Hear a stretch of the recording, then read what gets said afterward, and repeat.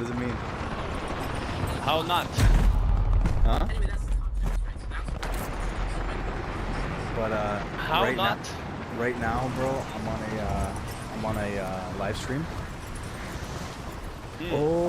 So I'm gonna be doing debates on the live. So if you want to mute me, that's fine. But so I'm gonna be talking. And this guy's just yapping, bro. I'm about to make this guy shish kebab, bro.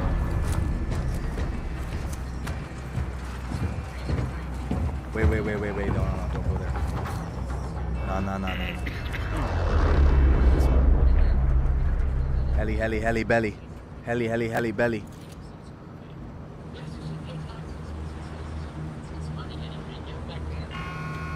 Let's go. Yeah, tell Lion to unmute his mic.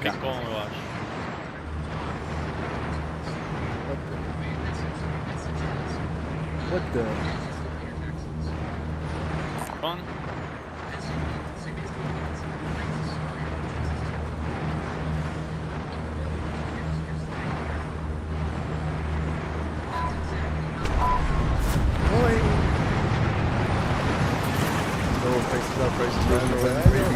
We live, baby, we live. Oh, baby. We're kicking knives up in this bitch. Vai estar marcado. Yo.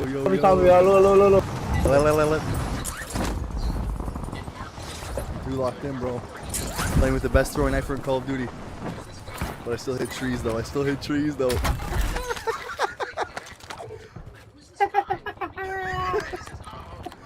Yelling, bro. I'm big to get shish kebab and playing COD. You gotta play the game and listen to what they're saying. All this guy's saying is allegory, bro.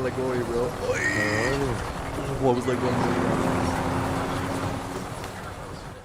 This guy's dizzy, bro. He's just dizzy.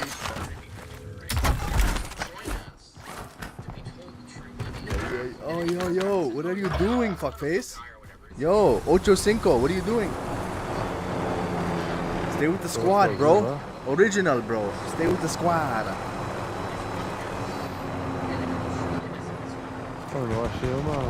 Yo, let's go. You got a gun or what? Let's go. Go, on me. Make a freaking D. Let's go blue. You guys got a gun? Where? You have a gun or no? Yeah. Let's go. These guys are... Yeah, here. Oh, yo. Chopper gunner. Shoot. Chopper gunner. Poop. That's the chopper gunner. Oh, shit. Don't get out. Oh, shit. One more.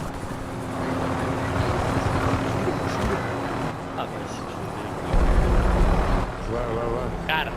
Let's go. Yalla.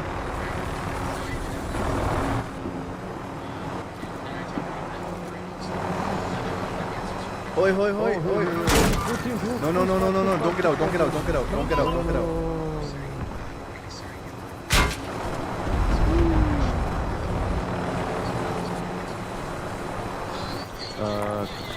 over. No. Oh, shit. Get high ground. Hoi.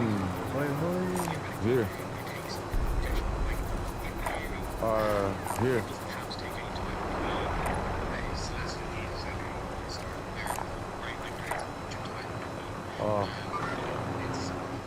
Enemy.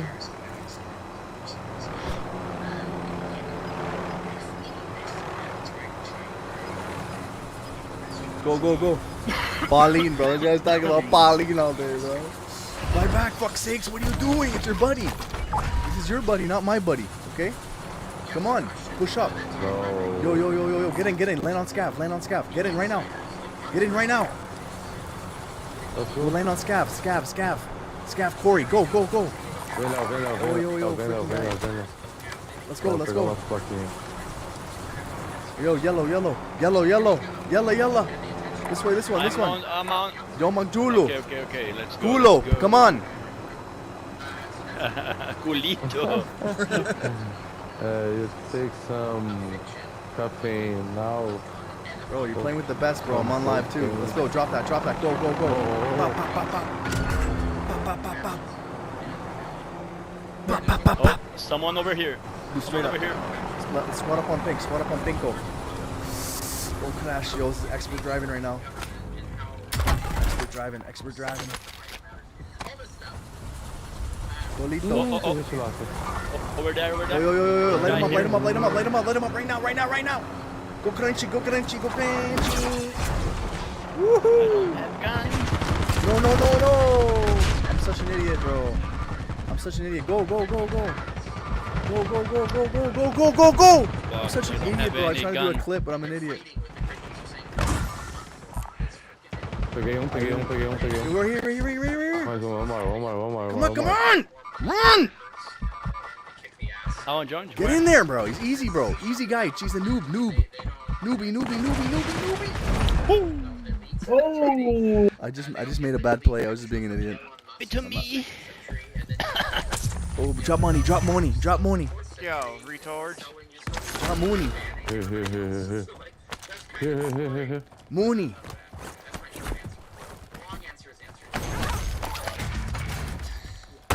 Yeah, this guy's a doctor, bro. I'm done. This guy thinks he's so sick he's a doctor. Get out of my face.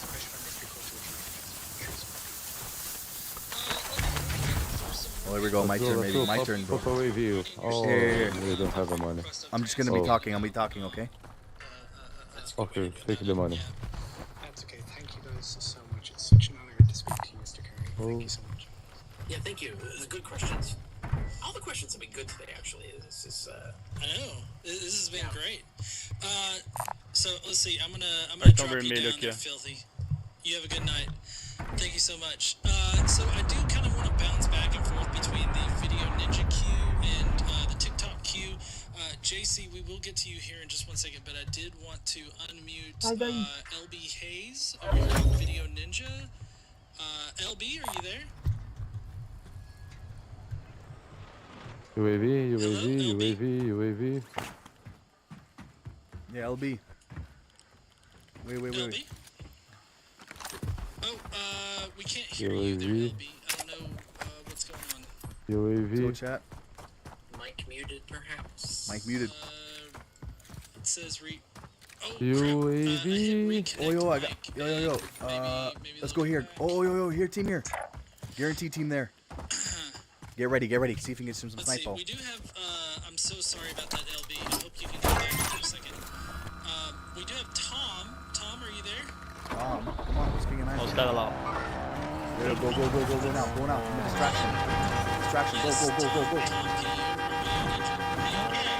Vamos por aqui, ó. Ponto amarelo. Vai fazer o bait. Push together. Cara tá em cima, hein? Os caras lá em cima. Right here. Together. Don't go separate. Cara em cima no telhado, on the roof. Derrubei em cima.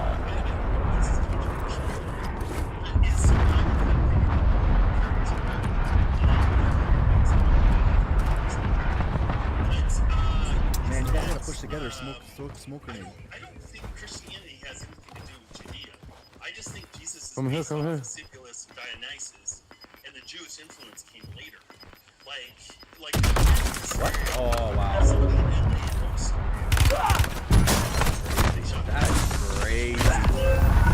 That's crazy word. Is he literally in the tower?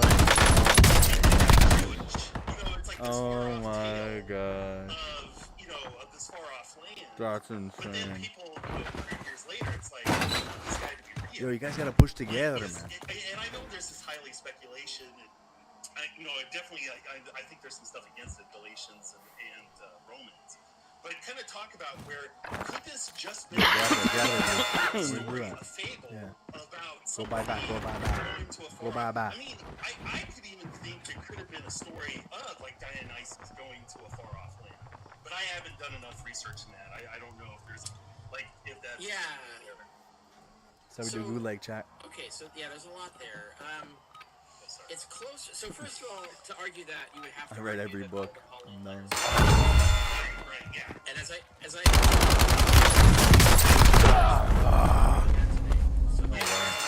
He was one-y. He was one-y. Oh, he wasn't one-y. Wow. Perto, hein? É, você viu ali? Tem um cara aqui, eu vi. Mano. Vazou, vazou. Vai lá em cima. Aham. And if you buy that, especially if you buy like, No, buy me back. Buy me back. E aí? then it's possible. So that what you're talking about is like Wait. Mestre, pega esse No. contrato aí, mestre. whatever Hellenist. Pega esse contrato ali, ó. Ah, vem Consegue? aqui, vem aqui. Go, okay. Go there. Já viu ele? Ah, que isso? Snipada. Que isso? And this isn't implausible. Não way. Lá do morro, lá das pedras lá em cima. Que isso? Olha esse tiro, mano. Caramba. I'll be back. Go. Say dirt bike. Go dirt bike. It's foreign and cool. Go. They're gonna get you. People were like into Judaism for the same reason. It's like, oh, it's weird. Dirt bike. Oh, you're dead. Ai, You're dead. esse maluco aí, ai, caralho, snipada aí do lado aí, Léo. Você viu, né? No. Oh my God. Esse Léo é doido. Go now. Run. Just run. Essa motoca aí vai ter que virar Ghost, mano, agora. Awesome. And then they come up with this whole Go back. Eita, porra. Oh, go. Go put some points. Oh my God, you should look for Oh shit. Ó, no grau. No, they don't have no money. Go. Léo, nós vamos voltar, Léo. That was expert driving. Ai, Expert caralho. driving.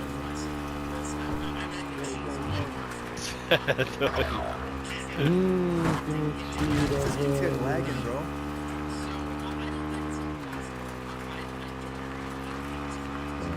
Let's go. Get out. You guys lagging. Nossa! Fucking guy, bro. You fucking lagging too hard. He's well educated in Judaism, but he might not be Jewish himself. This is another thing people don't understand. It's really easy to be without being a Jew. Not only because you could be a God-fearer, but because you weren't. Like, there's Jews everywhere. You can just go talk to them, right? But you can learn all kinds of things about Judaism from just like having buddies who are Jewish. And then of course you have all the library. Every major city has a library, and so there's all sorts of research you can do. You can read the Septuagint. Which is why you notice the Gospels are super reliant on the Septuagint. Luke is a classic example. Luke even borrows the style of writing of the Septuagint. Like it's anyway. So yeah, it's totally possible for that to happen. But I find like there's the Gospel of Matthew, and then Revelation is another important example. And I think the letters of Paul, the ones that are authentic. And there's a big difference between, for instance, the authentic letters of Paul and like the pastoral letters. Like the pastorals are like right in the galaxy. Like this is someone pretending to be sort of pseudo-Jewish, but it's totally not. And you can see that. You can see that in 2 Peter. Clearly, whoever wrote 2 Peter is like sort of trying to pretend to be Jewish, but isn't really. Whereas whoever wrote 1 Peter is super Jewish. And so you can see that. And I think like when you see like Matthew, there's an author. His name is Sim, S-I-M. I cite him. One or two of his books on the historicity of Jesus, and he does this whole study of the Jewish Christian movement. And it was not popular. It did not grow. It got suppressed, kicked out. It ended up being like outside the Roman Empire, like was the only movement left. Essentially, we see it in Epiphanius. He's saying, yeah, they live up in the hills, somewhere across the border. These like weirdos called Nesorians. So there was this sort of original Jewish movement, and Paul talks about it. Like he's like Paul's trying to like unify Judaism and Gentiles, but he's making clear that this is novel for him, right? Like it was super Jewish before that, totally Jewish originated, right. Jewish run, and they would only bring Gentiles in if they converted to Judaism, which was a thing that happened a lot back then. People don't realize conversion to Judaism was a thing. So that's why I'm convinced that it started in Judaism.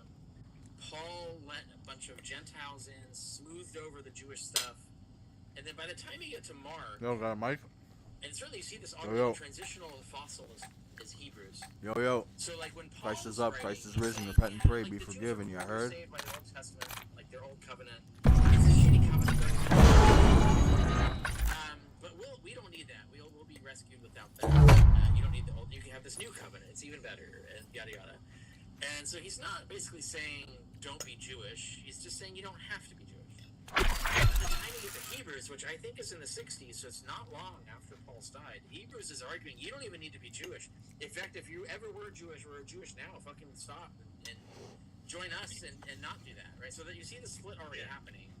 So by the time Mark gets there, it's already happening. Now Matthew's pushing back. Matthew is written by the Jewish faction, is very angry about what Mark is doing. And he's trying to re-Judaize Jesus and say, fuck you, damn outsiders, you're appropriating our culture. And so he writes his own gospel to say to sort of remake Jesus as a Jewish hero. And it's very clear that whoever wrote that is a Hellenized Jew, absolutely a diaspora Jew. Anyway, that's how I see it developing. So that's why I don't buy into like that version of what you're talking about. But I don't think it's implausible to explore that hypothesis, and there are serious scholars exploring it today. It's entirely speculative. So I don't, that's also right. Yeah. The only reason I feel like it is that it seems like it's all in Greece. You're talking about, like, what is the information that actually puts it in the Judea area? Is there any like? Yeah, it seems it's very clear to me Christianity was never successful in Palestine. Yeah, okay. Like, just never. And I think it just only picked up. Yo, got a mic? So Yo. The big, like, it had maybe a few Palestinians who were into it. And we see that. Paul refers to the saints, the holy ones in Christ is Jerusalem. up, Christ is risen. Repent and pray, be forgiven, you heard? And taught him all the time in Jerusalem and stuff. So it had a Jewish movement, and it stuck around for a while, but it was never only because Paul figured out a way to tap the God-fearer market, which was a huge market. So these were all Hellenists, so Romans, Greeks, smattering of other cultures. And they weren't converting, they weren't becoming proselytes. Penis and following a bunch of dumb rules. Like, you have to give a beacon, come on, man. And so, like, they liked Judaism, but they didn't like the genital mutilation, and they didn't like and what does Paul do? He says, hey, what if you could be Jewish and not do any of that? Yeah. And so they're like, that's amazing. That's actually what I wanted. Yo, got a so mic? he had a huge market to tap. And so I think Paul flooded the church with Gentiles. And it was all over after that, right? Like, the church, like, that was where all the money was. That's where all the influence was. All your upper class people who are joining are all going to be Hellenists. So, like, by the time you get to the 70s, especially after the Jewish War, when now it's... Got a mic? Tiene para un 180 Yo, you have English or what? Yo, what's up, my hobos? Yo, I'm on live stream, so. You could steal all the great Yo, got a mic? Not be Jewish. Mic not up, mic up. The tax to the Jupiter temple that Christ is up, Christ is risen, right? repent and pray, be forgiven. It's just, anyway, just point being is that the Gentile wing of the church just massively took over. And that's why it's the only version that we see, right? Like, the original version didn't survive. Yeah, you've gone over this too, that I think it's because of, like, the transition, the Roman, after all the civil wars and everything, that I think people were looking for something new. So, like, I think that also helps too, where this whole system's dying. Here's these, outskirt, little societies. And I think also that happened on the pagan side too. So I talk about this in chapter 18 of my book, Not the Impossible Faith. Oh, yeah. Which is that in the 3rd century, you had this 50-year-long civil war.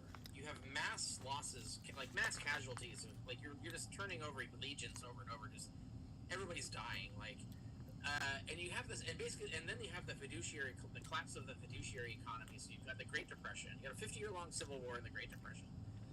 So people are like, no, and you have things like Mithraism had captured the legions. So it was kind of like the religion of the legions, not solely, but it was popular for that.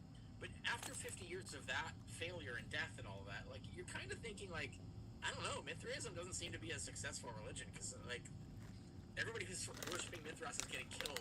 So why should I be a Mithraist, right? Yeah. So, and I think it's the same thing. And you had other emperors, wannabes, that tried to be emperor for a little while and got assassinated. They tried different religions. They tried to make a religion, an imperial religion. They tried to do what Constantine did, And you know, you have Elagabalus is trying to do it with Yo, Baal King cults, Relio, Sergeant. and you've got Aurelius Victor is trying to do it with Yo. Sol Invictus, but they get assassinated super fast, so their plan doesn't work. And so you have all of these religions that are, you know, in the perception of the public. Christ is up, Christ is risen, repent and pray, be And so when forgiven. Constantine comes in, I gotta pick a religion to win this civil war and stabilize the empire. Who do I pick?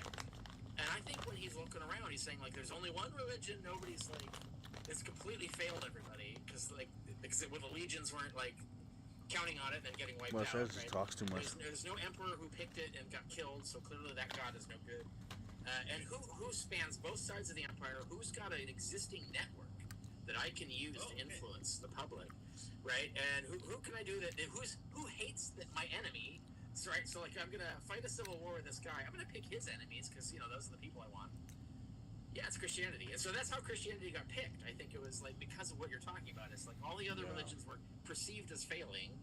Yeah. Constantine threw his bet behind this new religion, and the only thing that happened that changed history is that he just failed to get assassinated. And that was basically the only reason that we're Christian, that the world is Christian today, is because no one succeeded to kill him in his ring. And that's it, right? That's the only fucking reason. And wasn't Constantine from the East as well, too? So, like, he would have known about those religions and stuff in the East. Like, there's... Yeah, 100%. Yeah, okay. And it's worth pointing out that Constantine was a smart ruler. Like, he was a freaking Mussolini asshole, but he was a smart ruler in that he did not say paganism is now false, right? He realized he still had to rule over non-Christians.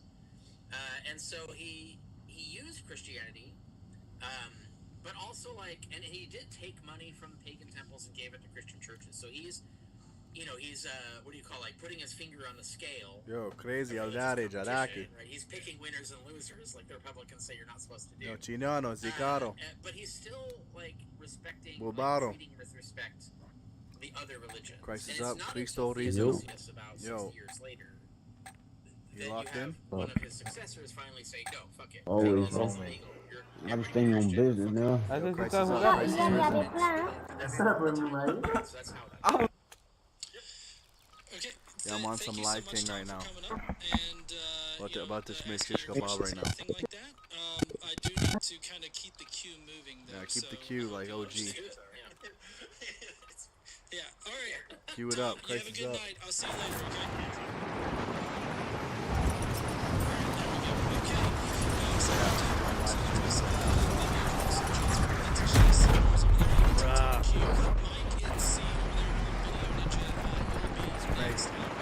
Bible debates.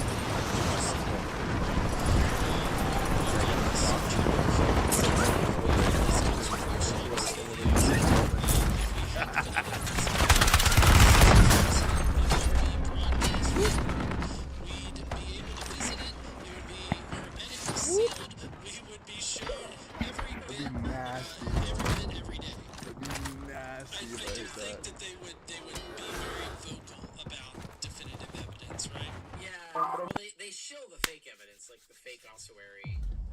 I mean, it's not a fake ossuary. It's the name Jesus is Okay, okay. Yo, Scavarino, Quararino. I think, like, because you have this redundancies from and they're Talking too much. glass boxes that you Let's can't touch. Let's go, Christ is up, Christ is risen, repent and pray, Yeah, be yeah, forgiven. that kind of stuff. That's exactly what would be the case. It's a different question for the mainstream. Come on, man. Actually, Well, these guys don't think Jesus even existed, pretty much. That's basically. Bro, it's the funniest shit, bro. We live in 2026 AD, bro. They're fucking busy, bro.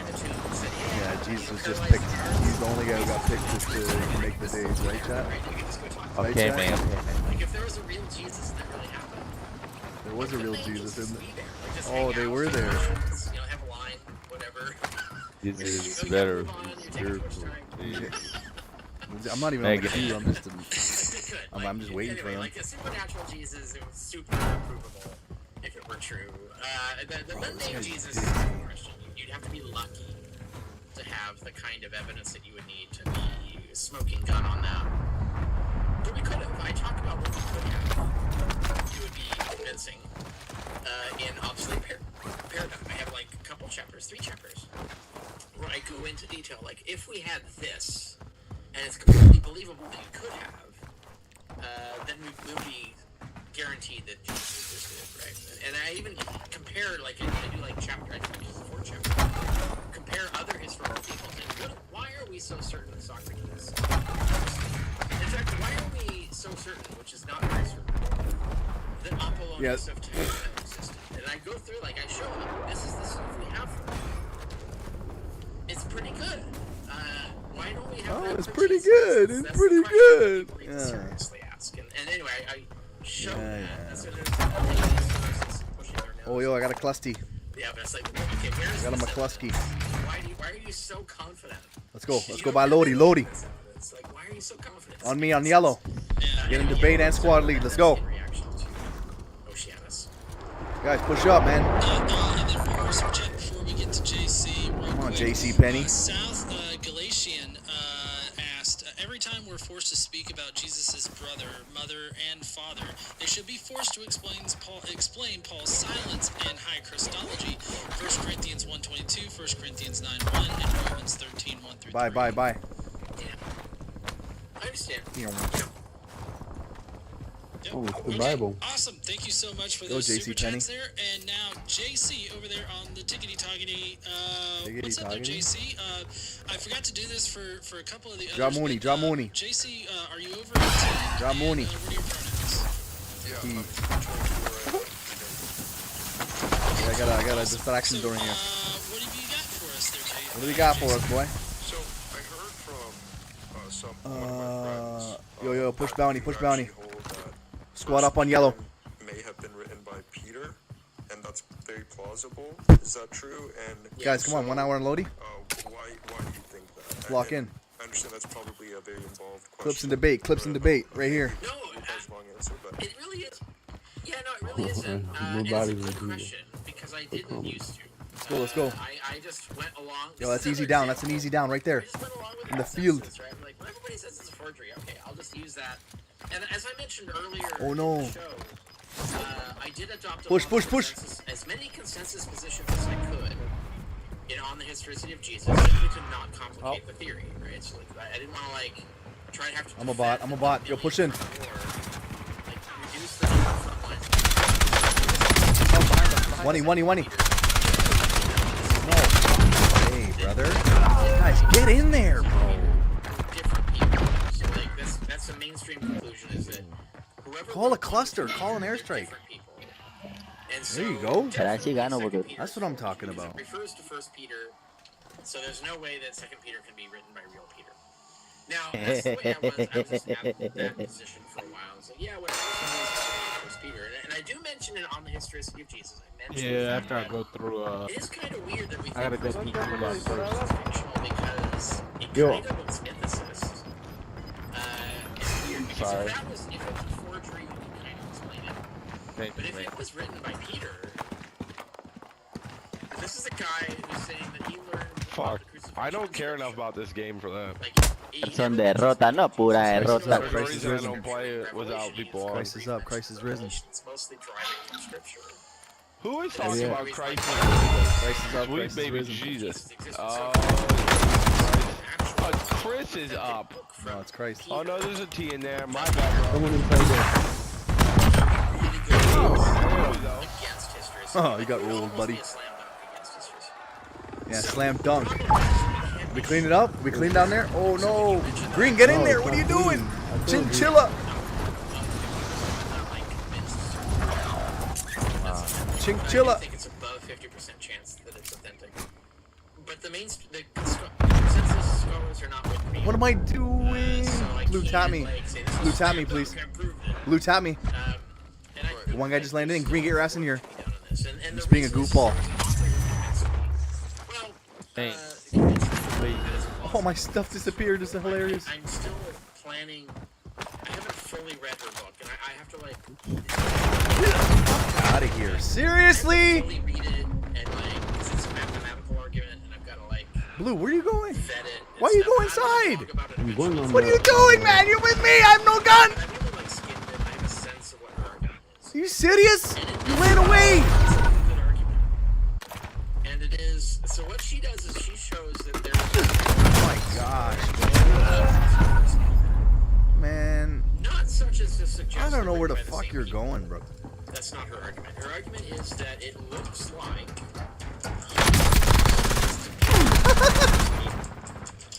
Now, You're dead. that's There's a guy there. a weak argument, There's a guy there. Get up. it's not an argument. It's Oh, been you're lucky you didn't get double teamed there. complicated, Oh. I don't know if this is Blade up. But if it's true, Go hit that box. Hit that if box she's behind you. right, Hit that cash. Hit that cash somehow beside you. prove this, that Hebrews is based on Cash, First cash. Peter. He's coming up. I've, as I point out on the History and City of Jesus, and I pointed out What are you fucking doing? which am I dating a first There was a Peter. bunker buster, bro. I had Hebrews to get is down. 100% Yeah, you don't just jump there. You should have jumped off. So, everybody tries to date it after the war. Bro, I don't know why you just ran made away this when you up to read me. I had no say fucking gun, it bro. can't possibly be post-war. That's It's crazy. gotta be 60s. So it's gotta be I thought you were with me, bro. I didn't even check the damn map for like 1 fucking second. Okay, chinchilla. Actually disagrees with it anymore. Okay, Like, trying to look chinchilla. at their arguments, I don't get it. I don't know how or why. this argument Okay, what do we got here, bro? doesn't make any sense. I'm trying to do a It's debate, bro. obviously pre-war. It's not that hard. So Go over here, go over here. Hebrews is pre-war, and Hebrews is using First Peter as a source. Yeah. You gotta win that, That Zico. means You First gotta win Peter that was gulag. circulating when Paul was still walking Land back here, land back here. Land, land, land, land, land, land. Right now. Land and loot. Before the gas gets it. Go to yellow, go to yellow. Shortly after he died. Yellow, yellow, yellow mark. To the right. Yeah, yeah, go there. It seems very unlikely that not only would certainly that Peter would never write First Peter unless Jesus didn't exist. So, like you go read the letter, you can say like, this is a mythicist. If this is his top disciple, he's a fucking mythicist, right? Oh, what? And it's Why very can I- likely that a forger, first of all, a forger I can would run. get away with forging stuff when Peter was still alive, because then everybody would know it was Bro, fake. check the train, check the train. This is fucking fake, and Mark and Paul would be warning people about the fake. Get on the train. Yo, why can I run, bro? What the fuck? So if they Wait up. did, like shortly after his death, Run, throw smoke and run, throw smoke and run! you know, Peter was because people would know, like if Jesus existed, people would Okay, know don't land there. Why can I run, bro? Wait. Wait. And they're like, there's no way this guy would write this. Let's go here, go here. Where's all the buddy stuff? Like, where's all Go there, the go there. having dinner? Scav, yeah. You know, sharing a house in Capernaum Take a look, or take a look. Bethsaida or wherever. Like, where's all that stuff? Housing? Why is he only getting scripture? Yeah, go. Wait. I think there's people there. Oh. Right? So like a Go further, forger go would- further. Oh, there's people Go there. further, go further. Peter cannot be a No, go over here. Might be No, people go there. over here. It would fail Yellow so mark, yellow mark. obviously that no one would attempt Yellow mark. to try. So, Yeah. in my Just view, cruise it, you got forgery, time. If it's a pre-war forgery, it's by someone who has no idea that there's a historical Jesus. And no one knows that Peter knew a historical Jesus, so no one would Go chat. call We're him doing out. COD and debates. Come on.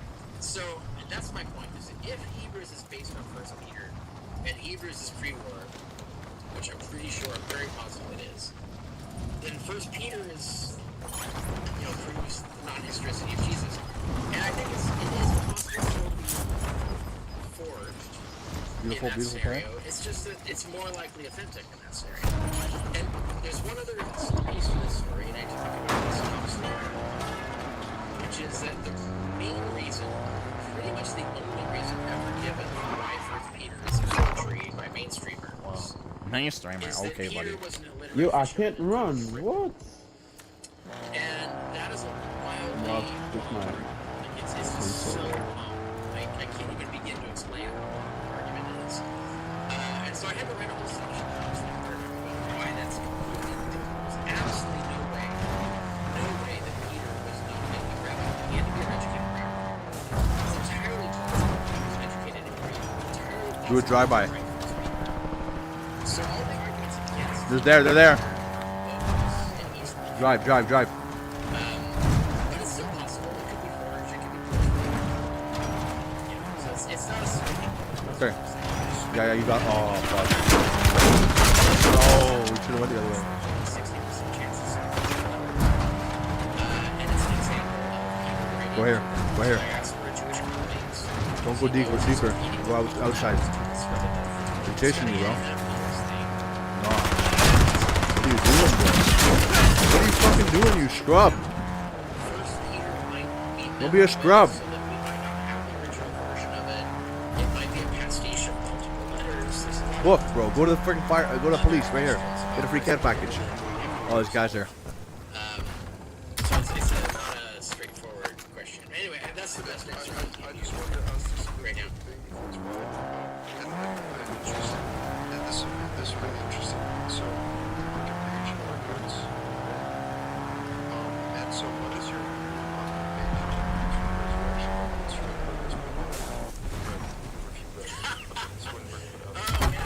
Alright, so I'll answer this one quickly for people. I actually wrote about this. Yeah, I can't even run my This guy's way too full of controller, bro. himself. Crank Bayesian. So let me check to make sure that's what it's This called. guy's way too full of himself.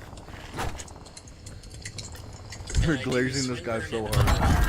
Unwin's another. Yeah. Crank Bayesians, Swinburne and Unwin. It's UNWIN. And by the way, You I go to my had no blog, idea which is. wrote a blog about this. I genuinely, Yeah, I didn't you even know, know. Oh my god, never stand still. I've written a million articles on my blog for. Never stand still. Holy shit, is it 30 years? What the fuck was that? Close to 30 years. It's a long time. Yeah, as far as Get out of there, get out of there. Left. search box. Man, Fucking you just gotta get fucking my faster, controller's man. broke, man. Swinburne. If you look for Unwin, there's only one article, and that's the one we're interested in now. Yeah, and I go into that, like, it goes back to 2005, because when the Empty Tomb was published, that was an edited volume with Lauder and Price, and a bunch of us were in that. Michael Martin, Jeffrey Lauder, Robert Price contributed. I had multiple chapters myself. Still to this day, I think holds up as a really good book. I don't agree with every chapter in it, but mine are pretty solid. Lauder's is pretty useful. There's other good ones in there. But even since then, people have been challenging the so-called Bayesianism of Swinburne. It's crank. It's a crank use of Bayes' theorem.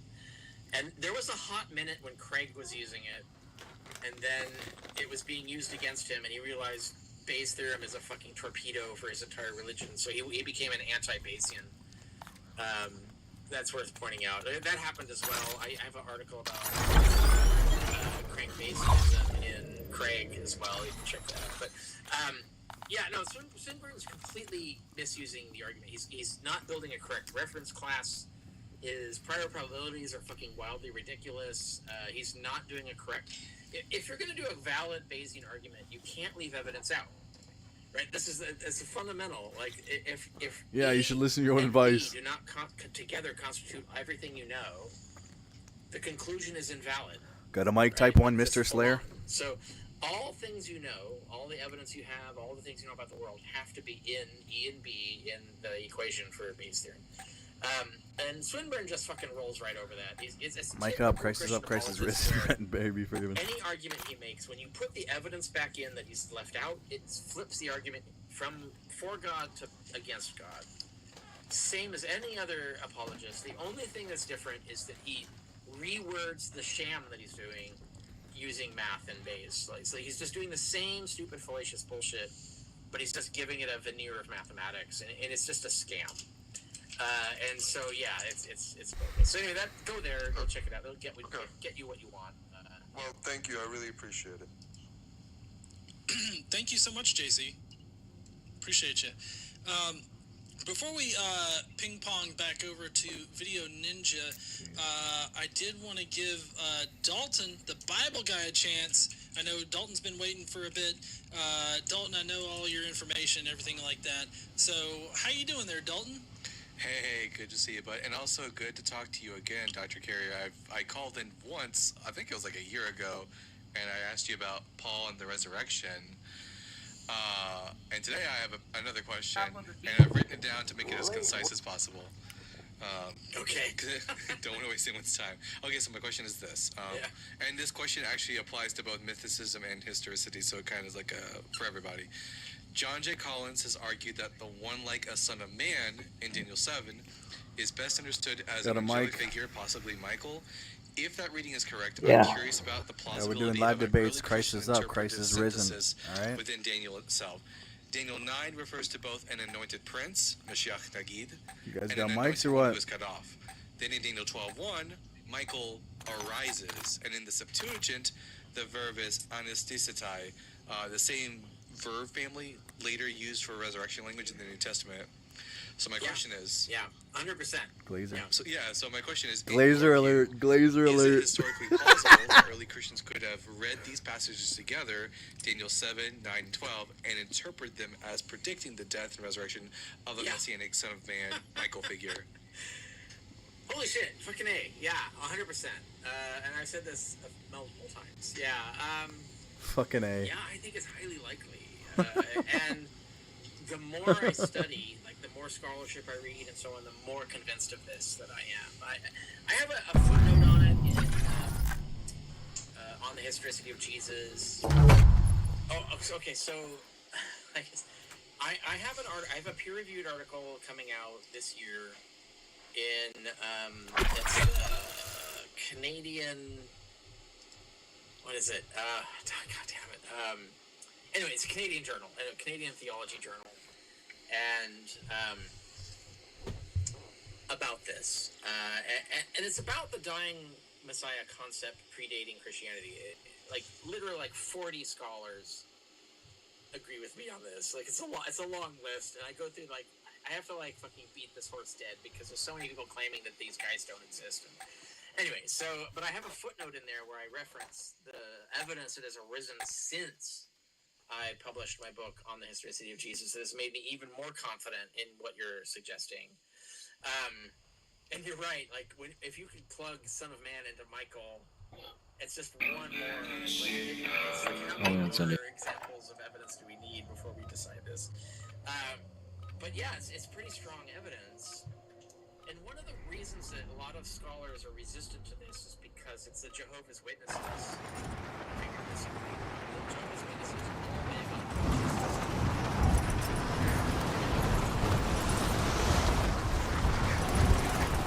possibly be true. It would be horrifying to admit. Not necessarily.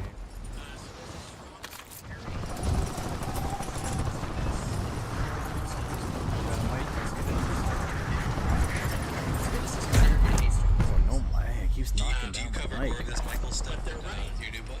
Yeah, new book. You're right. You guys got mics? Mic muted? So Hannah is the big author. Daryl Hannah, and not the actress and scholar. Daryl Hannah wrote a book about this. Is Jesus Michael? I can't remember the title of it. I wrote a blog about it. In that blog, I talk about some of the other evidence that I would add to what Hannah Hello, Chris. And that's one What of up? the things. Doing live debates about Christ is up, Christ is risen. It's convinced me that, and you mentioned. Oh, my bad. No, I'm just doing it live. Oh, So so I'm Chris. calling shit out. I'm a squad lead this, but I'm in the background. If you're doing So yep. on Dan, So we're doing late drop. you've got connections, like so many connections to prove exactly what you're talking about. It's like, From the top, Well, late drop. the Messiah will Let's go here. die, Let's go park. roughly 3.5 years later. Hey, the end of the world. can you turn the TV down or whatever that is, dog? No, I What is can't. that? I can't. I'm doing a live debate. And kicks everybody's ass or whatever, and then 3.5 years later, everybody Oh. like the end of the world. It's like, wait a minute. Yeah, I'm going back to Yeah, it's Discord. Fuck at this least it's not just Yeah, bullshit. It's like real Keep debate. calling out. Oh, We'll hear you these for guys are sure. fucking Just call it out. authors We'll and hear shit you. like this. These guys are in the call out for sure. These guys are authors and stuff, and they think they know what's up about Jesus and like the Bible. These guys about to get shish kebab. Test your logic that everybody was doing back then. You could read the Dead Sea Scrolls where they're getting Melchizedek as this weird wizard flying down throughout the space and killing all the devil's armies. Like, this is weird shit they get out of random passages of the Bible. So yeah, reading weird shit is easy. And this is not even that weird, right? Like this connection here.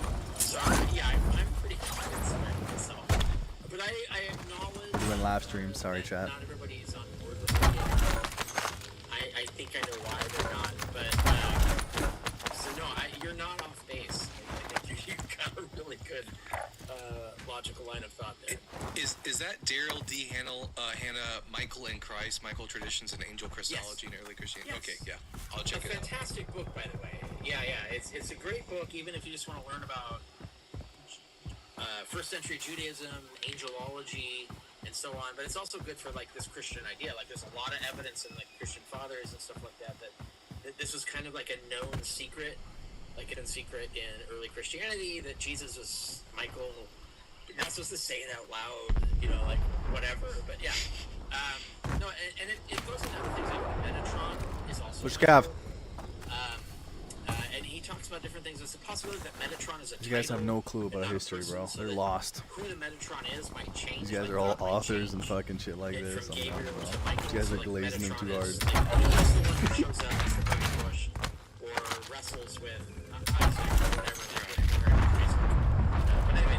Say morning. And so like the version of God that people meet in the real world is the Metatron. It's kind of like a drone that God manipulates to speak for him. Weirdly accurately depicted in Dogma, the movie. But anyway, it's actually More money. wrong in terms of the actual angel. More money. I especially like the storyline of that is not wildly wrong. I think I'm up next, chat. You think it's like crazy that God will become incarnate to go Drop money, Glaze. so now God is unconscious and not part of the world anymore. Glaze, drop money. You think that's super weird? That would never happen. But I think there's a story. So there's a story in the Talmud. It's a real story. Yeah, nobody cares about the Talmud. This rabbi learned, he's so wise. Let's go. He's so educated. His study is crazy. Let's go. Learned the names of the angels. And apparently, the names of the angels are like... What's your thing, bro? What are you debating, dude? I'm doing live debates on King of Knives, best throwing knifer in Call of Duty history, and we do debates too. On YouTube, King of Knives. Why? Because I do debates now, and my name's Price is Up, but it's been King of Knives for like 10 years. So like I'm the best throwing knifer on COD, but I'm kind of doing a little bit like a chill. Like I usually play like mad locked in, but I'm doing like 75% locked in right now. But I like it's like the best of both worlds. So. Do you like crystal meth or what? What? Like, what's your thing, dude? My YouTube is King of Knives.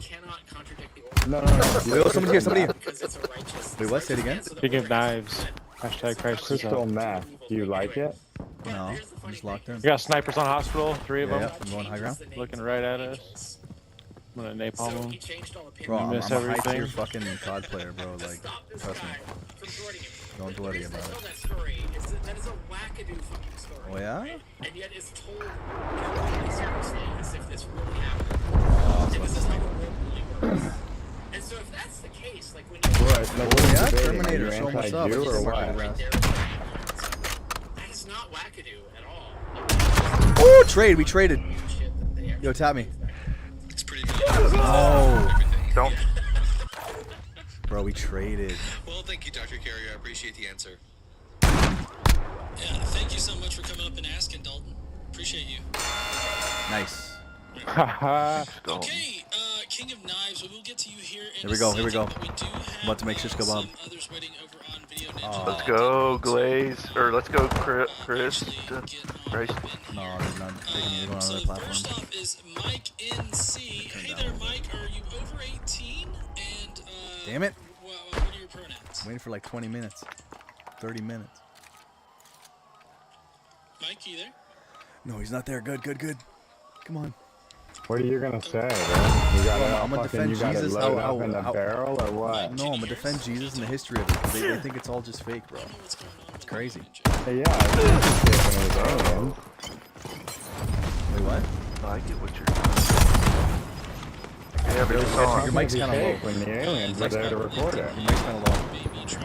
We're gonna need you to move. We're getting fucked up here. Enemies are close. We've got a lot of gifts over there on the TikTok. I will address those nearer to the end. There is somebody. Okay, I'm gonna come back. You to say. Where they at? Still in the hospital? Up on roof. They're on our red building. Are they under us? Oh shit. Yo, they're fucking peeking hard. I've mentioned this a couple of times today that that's actually now like a mainstream position. It's kind of the position. It's certainly a position. Damn it, I didn't get my damn friggin' sniper. It's almost Ooh, I got my tomahawk. Vincent. Yo, we got a squad up here. Blue, where you at? And they're making these cases. We gotta, I don't have sniper to be fucking with those guys. I'm gonna just get my stuff. Yeah, no. I'm gonna get my stuff. No, it's not crazy anymore. There's a team behind us getting airstriked right now. Ping ping. Yeah, I wouldn't necessarily think that it was crank either. I definitely need to see more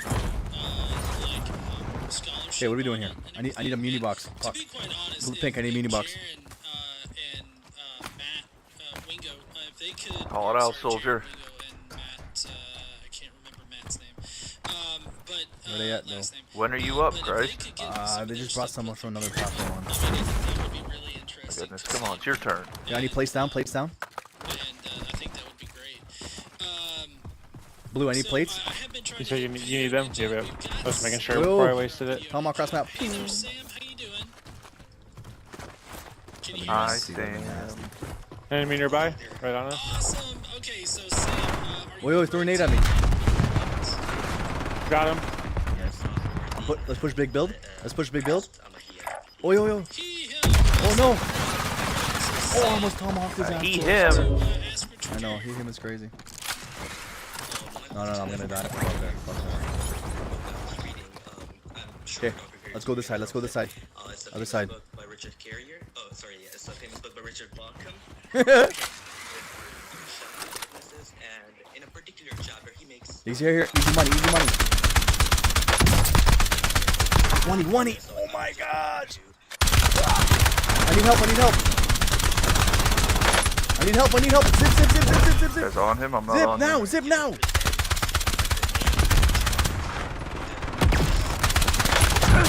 I need help. Guys, get up here, bro. Call the countering. I got him. Oh, we're actually wrecking up there. Was not a team wipe. They fit well. So we essentially argues this, and then he goes on to conclude that these We got money.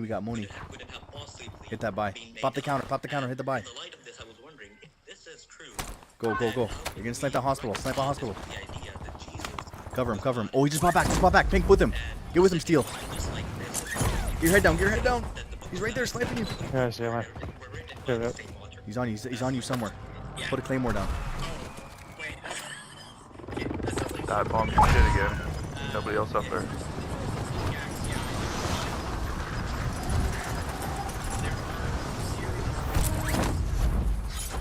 So, like, for instance, Vincent is totally arguing against that. So there are mainstream arguments against that conclusion now. Tomahawk, bro. I'm gonna get freaking tomahawk right now. But I'm not convinced. I'm pretty sure. Like, You take my money. you can axe or the common set of volumes by the same person. Where they at? Where's Though? your money, big dog? They might have been Where they at though? Oh, I see him. Here. Now you're Wow. from names. Yeah, the nomological. No way, bro.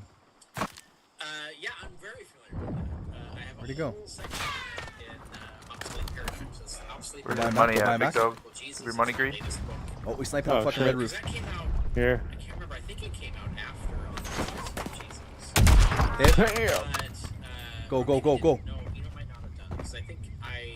Oh shit, there's a guy on the buy right in front of me. By citing. Go. Push them together. Just one.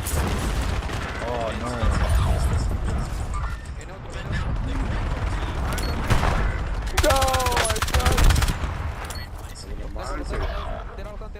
It's come out with at least 2 articles, area studies refuting.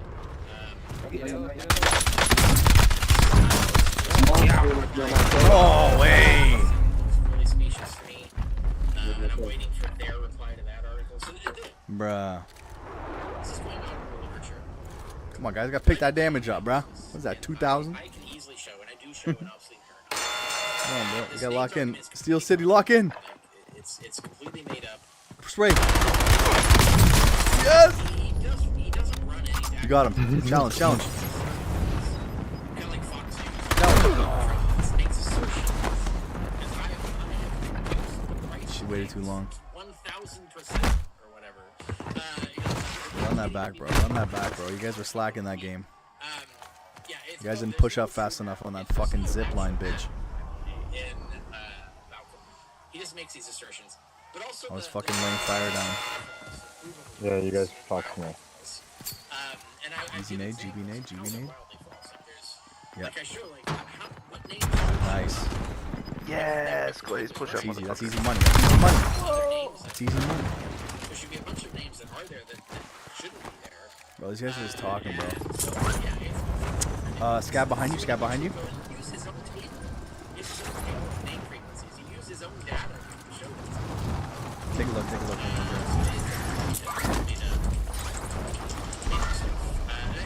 Hopefully it pushes you towards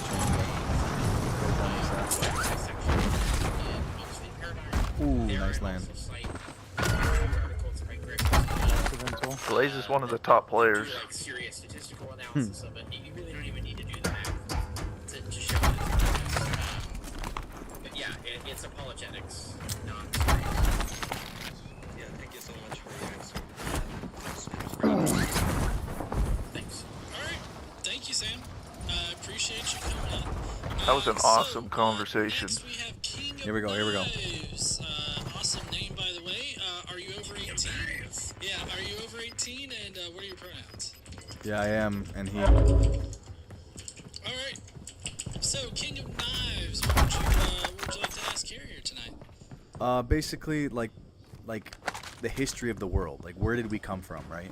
Have you ever heard of the book called The Wall Chart of World History?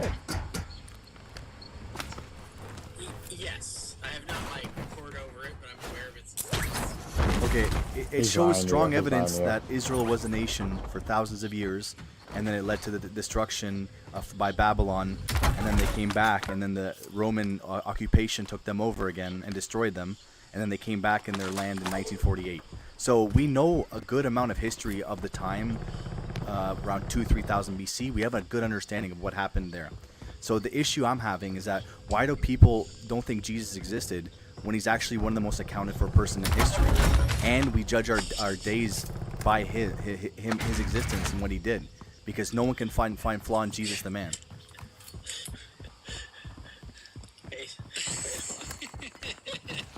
Okay. Straight up laughing at you. That was a lot of stuff. The calendar arguments. No, that's one point. That's one point. I know. It's just okay. So you had the calendar argument, and then you had Israel forever. Uh, As a nation for thousands of years, like you say, right, please? Okay, so King of Knives, first of all, Run it back, run it back. establish that, we're trying to have a civil conversation. There's no need for you to placate your own sensibilities and no need for some superiority. If you can't, then we'll just address your Bro, won't let me do comments. anything from here. Okay? So, if you can be civil and have a good conversation, you can stay up. Of course. Okay. So the calendar argument. I mean, both of these are non sequiturs. So, like in formal logic, like the conclusion has to actually follow from the premises, and the conclusion never follows. Like the conclusion here is Jesus is real because Dionysius Exiguus came up with a calendar. Like that's just that doesn't work at all. First of all, the dates are wrong. Like the calendar that we use based on the mythical origin of Jesus doesn't match either gospel. So, I wrote about this. I have a whole study of this in Hitler, Homer, Bible, Christ, which is my book. I talk about the nativity, the contradiction between Luke and Matthew on the nativity. Matthew puts the birth of Jesus around 6 BC. Luke puts it around 5 or 6 AD. Neither puts it in 1 AD.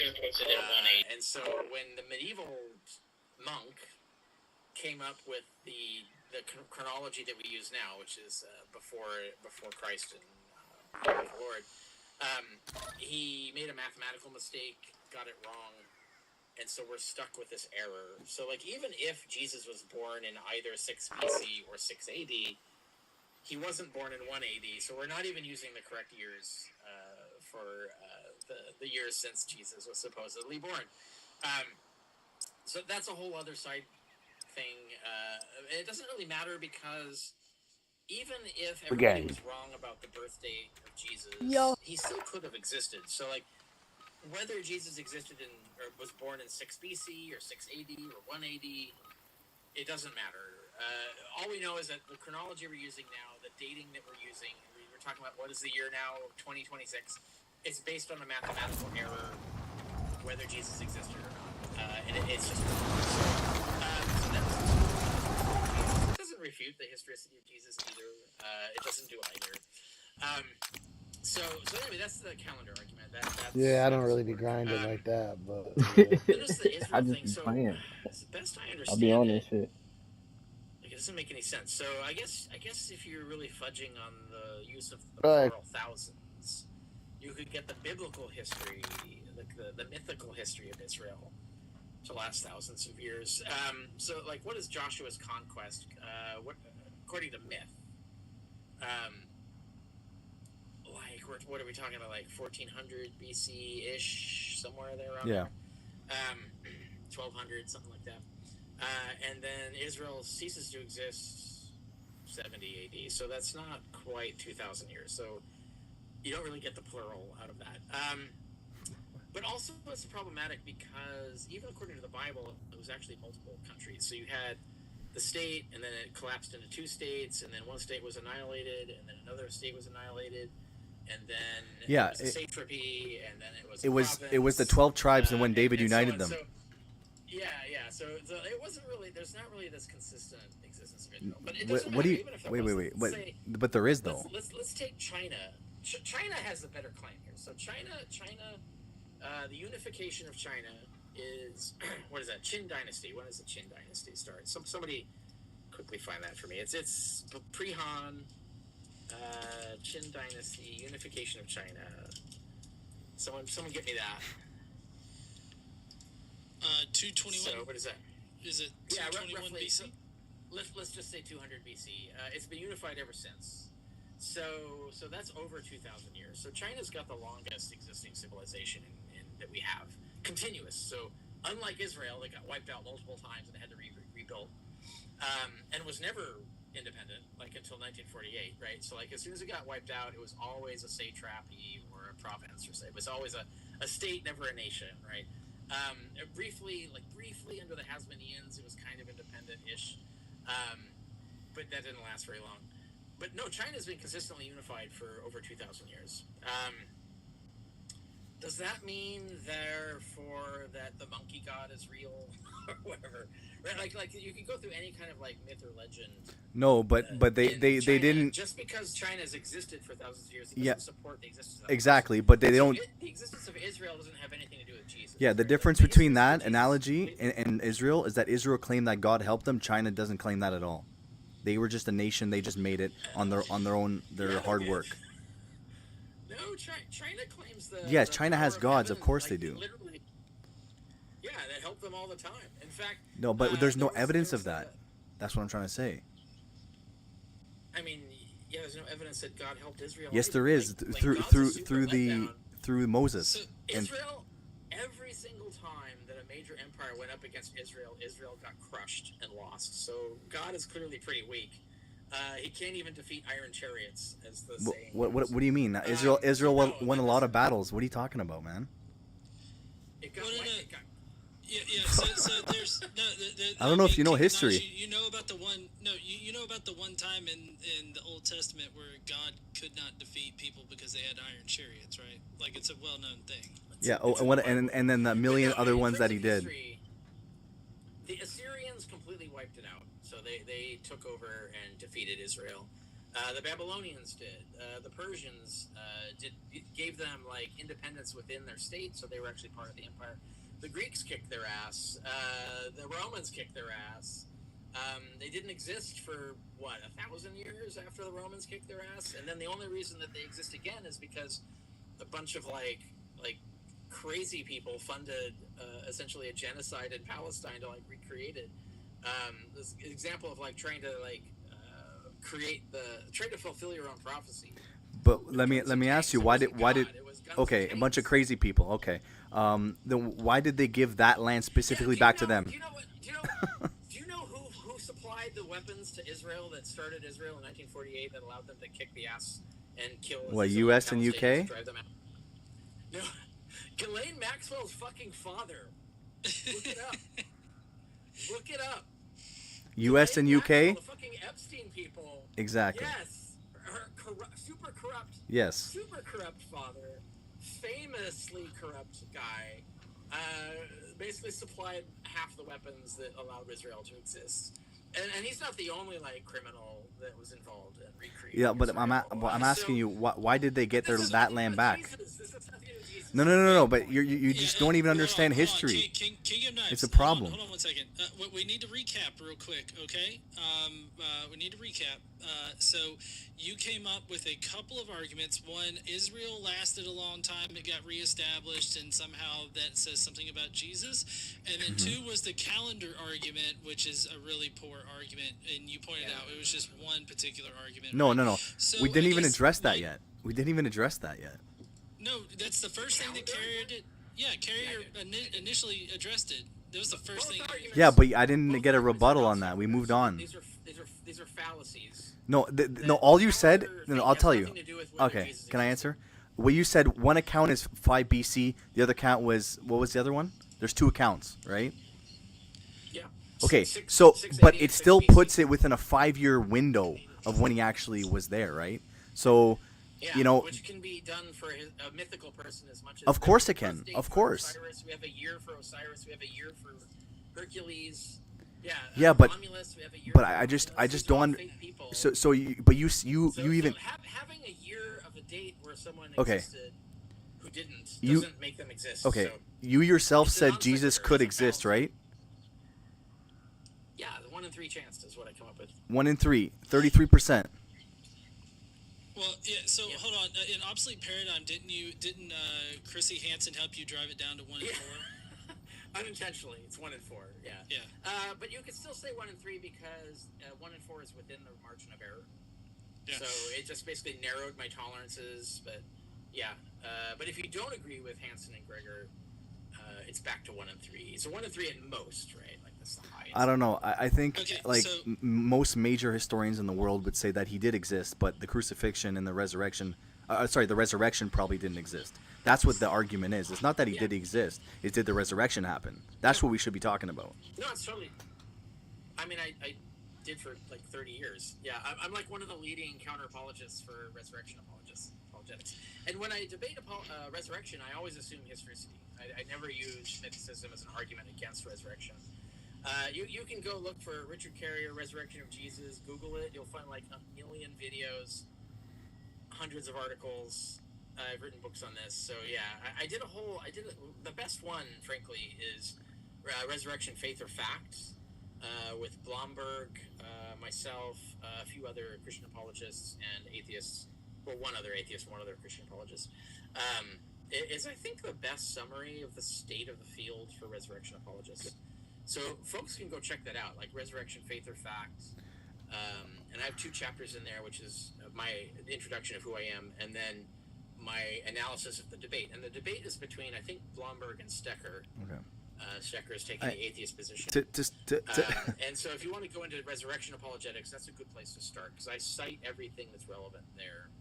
Okay, for breadcrumbing that. To summarize what I'm trying to say is that the reason I added the history of Israel is because the prophets were talking about a Messiah coming. You know, where would be born a virgin, just like how other stories in the world before Jesus had the same kind of. That's not. It's prophecy. It's prophecy, that's though. not in the Bible. There's no virgin in the Bible. No. There's prophecy in the Old Testament. It's a linguistic mistake. It's not in the Bible. Hold on, you're just hold on a second. King of Knives. Well, I do want to keep things moving here. There's somebody else that wants to ask a question. If you'll follow me, we can definitely spar over this topic. But these are like pretty basic ass sort of things. I don't know. You guys really haven't really addressed history, and you have a false understanding of history. Like that's what's going on here. Like literally. You have a false understanding of history. Literally. Oh no, my finger slipped and now he's out. So sorry. I'm a little weirded out by the fact that the Christian apologist is the one who calls himself King of Knives. Yeah. I don't know. Yeah. Okay. But it's a gaming thing. You got to look it up. Whatever. Okay. Thank you so much there, King of Knives.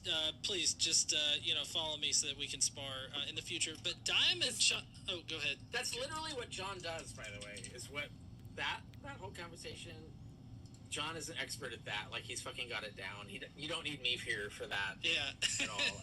And if you want my take on it, like I said, his videos, my blog has tons of stuff on it. Check it out. Yeah. So now, Diamond Child, are you over 18? And what are your pronouns? What's going on, guys? I'm 28, and I don't know. I'm just a guy here in Canada. Okay, so if I were to say he came up to ask Carrier a question, that would be correct, or would she be correct, or would they be correct, or would it be something else? Yeah, he is good. Okay, right. That's how English language works. So Diamond Child, what have you got for Carrier tonight? Yeah, I was just scrolling through TikTok, honestly. I was just listening in there, hearing what's up. Wow. I don't know what's going on here at all. I'm just here. So, looked like a cool conversation, you know? That's actually kind of cool, but okay. Yeah. Okay, well, so just to catch you up there, Diamond Child, both of us are mythicists. Carrier is a historian, and he's a mythicist, and he's written multiple books on the mythicist position. He's got one of the only peer-reviewed monographs, well, technically two now, peer-reviewed monographs on the position. So, are you a mythicist? So, I don't have any position or anything like that. I just listening, going through life, hearing other people's positions, just trying to learn. And so are you guys got some like books and stuff out? Is that you're saying? I do. Yeah. Oh, yeah? So John, the host, like, this is his show. He does this all the time. So you might want to come back and check him out. He does a lot of this kind of stuff. Myself, yeah, I'm the historian / philosopher who's published a lot. I actually have 8 or 9 books now. If you go to richardcarrier.info, that's .info, and then look at books on the top menu, you can see the list of all the books I've written. And I've written several books related to this subject, 2 directly on did Jesus exist, and those are 2 serious academic studies of this question. And yeah, I do find that probably he didn't, and the consensus is wrong. But I think it's a respectable chance he did, so I don't think it's absurd to suggest he did. But anyways, yeah, if you want to look into that further, go check that out. And also, if you want to check out more on my blog, I've got social media, my articles there, and I cover many subjects, not just this one. But this is one that it was my postdoc research project, so it's kind of one of the big ones that I'm well known for. Yeah, outside of Carrier's mythicist work and his history work, he's got a phenomenal backlog, or catalog rather, of philosophy articles, tackling the Kalam cosmological argument and other things that you probably hear a lot here on YouTube. And so, YouTube and TikTok, but yeah, he's got a lot of great stuff in the whole gambit of. I just got one question tonight. So basically, I think this is maybe why I came on here. So let's say I had a personal trainer, right? Let's say I was trying to lose some weight and I got a personal trainer, and the trainer trained me, and I lost some weight from this trainer, and I went around and told people about this trainer that trained me. Who would get the credit for that weight that I lost? Would it be fair to give the trainer some credit, or would I take full credit for that? Random question. I don't know. It's not binary question, right? You can both take credit for it, right? First of all, you obviously have to take some credit because you freaking did it, right? So you both get some credit. Yeah, so you're exactly. saying both get some credit, basically. And that's I'm assuming that we have enough evidence that the trainer actually had really anything to do. Because there's a lot of scams going on where people will get you to do something where really you're doing all the work and they're not contributing anything.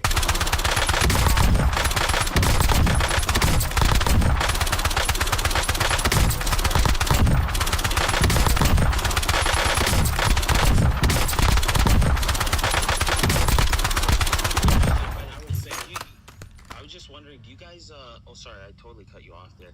Do you guys what do you guys, like, are your positions?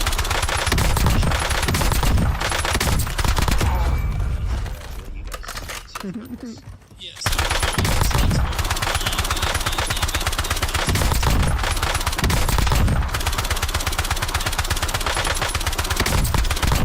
My PhD is in the history of religion and philosophy and science.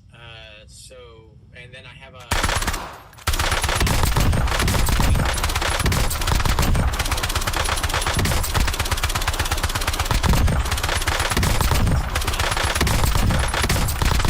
My specialty in history is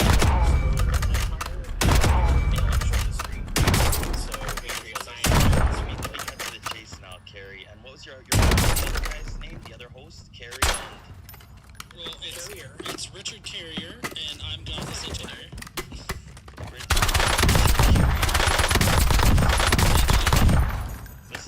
Listen. You guys are gonna laugh. You're gonna.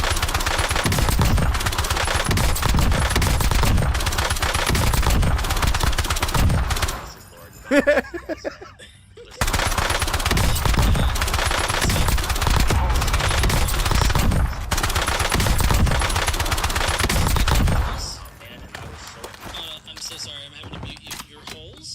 You've got something was said there that I don't know what's going on there. Yeah. You guys are scared? Can I talk? We're not scared. No. You said something alarming, and I feel like I'm being gassed.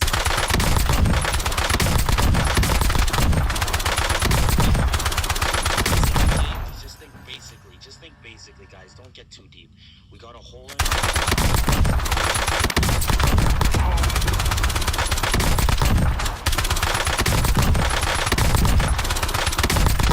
what we say goes.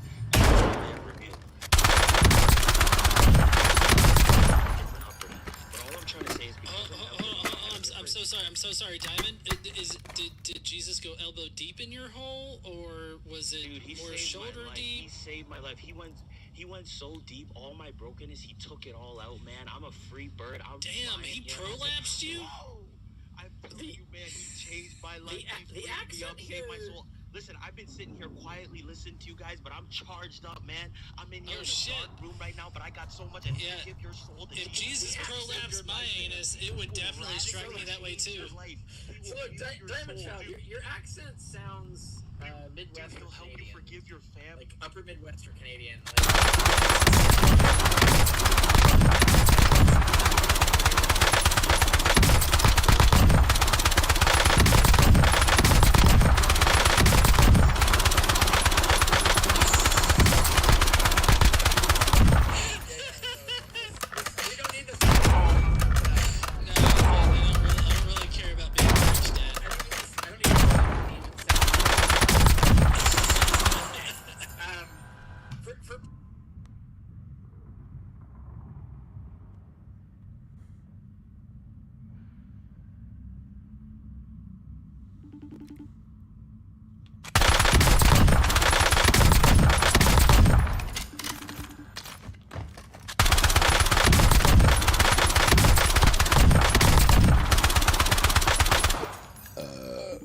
Oh man, that's hilarious.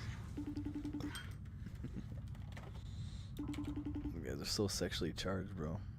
It's crazy. Bro, well, these guys are so sexually charged, bro. They can't help it. They can't help themselves. Dude, whether you shut your mouth and listen quietly, let them speak, show respect, say anything, they're so angry, bro. Like, what do you guys want, Bro, this guy doesn't know nothing about history, and he wrote all these books, bro. That's almost fucking stupid, this guy, bro. I never heard anything. Oh, yo, they kicked me because I shish kebab these guys, bro. They were glazing. You know how hard this guy were glazing this guy? They were glazing him so hard. Oh shit, bro. He's the one random. Yo, all he fucking said was, I'm the one fucking guy out of all the historians that actually go against the grain. Yeah, because you're wrong. You're just one rando when all these guys before you freaking make you shish kebab, and now you want it to go back because they're all dead, and you want to say, oh, I know what's up now? Shut up, bro. before you knew anything, all these guys laying the foundation before you, bro. Now you want to kick them all to the curb? Get out of my fucking face, bro. Yo, if I would let me on there for longer, bro, I would have shish kebab this guy so bad, bro. Oh my gosh. All they do is talk dirty and Yeah. talk nasty and act like sick, bro. It's like, dude, and like they yo, they're like squatting up. It's like, dude. I know. My own, you bozos. You guys gotta sit together all night and freaking hold each other. You don't realize you're.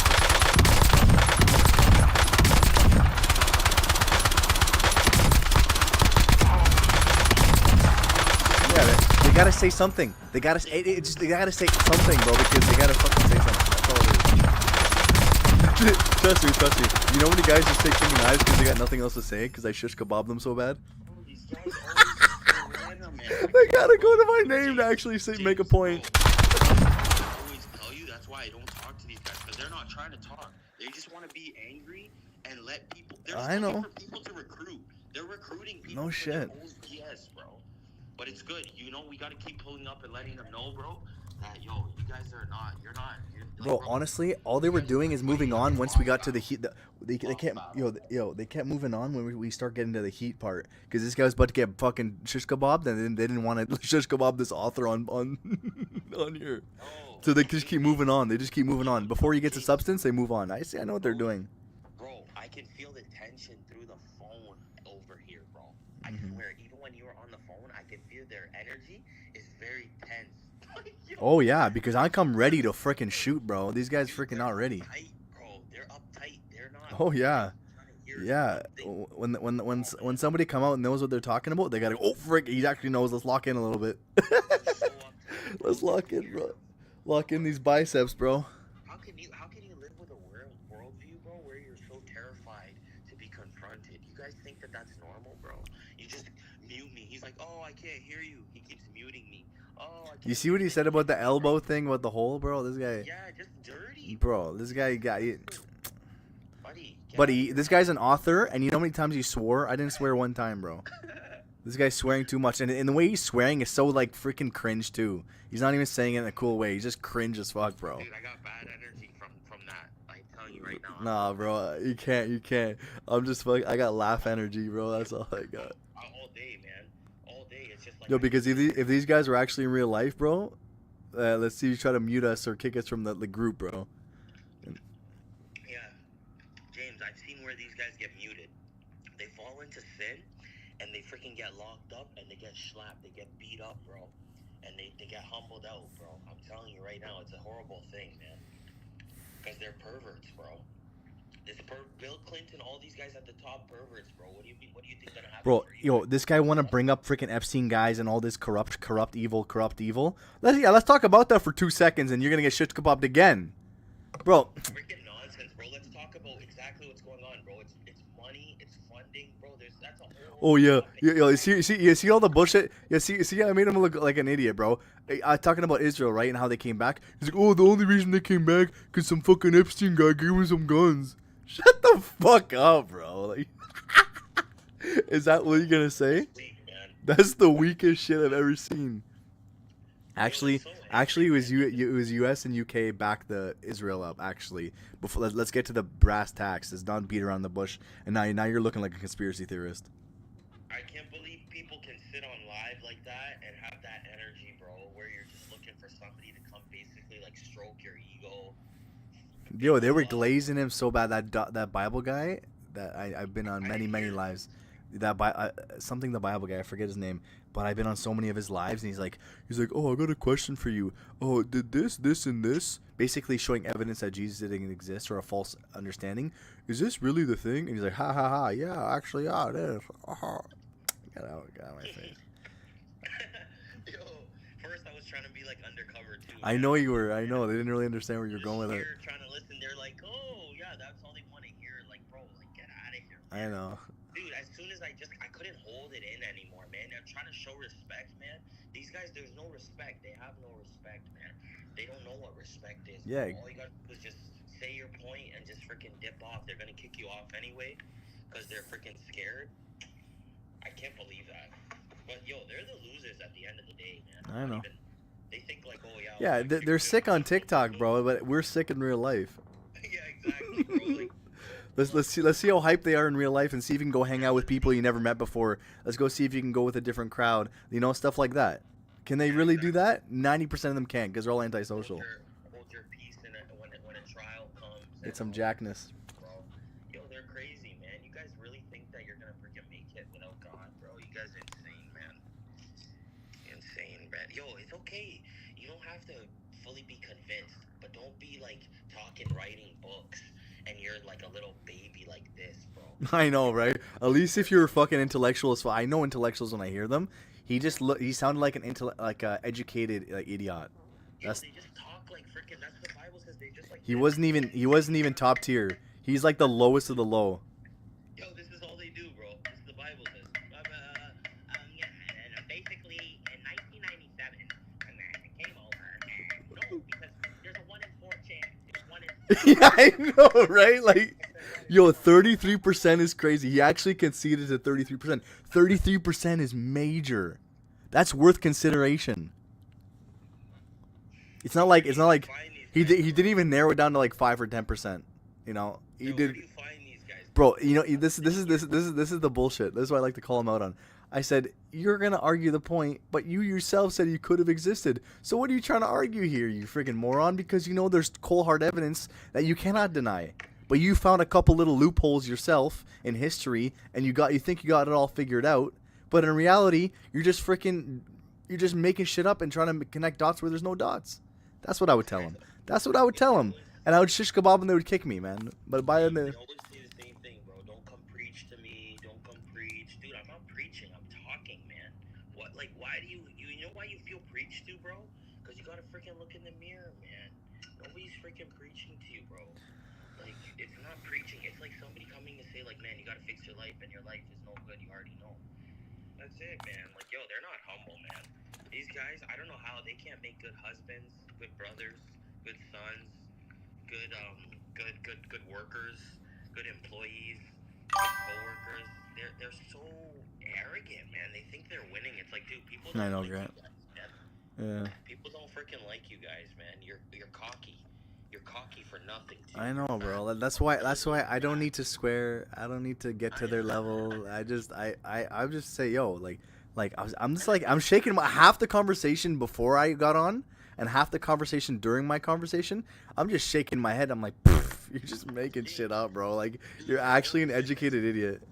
Dude, they're both sipping for some reason too, like acting so sick, like it's Friday night. I'm drinking my whiskey, the other guy drinking beer like this, bro. Like, bro, like they're both like they're just trolling, bro. Like, oh, I'm an authority. Let me just take a shot right now. Like, oh yeah, you're talking about God. 1 second, let me take a shot. I know, bro. That's what I'm saying. But I'm listening to you, like, bro, like you're preaching to me, bro. And then I tell you, 1 second, yo, listen, King of Knights, you're gonna come on here, you're gonna talk. You're not gonna come on here and you're gonna do your pally-wagon. 1 second, let me take my shot after. Yo. Nah, as I was saying, like, dude, you guys are freaking trolling, bro. Dude, imagine, like, yo, turn the tables. J-Ma's coming, preach. And then you say, no, I'm gonna give you 10 reasons why he's real, okay? Give me 1 second. Because, bro, 1 second.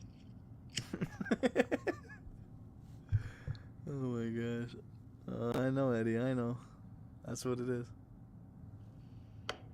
1 second. How did you find my page, bro? Did you just see it or you just random? No, just random. I literally No way. random, like I told them, just scroll down. Because I sent you one. The guy was listening to like some preaching. He was doing some worship. I slid down and it was you. I was like, no way, King and Knights. And then I'm like, no way again. The guy let me join. Dude, how are you guys preaching like philosophers and you're like sipping? Like you're just trolling, bro. Yeah. When the preacher's No, this is my talking, bro, friend you Grant. shut up, man. Like, I'm on FaceTime. Imagine like the preacher is chatting, bro. Like preacher James, anybody preaching the word of the Lord. You gotta shut up, bro. These guys want to talk over the preacher, bro. Like, bro. Honestly, like he did not bring any evidence at all. Like he wrote all these damn books. All he did was talk shit, and then but he's like, oh, I just refuted your calendar thing. I'm like, yo, because you gave me one account from Matthew, one account from Mark, how one says 5 BC, the other one says like 5 AD. They don't really know what day he was born. But guess what? Why is everything marked as 1400 AD, 1300 AD? Why do we use that for a fact? Because it's something that we can go off of somewhere in that time where he was born and he died at 33. So we know. He said everything's wrong, the guy. Yeah, but it's like they're using the system, and then they're gonna say they're using the system to prove their point, when they call the system wrong. What? It's just, these guys are just a bunch of old guys who think they knows what's up, but I know. In their lives, they have no fruit. They have no fruit, though, bro. They're leading people to nothing because they're angry and someone hurt them. They got the wrong version of something. And they're out here preaching nonsense to people, bro, because I wrote a book. No one cares if you wrote a book. Experience? Bro, I still talk to... Bro, come on, man. James. Yeah. Bro, they lost it, bro. They lost it, man. They lost it, bro. That's what I'm saying, bro. That's why we gotta do more lives like this, bro. That's easy, bro. Anybody want to come? Random, the only time I'm gonna kick somebody is if they're gonna start swearing uncontrollably. Yo, I was gonna start trolling and being like, yo, King of Knives, let them talk. I know they would have been like, yeah, King of Knives, yeah. Because they like that, bro. They always... But you know what I realized, bro? You know what I realized about these people? Tell me if I'm wrong. The main thing I realized about them is they'll always say, yo, God's not real, and they get all their people. Yo, and then yeah, I know. End, so, okay, and then now what? What are you offering me? If you're going to say he's not real, that's okay. But now what are you giving me? Like, I'm telling you I have him, and he can come for you guys. We're offering that. He's offering a free gift. But you're telling me he's not real. Okay, so then what? What do you? No, but this is the funny, just trolling. The funniest thing is that they're not even saying for certain he's not real. They're saying they're not. They're like, oh, possibly this. Oh, like when I go on these debates, bro, it's either I don't care, I don't know, or possibly. They're not certain. They're just la la la la la la. They haven't really locked in. Because once you lock in on life, then your health changes, your mind changes, your work changes when you actually lock in. Okay, so if people don't know what locked in is, it's because they're not locked in. So every man has a certain amount of work they need to do, and every man has a purpose in life. But if you don't actively search it, you're not gonna get there. And if you don't be consistent every day, you're not gonna get there. It's always about consistency and hard work, bro. Like since the beginning of time, bro. Since the beginning of time, that's what God actually admires, and he likes that when you actually hard work and you're doing the right thing as well. So it's all about the fruit. It's all about the works, and it's all about the faith. It's all three. You got to do all three. You can't just slack on one or slack on two. You got to do all three. Facts, bro. And that's why I'm on. Bro, this guy would school me in a freaking writing, or like stuff like that. Anything with writing, I would get dummied, bro. This guy's he wrote books, right? But what good is that for you if the information you're relaying is not even, it's just your opinion. You're not even in reality, bro. That's why I'm just he's like, they stopped me and they muted me the first time. They're like, oh, if we're not going to be respectful, we're not going to continue. Because that's when I called his bullshit out the first time. And they have no answer to that. All they have to say is, you got to be respectful or you're going to get kicked. Yeah, thanks for addressing what I just said before that. And then they just continue with some bull. So that's what it is, bro. Every day I get on here, I learn more and more. And then every day I get on here, the faster I get kicked. Yeah, bro, and they learn more and more. They teach nothing, bro. And the Bible actually says, because to what I just said, I said there's a heavy thing where it's like, bro, they just want you to agree with them so bad, bro. They hate being challenged, bro. They're so mad about that. And it's like, bro, the Bible literally says they have itching ears. They have itching ears. Yeah, Grant's my friend. They don't want to hear sound doctrine. They want to hear something according to their ears, bro. Nicely tickle them, bro. It literally. Yeah, I know, because my favorite scriptures, bro. Because I read these for years, man. Still do. a lot of these guys, they need friends and people in their life to like give them. They don't realize that. Give bro. them what do they don't call realize it? They're so lonely, bro. What do they call that? When like you need people. Oh yeah, to give them gratification. People just need people in life to give them gratification, bro. And then that shows, bro. These guys are just glazing each other. They don't even realize it, bro. They're freaking, bro. Like when you strip it down, bro, that's the biggest thing, bro. When you can't be alone like that, man, the devil, freaking, he'll get you to all these people, man, just messing around, all these beliefs. You're weak. You're the weakest when you're like that. They don't realize, bro. I was weak like that. I don't even know that life anymore, bro. Been too much. We'll start debate soon, like 1 minute. You know, it's Are you watching? They think they're Both of you up, guys? bro, but you know what? Your finances gonna suffer. Your mental health no good. Your inside peace no good. Always need to hang out with friends. Yeah, bro. And these guys even got lazier. They're just sitting on TikTok and making fun of people. That's all they do. Half the time they make fun of you, right? Or another half they just talk about the sexual stuff. I'm serious. Bro, like it's almost 50-50 on that. Or they just kick you. That's like, I'll say, how about that? 33%. There's your 33. There's your 3. Kicked, sexual, or make fun. One of those. That's the real 33. Yep. All right, next debate. I don't know. Are you going to bed or what? I'm here, bro. Okay, I'm on next debate. So. Yo, send it. Yeah, well, I will. Crazy, man. Joe, let me see if you can. Yeah, I'll send it to you, and then I'll ask you if you can join up. Double it up. Yeah, these guys are pathetic, man. I know, bro. That's why I just like it because I learn more and more every day of their bull. So full of pride, bro. Dude, I heard it all, like, top down. I know, bro. They just want to make fun and call sexual jokes about Jesus and everything like this. I've seen all their arguments. I've never been compelled, bro. Never anything. Like it's honestly like mind blowing how like these guys can't even figure out Jesus existed. It's basically saying like you don't even know what 1 + 1 is. Like there's no argument, bro. Caesar existed, pharaohs existed, King David existed, Solomon existed. These are facts, bro. Like stop bullshitting right now. You know? The devil, bro. Like literally. I never came like, oh, this, like, he didn't exist. Like, I know, like, there's different angles to it too, right? But it's just the devil, man. Dude, it's the Matrix. They're blinded, man. I'm telling you, man. It is. Matrix, bro.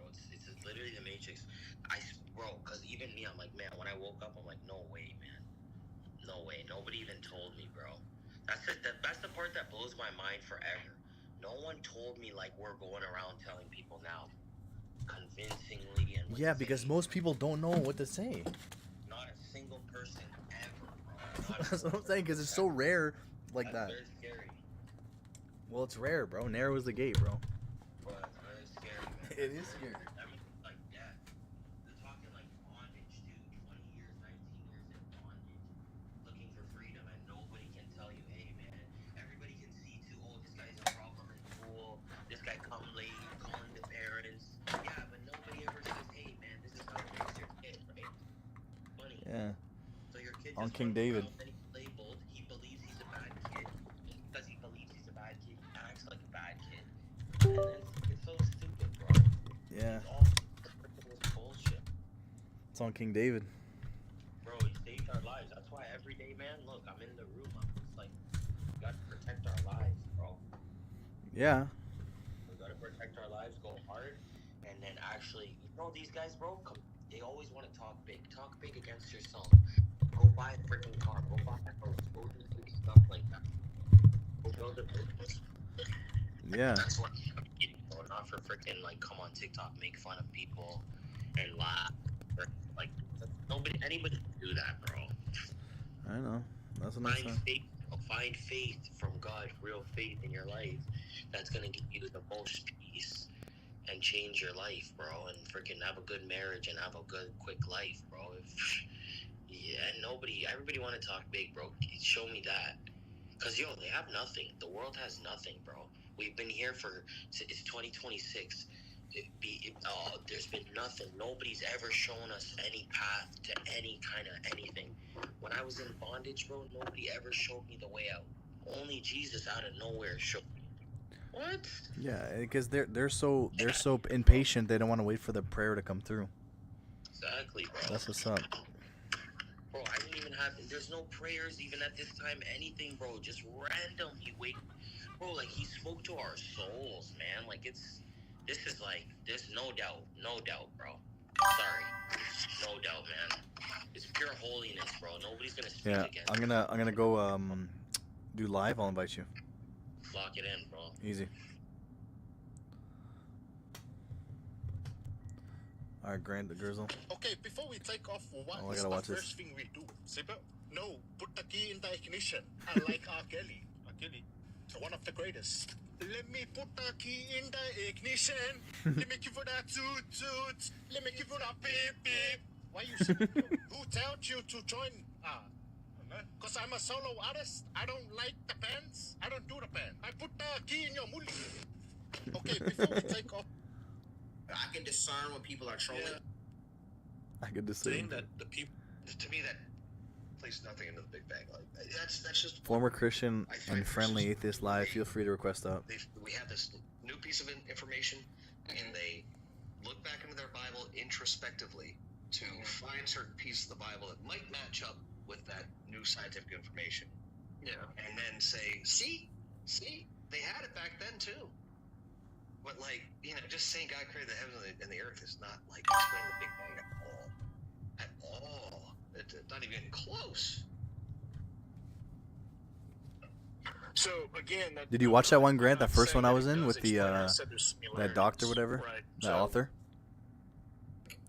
Digging, bro. I was still trying to figure out who this was.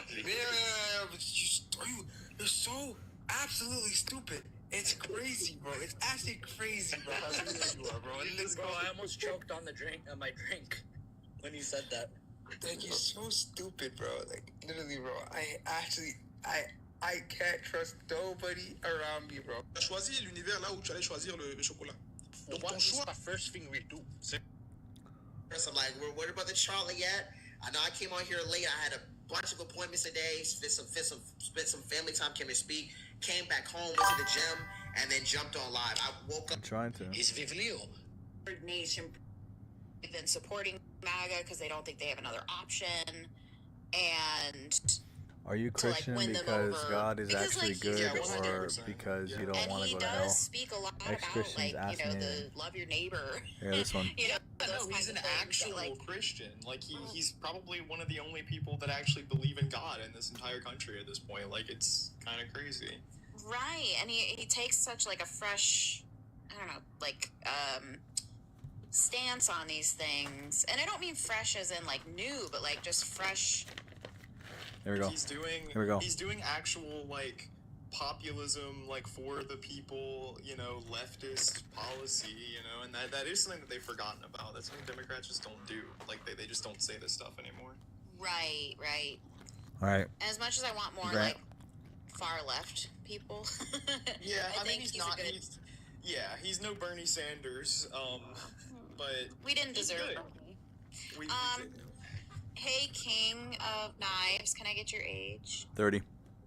Awesome. How are you doing this evening? I'm doing well. Just came out of the debate with that guy named Russell Carrier. Do you know that guy?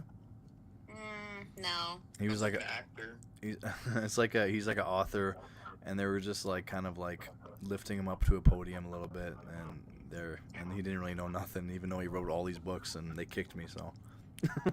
Turns out you don't need to know very much to write a book.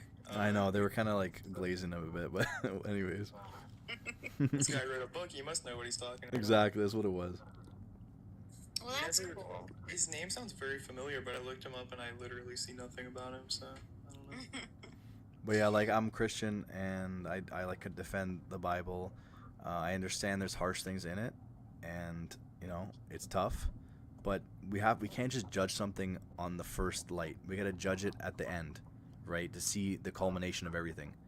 And what we see today is that, hey, we're all still here. God didn't destroy anything yet, and we get grace and mercy in our lives. And everyone knows that. We get a lot of help, out of nowhere sometimes.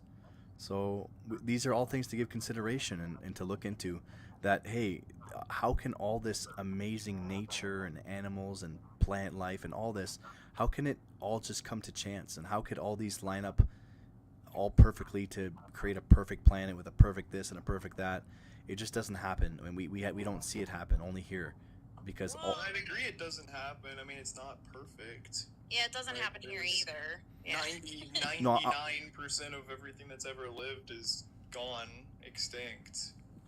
No, what I'm just saying, Yeah, I'm mean, saying our it's creation as a human being here. Story, but it does sound all made up. Yeah, but how can you explain the perfection in nature? It's not perfect. But how does it sustain life then if it doesn't have a system? It doesn't have to be perfect to sustain life. It does. It actually does. See, that's where you need to understand. There's so many mathematical equations have to be perfect to sustain life, and there has to be seasons and systems for the body and DNA to actually produce something. So I don't know why we're all over like skipping that. It's not true. How? I mean, like, why is it? I mean, there's like obvious design flaws that are present in animals. No, but we're still sustaining life. They were evolved, right? Like a giraffe. Look at the way our eyes work. A giraffe has a 20-foot long nerve going from its head to its head. It goes all the way down the neck and then all the way back up. Yeah. Like for no reason at all. And like we What do you mean know no? why Wait, it's what? predicted What? by evolution. Why? Because Why? it How is there no wraps reason? around an artery that before the giraffe's neck stretched really long, it made sense. But then that got stretched, and evolution has no way of switching the routing of the two things, the nerve and the artery. So they just get crazier as the neck gets longer. No, I actually seen a video of that exact thing like a week ago, and it's actually a miracle because the giraffe has a system in its body that his heart is so big to pump that blood up to his head, but when he bends down, that same pressure would blow his head up. But there's actually a system in his neck where it closes off a certain amount of pressure until it lifts up again and normalizes that all at once. So in actuality, it's actually would have to be designed that way from the beginning to even work. So I don't know. That can happen incrementally. No, it can't. Actually, all animals have stuff like that. No, there's no evidence of animals changing into other things. There is no evidence for that. Yeah, there is. No, there isn't. Every single fossil is evidence of that. Yeah, no, there's things that went extinct. No, there's things that went extinct.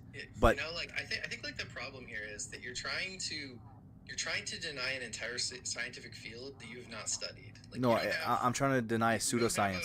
You don't have a PhD in biology. You don't have a bachelor's. You don't need to be educated to know. Yeah, you do. No, you don't. No, you don't, man. Come on, man. No, you don't. I'm saying by school. I'm saying you don't need a degree to know. Well, right, okay.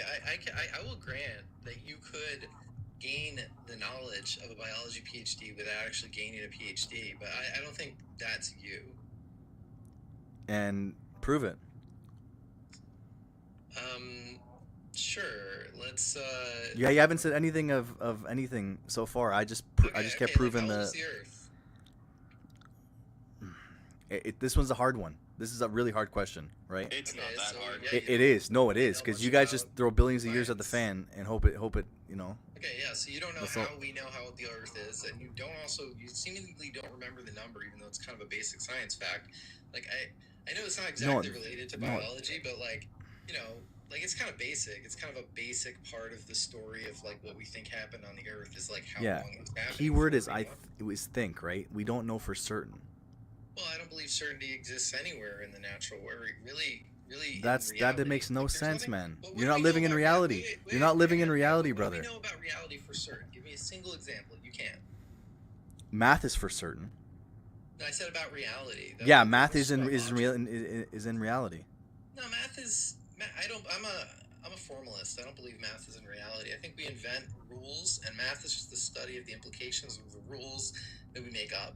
But you know, just like in empiricism, do you have a single example of anything in empiricism that you can know for certain? Like I would say, like I don't know for certain my hands exist, even though I'm looking at them right now.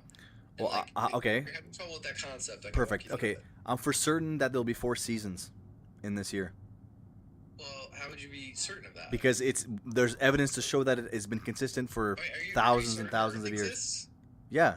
How do you know you're not in a simulation? How do you know? No, these how are do you know this was all hypotheticals. Now created you're getting 5 into minutes ago and your hypotheticals, man. memories are all See, false? you're just making stuff up now. You're not making any points. how do you know you it's just not you're just making hypotheticals, and it's okay, Right, bro. how do you know it's not true? You said you're certain, so that means you have a way of Because knowing we for can sure. study and reproduce experiments. Right? We Yeah, know but in the there's simulation, 4 it could just be a seasons. simulation. Those studies could all be simulated. So like the idea, Like- I'm trying to illustrate that in science we're using induction. We're just saying that this is the most probable thing to be true. Like we never gain certainty. Yeah, it's called Occam's razor. Not exactly. Yeah, you know, it's kind of true. No, Occam's razor is just saying you should make minimal assumptions. Exactly, for a reason. Yeah, but that's not related to the point I was making.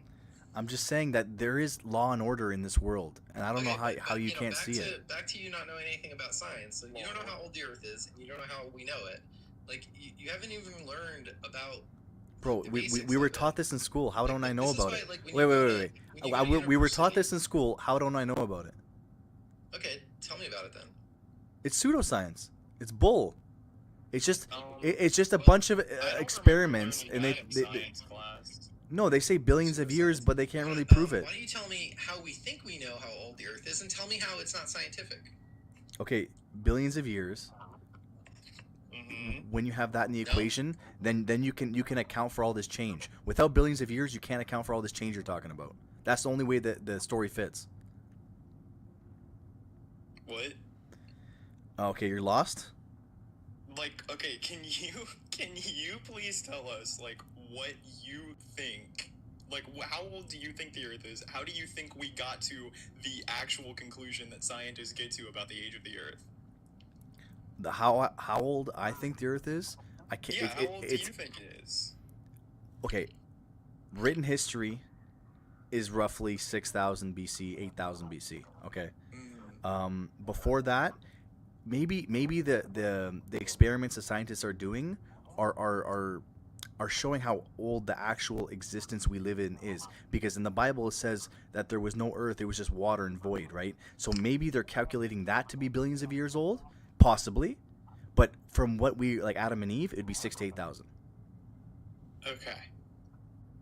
And you think that the scientists are calculating the age of the water void that No, existed? I'm saying the scientists are calculating the age of existence as a physical realm. That could be billions of years old. But if we're talking about boots on the ground, it's 6 to 8,000 years of man. So 4.5 billion years ago, God made the uranium. He could have made like the water. It was just water at that time, right? As the story goes. There'd have to be like uranium there, because that's what we Well, used to date. well, there was elements, right? Back then, there was elements to make up the physical world, right? But then the Earth came into the play and then added new things. Yeah. Because you have to go by the story, right? The story about the creation. We got to factor that into our Or we argument. could go by the obvious science that says that's not how things work. No, but see, but I'm not I'm completely saying, like- disagreeing with you about how old the existence is. But, I mean, the fossil record kind of is important The to look at, the too. the fossil record has a lot of missing links in the chain. That's not really. I mean, like, you know, if we like, let's say we were going to try to look at all the bones of all the humans who have lived in the last 1,000 years. Like, if you know, if like you don't have my grandfather's bones, does that count as a missing link? Because I think we're. No, because we're still the same species. They're saying there's different species in between. But here's the thing, like when you say species, like I think you're imagining that a species is like a well-defined thing, whereas in reality, it's kind of just like whatever we decide it is. Like it's a No, gradient. no, it's not. Like no, because like all right, look at like it's like a horse, the same species as a donkey. The same family, almost same family. Like it's Right, pretty you close. See how it's like a gradient, you know? It's like Yeah. almost the same species. Yeah, but it's not. way. It's not an evolution of the previous one. They're saying there's previous evolutionary steps that we don't have, right? But I'm talking about like basically we're the same as we always were, and it's never gonna change. DNA will never change in a way like that. It's not. That's not how it works. Do you believe in like a paternity test? Like if you took a paternity test, you could prove your dad is your dad? Yeah, of course. Okay, so like if we if we sequence the DNA of humans and you know, like an animal we think is related to us, couldn't we just like give it a paternity test and like see if we're related? Well, they claim that we're 90-something% related to chimps, correct? What test did they use to say that? I forget. So yeah, I mean, I was going there, but it's a little more specific than that. It's not just that there's that many genes that are the same. It's that there's specific genes that we can see were passed on to both humans and chimpanzees, and there's also structural defects in the DNA of humans that shows how our chromosomal count changed from Australopithecus, because that's our nearest common ancestor of chimps and humans. Like Australopithecus had 48 chromosomes, and humans have 46. And you can actually see a merge event in the DNA. It's in like the second or third. How do they even know that? How did they know which part? The 48 chromosome versus 46. How do they? Because chimps have 48 chromosomes and humans have 46. Okay. Right, and then so that means the common ancestor has to be one of those two. Right. Might? I don't know. You're saying might. You're not saying for certain. I'm talking for certain. Yeah. Well, I don't believe. I mean, there's no certainty in. There is that. See, this is another lie of the world that you can't know. You can know. It's okay to know, man. Empiricism has uncertainty. Okay, wait. What measurement can we take that has zero error? Math. That's not a measurement. Well, you know what I mean. Like math is. That's how they build buildings, man. Because it's always consistent and it never changes. Yeah. Okay, but do you know what empiricism is?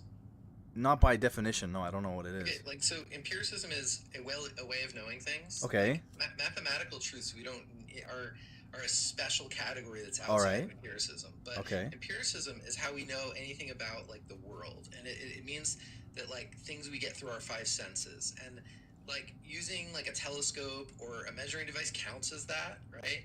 But no matter what, in the world of empiricism, there's always an error rate. It doesn't matter how good your laser is, or your microscope, or your telescope, or your eyes. There's always a rate of error. There's always a chance that something is wrong about it. So that's why that's like one key reason we don't have 100% certainty about anything in the empirical world. Yeah, well, that's just like a philosophy, basically. Like, oh, there always has to be room for error. Not all the time, as we know that math is an exception. Right, yeah, and I would say that's not a measurement, right? I mean, that's like, you know, we're imagining.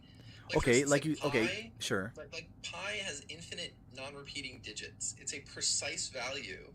It's an actual value on the real number line. But like we don't have infinite digits of precision anywhere, so we can never even establish pi by like measuring circles.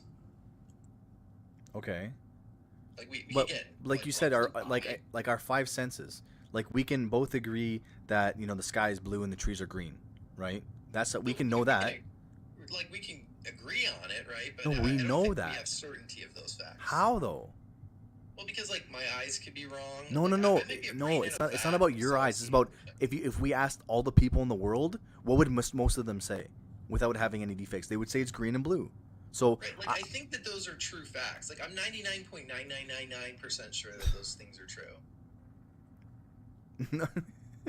I could probably add a few more. No, you don't, man. You know it's 100%. You know it's 100% true. It's not 100%. Like, do you know what solipsism is? Like, can you prove solipsism isn't true? What's that?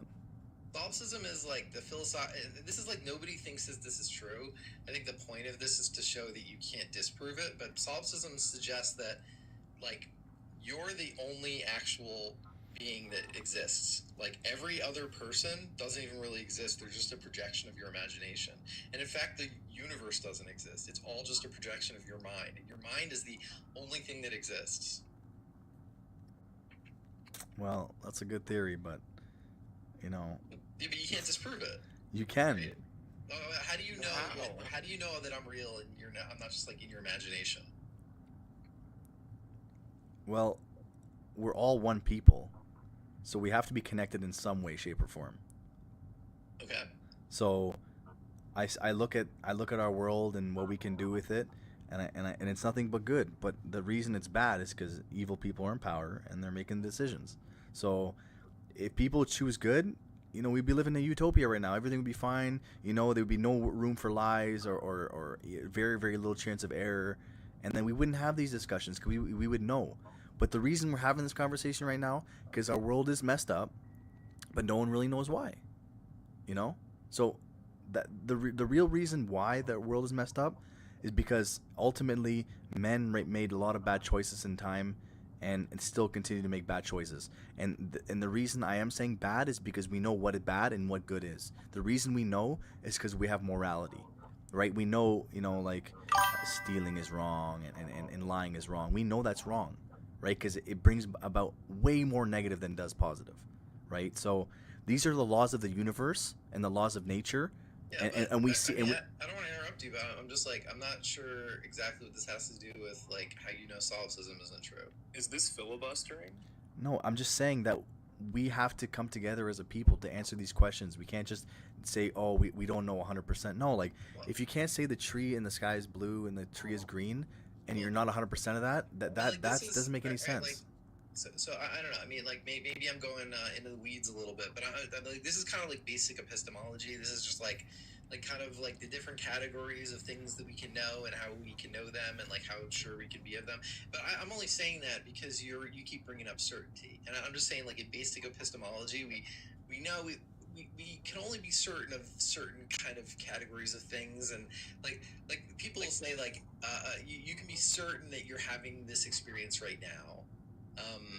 That seems to be pretty airtight, unless I'm like a machine programmed to say that, but wouldn't that be an experience? I don't know. That one's pretty good. We're all a figment of Auburn's imagination.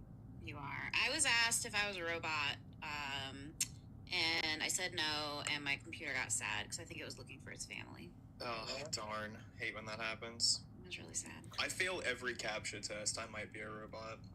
They're getting really hard. They are. It's getting harder and harder to prove I'm not a robot. The frontier models can all do CAPTCHAs. They can do every CAPTCHA, but they have all this protection in that makes them refuse to do them. Yeah. Yeah. That's funny. But at the end of the day, we can. Said it. But sorry. I'm just saying that we can know things, and you can know for certain something is true, not just live your life on a freaking 99.9%. Like. But do you just know it's true because you feel like it's true? No, it's that we have to come together and ask the questions: is this real or is this not real? And we get it. It's basically like a general consensus. Yeah, and I think that we are making that general consensus, right? Like only 33% of the world are Christian. Even in America, Christianity is on the decline. So I think we are making that consensus that like religion is made up. All of them are made up. What percentage of scientists do you think, and this is not biology based on that, there's a 2009 study where they asked lots of scientists of all different fields, is evolution true, as an origin of the species, not just like microevolution, just overall evolution between species. Is it true? What percentage of scientists do you think said evolution is true? Maybe 60%, 70%? It's 97. 97. Yeah, but most scientists don't believe in God, though, and if they do, it's not the right God. There's quite a few scientists that believe in God. Yeah, but they don't believe in the right God because they still can add to the equation that we came from monkeys. But there is no equation for me where that happens. They believe in the same God as you, most of them, I'd imagine. But then it goes against the creation story then. It doesn't. They just don't take it literally. Yeah, most Christians in this day and age, maybe not most, but like a lot of them are shifting towards a lot of the Bible being allegory and not literal. Like we know there was not a worldwide flood. Like we know that didn't happen. It's impossible. Well, a lot of religions actually around the world reported a worldwide flood. Not at the same time. Not at the same time. They had local flood myths because floods. Yeah, are but common. there was a certain point in time where they all reported something. And if you actually account for the years the Bible says, everything lines up according to the Bible's timeline. Like it does because so like regional floods, right? So like I don't know if you are around like Texas or like the Carolinas, right? Recently experienced like ridiculous like biblical floods How that could- like wiped out houses and streets. And I can only imagine, like, if I lived in a small village with no concept of the world around me and I experienced one of those floods, like, I would probably think it was magic too. So like, I'm sure people have experienced those types of floods and created stories, just like people created thunder and lightning gods, right? Like they Yeah. experienced a thunderstorm. I think you can resolve it, though. Dickinson, Texas is predominantly like really, really badly known for flooding. So bad, just with the heavy rain, not even like a really, really bad storm. Just with normal heavy rain, it floods. Yeah. But like we've had some pretty historic floods, like and I think I'm more speaking like in the, I think it was like Tennessee mountains 2 years ago, where like whole, like if you see the footage, right, like these floods, literally there was houses like going down the street, like like crazy, like biblical flood. I don't know, I can imagine like what do you mean by biblical flood? Because biblical flood was the whole earth, so how could that be a biblical flood? How is it on the same level? Yeah, so I'm calling it biblical in a sort From of your a perspective, it looks like everything around you is flooded. You know, you could forgive one for thinking that this was a much larger flood than it actually is. Have you? Right, that's kind of what I'm getting at. Like, it would sound pretty. When I use the word biblical, I'm kind of saying made up, but where something seemed so big it had to be God is what I'm getting at, right? So now like, imagine you don't know the rest of the world even exists, and you live in like a little, random place, and you have like, Matt, you'd probably think your whole world was flooded. All right, but we already know they that didn't there even was know the no Americans flood. existed. Did- so how did would the- they know it was the whole world? Did the Tower of Babylon exist? No. There's evidence to prove it did. I mean, not in the way that it does in the Bible. The symposium, even on the symposium, historical facts, like on YouTube, there's a documentary that said, "Hey, there was a Tower of Babylon, but it's destroyed." So Wait, is there evidence of Noah's Ark? Huh? Is there evidence of Noah's Ark? Yeah, and Ron Wyatt in Noah's Ark National Park in Turkey. So here's the problem. Like that means that you looked up, you heard about like Ron Wyatt finding Noah's Ark, and that matched up with your worldview that Noah's Ark was a real story. So you stopped looking. Wrong. Right? Because if you just kept reading, you would find out that like there wasn't any wood at that site. Wait, hold on. See, this is what you guys don't know. You don't even know the whole documentary. He did X-ray scans. He did X-ray scans of the ground. He didn't excavate. King, the problem is that Ron White is a known fraud. He's not a fraud. So okay. If hold on. If he was a known fraud, then why did the whole Turkey government went to the Noah's Ark National Site to commemorate it and have a visitor center? So the thing here is that, it's a little thing that a lot of countries will know about this. This is something that isn't hidden. It's called tourism. If you can get money coming into your government, you're damn right they're going to do it. Yeah, like the Shroud of Turin is like a thing too. But I mean, like there are sites that have religious significance that aren't bullshit. So like we're not saying that like there aren't actual sites connected to religious figures. I'm just saying that that's not one of them. No, what? I mean, if I was Turkey, I would try to make money from it too.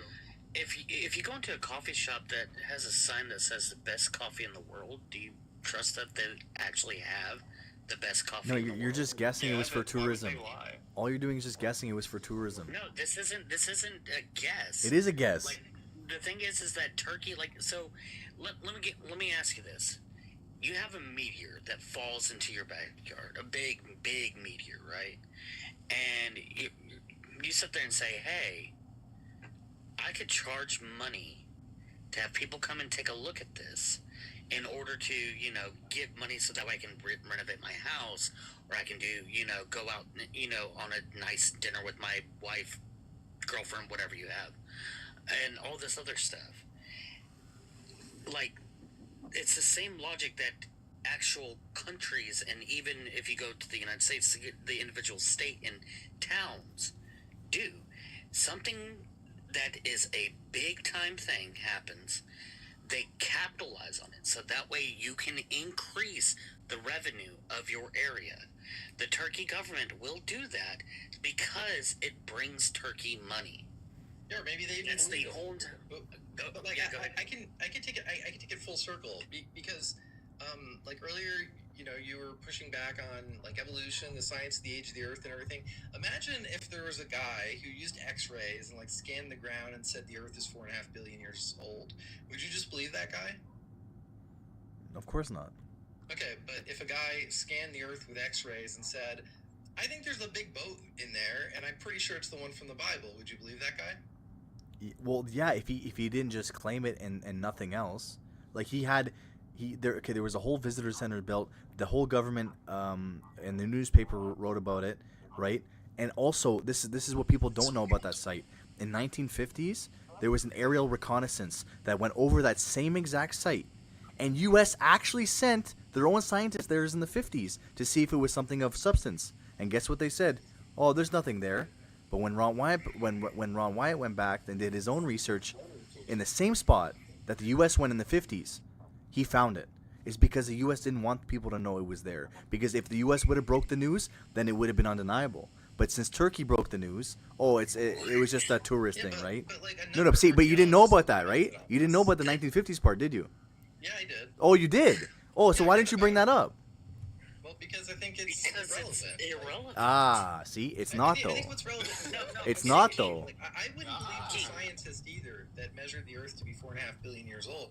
What I would believe is if that scientist did the research and said, "This is how you do it," and then another scientist there did the same thing and got the same answer and agreed with the logic of it, and like, you know. Yeah, well, like I said, I'll even grant you the 4 billion year old Earth.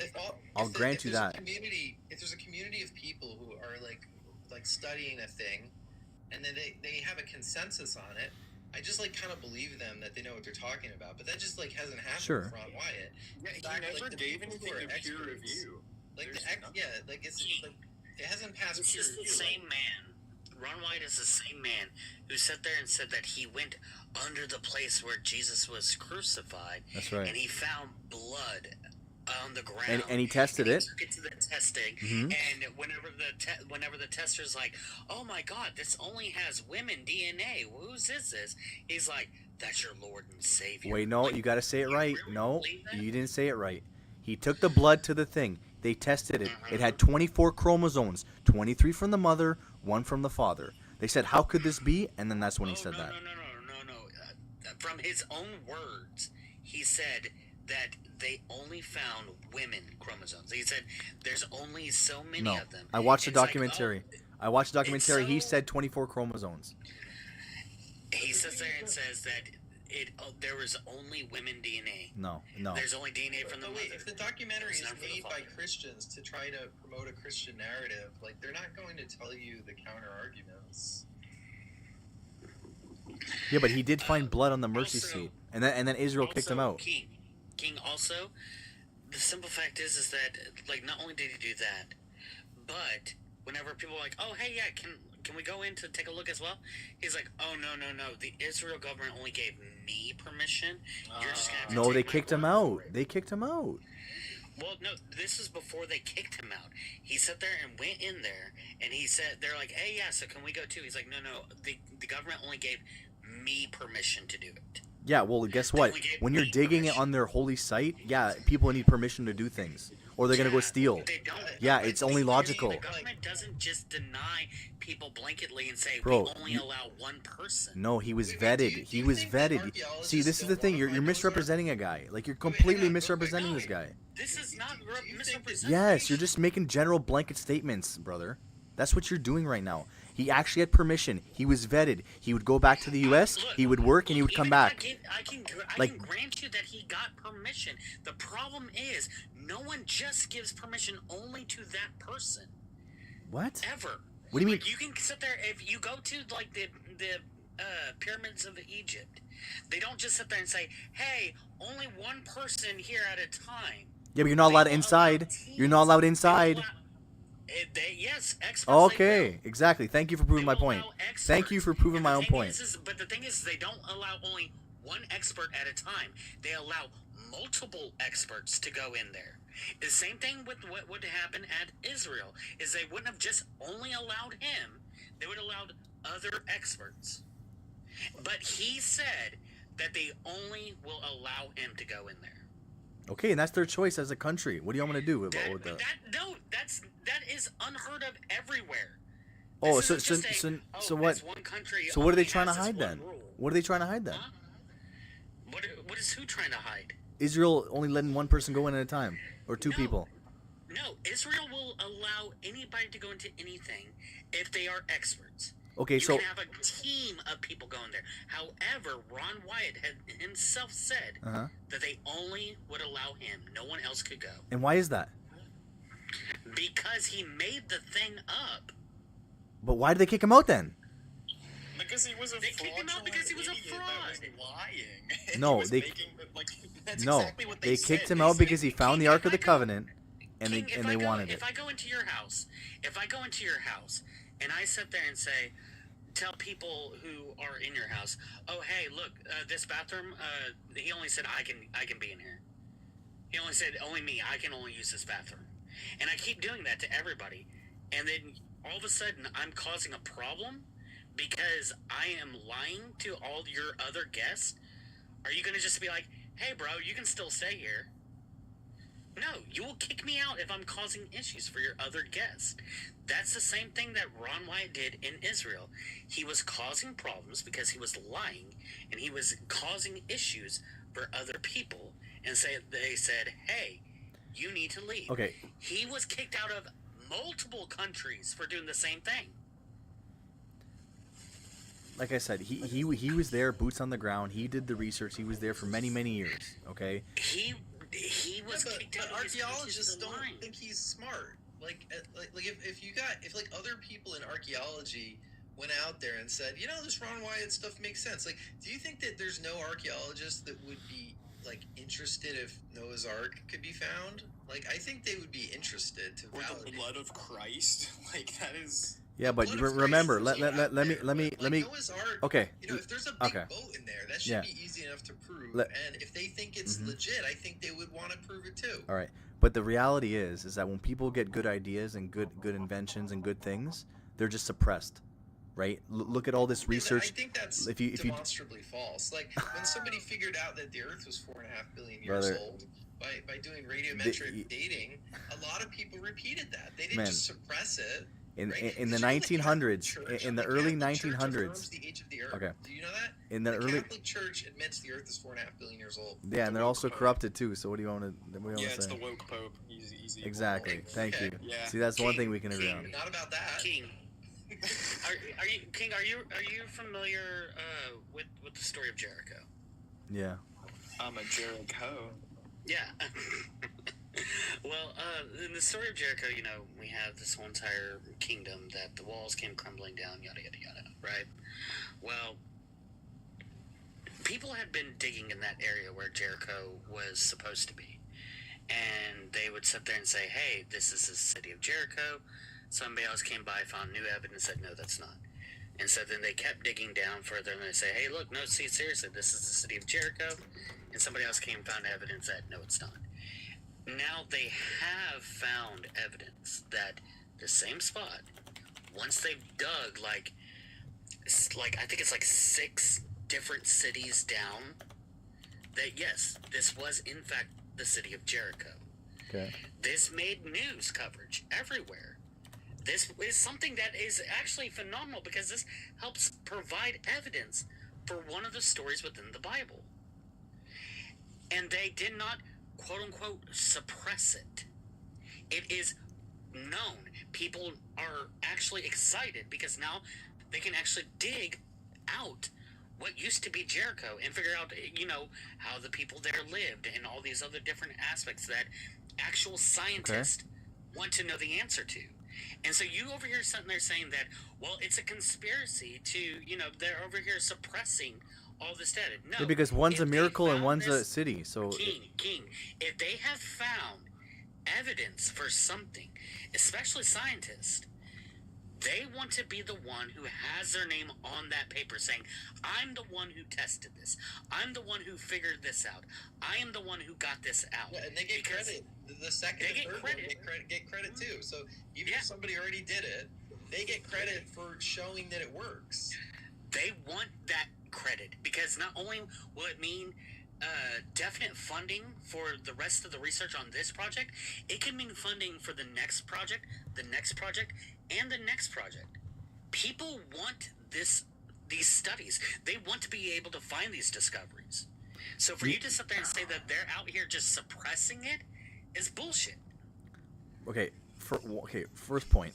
Yes, they found a lot of cities that were mentioned in the Bible. Sure. But what I'm talking about is the miracles. They'll never say they found the evidence of the miracle. Because if you do... What miracle do you think it has been found? Actually, I would say that science has been looking for evidence for lots of miraculous things for hundreds of years. Like, we're not like sticking our heads in the sand, you know? I mean, like, people tried to measure how much the soul weighed, right? Like, this is not... Like, science has not been just like... Okay, so tell me. The other way. In the early 1900s, where they found a lot of the cures for the cancer, for power issues, like how do we get power from here to there, and like fuel efficient cars. What happened to all this technology? Okay, well, so this is something I actually love because, like, whenever it comes to, like, say, oh, I'm sorry, Corey. I mean, we're all sorry. Whatever, you can talk. Okay, here I'll get through the supports as quickly as possible, and then hand it back over, and I'll shut up for a while. But whenever it comes to, like, say the fuel efficient cars, or the alternate to fossil fuels, which is something we desperately need, what happens there is it isn't governments shutting this down. It isn't scientists shutting this down.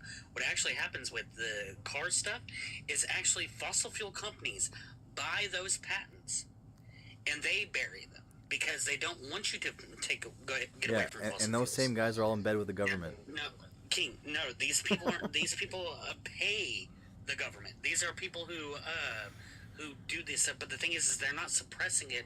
The government isn't suppressing it, and neither is the scientist. It's these companies.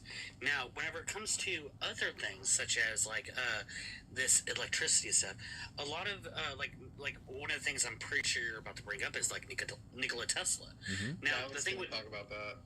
Oh, okay. You know what? I'll save that for Corey. What was the other thing that you brought up? You said cure for cancer. Oh, the cure for cancer.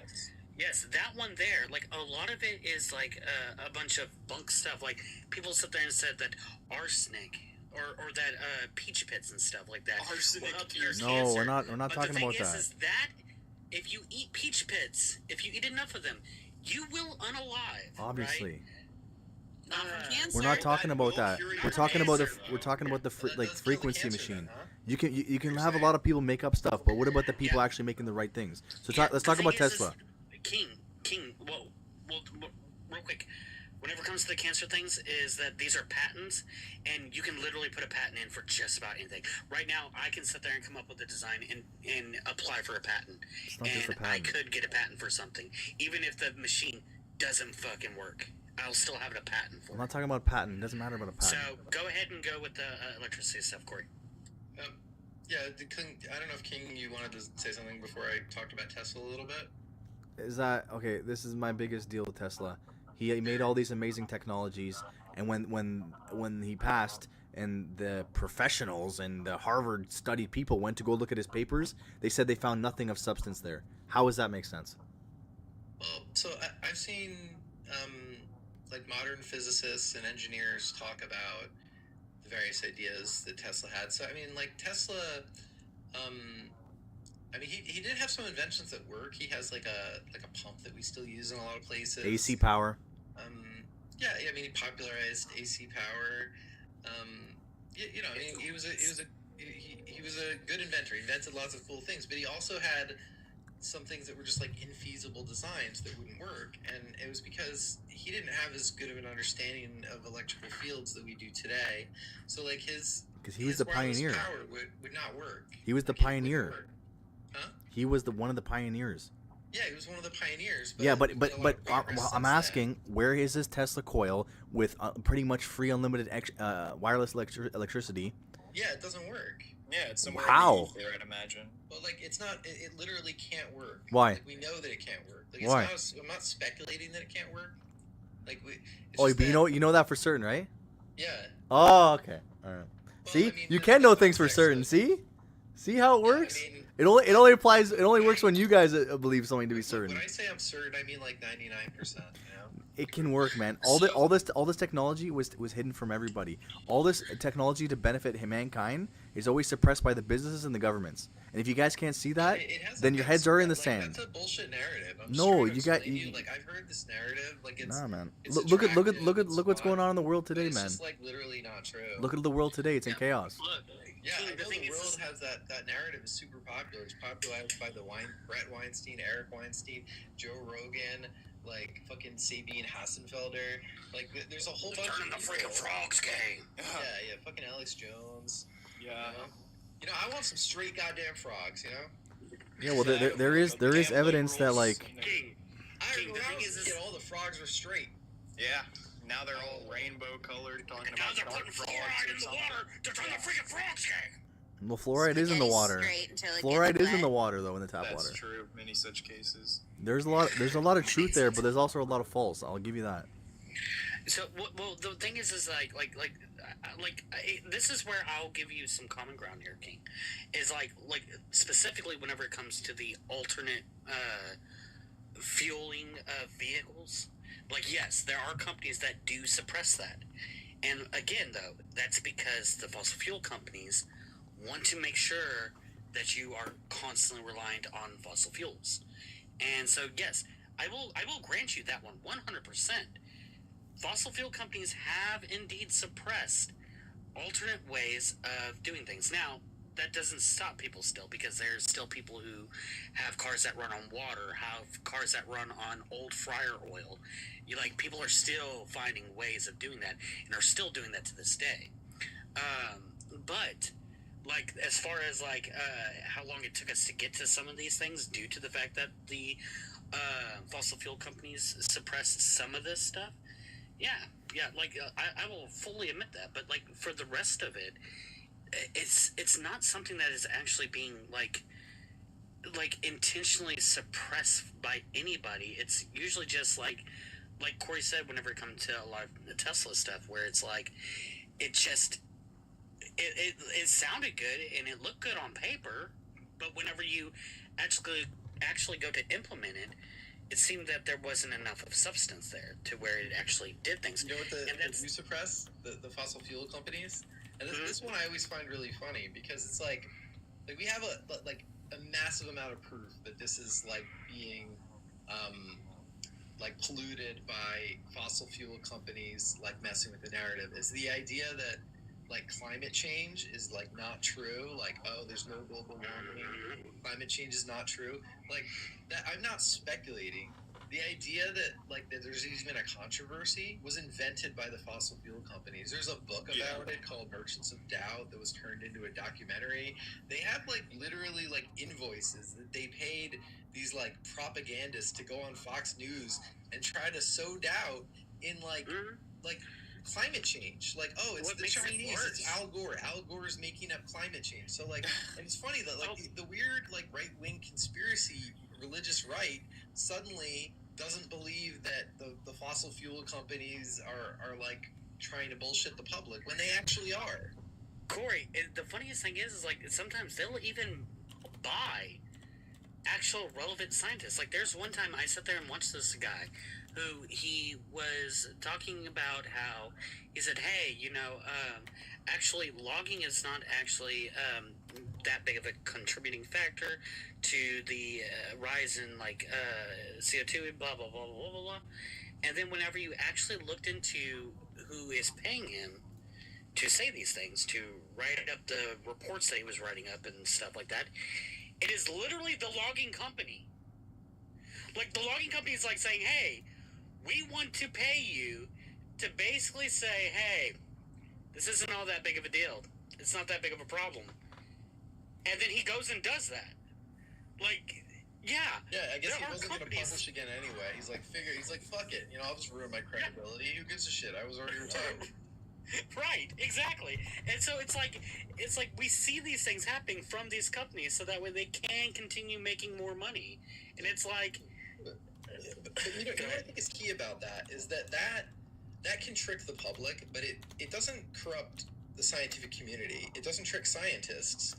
Like, the scientists all know that's bullshit because they know the field. They know that, he hasn't discovered new evidence that has shown that the logging is not a big deal for, whatever that context is. So it doesn't trick them, it just tricks the public. Yeah. And if you Ron Wyatt tricks the public, but he doesn't trick any archaeologist. No archaeologists are convinced by Ron Wyatt's so-called research. Because they haven't went back since and done their own studies. They have. No, they haven't. There's no evidence of any archaeologists going back to that site doing the same things he did in excavations. Because they're not allowed to do it anymore. So the thing is like we have people like, for instance, Ron Wyatt was the one who sat there and said, look, underneath we found evidence that underneath the Red Sea are chariot wheels. And the rest of the scientific community was like, oh, wow, that's really interesting. We need to go and investigate this. And they did.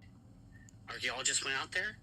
They not only took like it's not like they just took scans or they sat there and grabbed a camera and underwater camera and took a quick snapshot. No, they went down there to where these quote unquote chariot wheels were, and they tested them.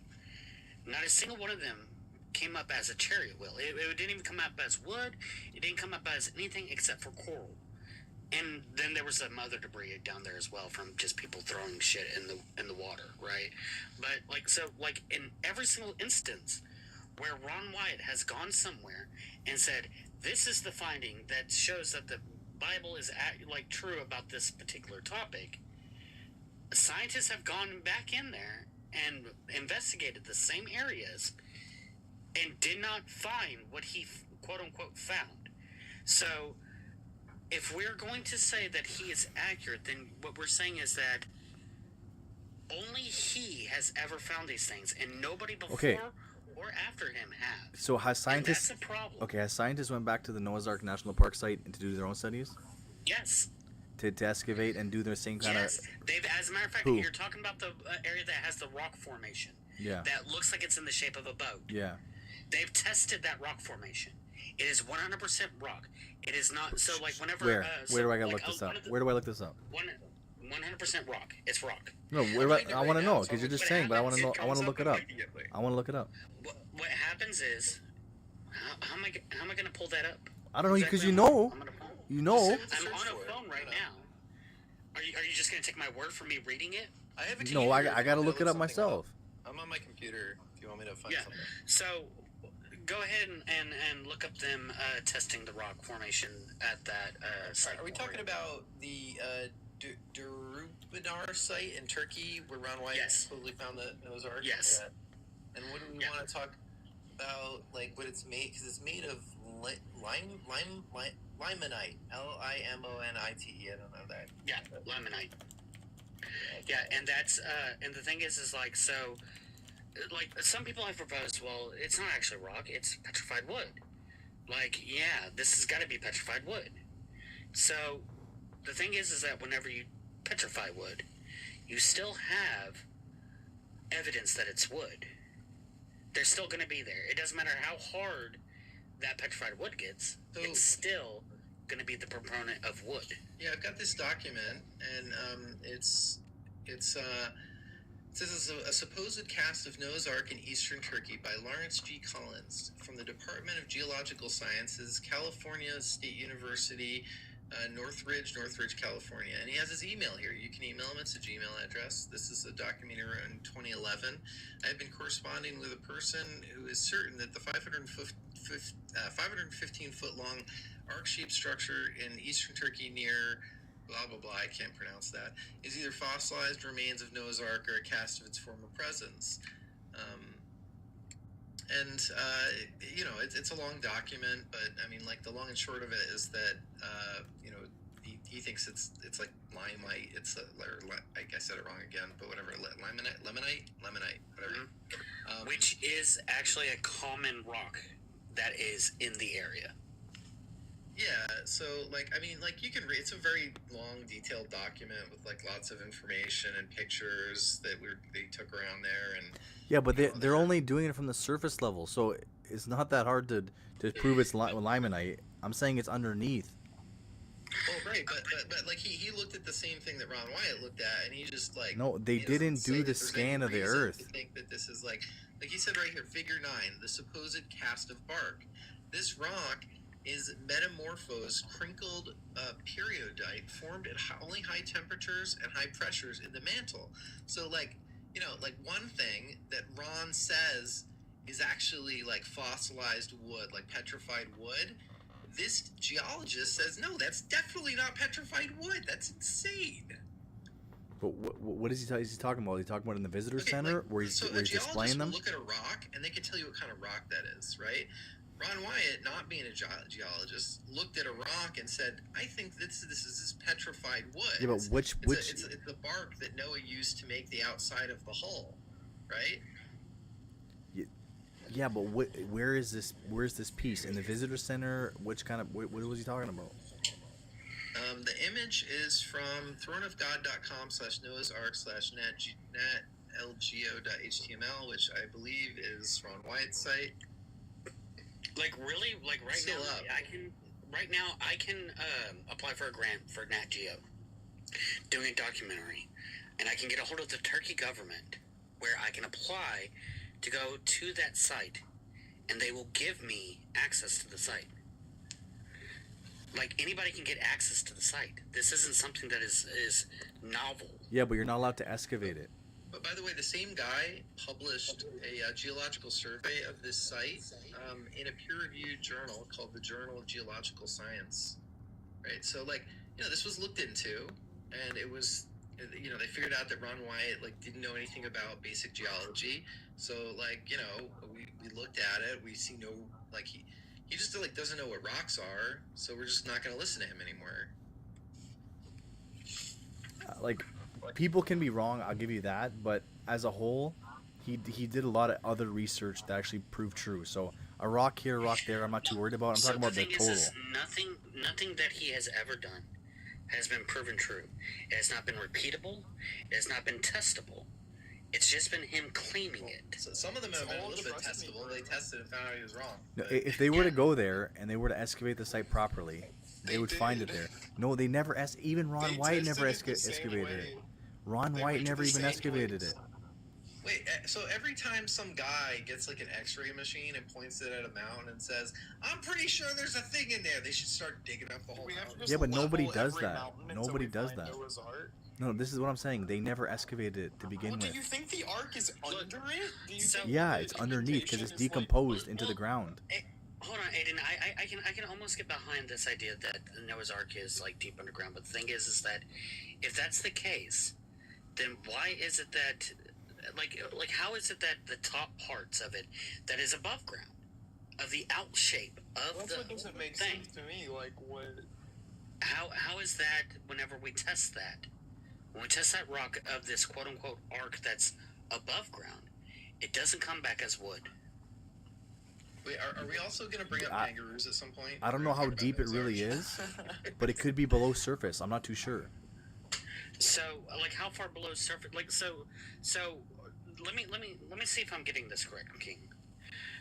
And correct me if I'm wrong, but Noah went to. I mean, let's face it. He must have gone to the coast of Florida because that's the only place gopher wood is actually known for. But even if we don't, if granted that it's not gopher wood, and he gets it from a tree somewhere close by, even though the trees close by aren't as thick enough to make an ark, but let's just say that they was at one point in time, and that he got wood from that tree. He then starts creating the ark, then decides, you know what would be really nice on this ark? Is if I went over to Turkey, grabbed laminite to attach to the top of this structure, to make it look like, to have just the outline of the ark itself. And then that's what he did. No, he didn't do that. He didn't do that. So then, how do we get from then that he didn't do that to now the top parts of the ark that are showing above ground are laminite? And how do we get that to be attached to the ark? Like I said, I'm not too sure on that one. I'll give you that, but I think it's most of it is below surface. That's what I've been studied. All right, cool.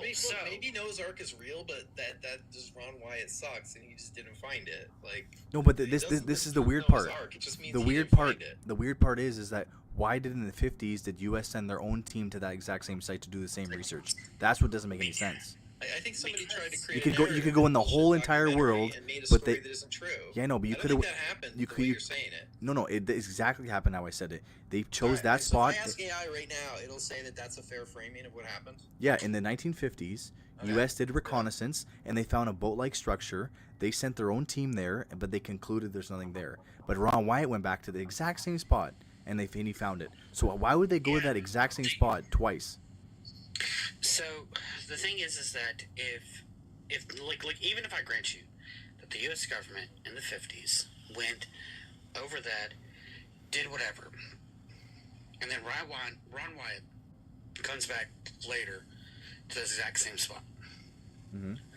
All that tells me is that the U.S. government sat there and found something interesting and said, hey, what is that? Looked into it, said, oh, it's nothing, and took off.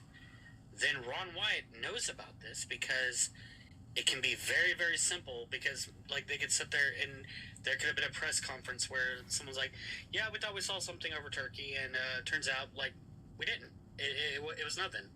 Ron Wyatt goes in behind them and says, oh, they were so wrong. This is actually Noah's Ark.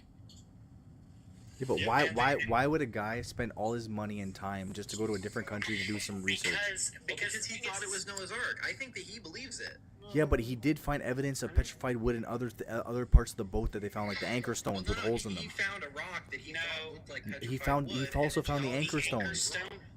Hold on, no. The anchor stone thing actually has been looked into. And the thing is the anchor stone idea is actually not what you think it is, because it's not an anchor stone. These are actually something very, very more common and a lot more understandable. These are landmark stones done by ancient people who no longer exist. These are things that, whenever people are traveling long distances and they come across an area that they might have rested at or they might have done something at, they tend to mark these areas.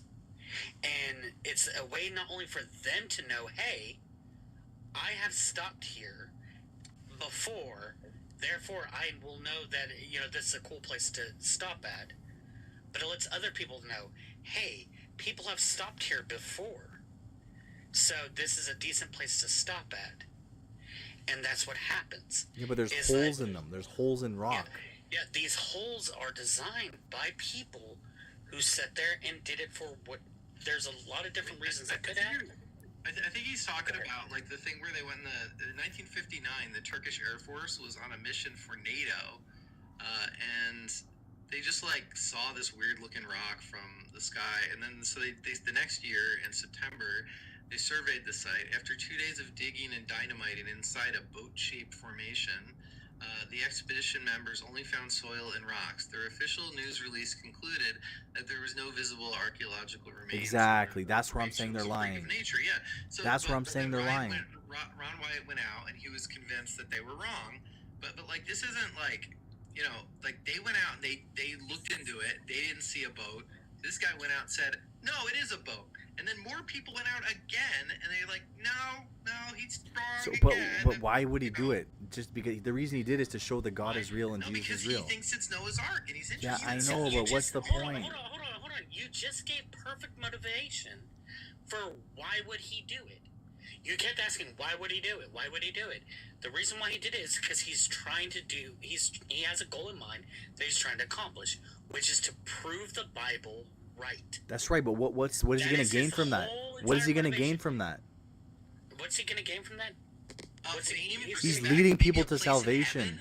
No, people don't. Oh my gosh. King, let me put it to you this way. Let's say I'm a Christian. Let's say that I'm over here. I decide that I'm going to go on a mission to prove the Bible correct. I go out and I go to these places that are within the Bible, and I go to try to make these discoveries.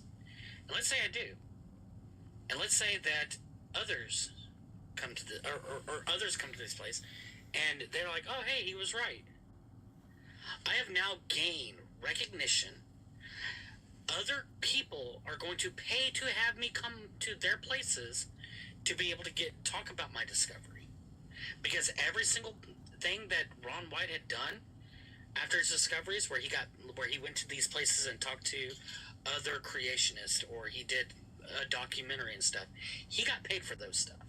Okay. Don't get it twisted. I'm not saying he isn't. Yeah.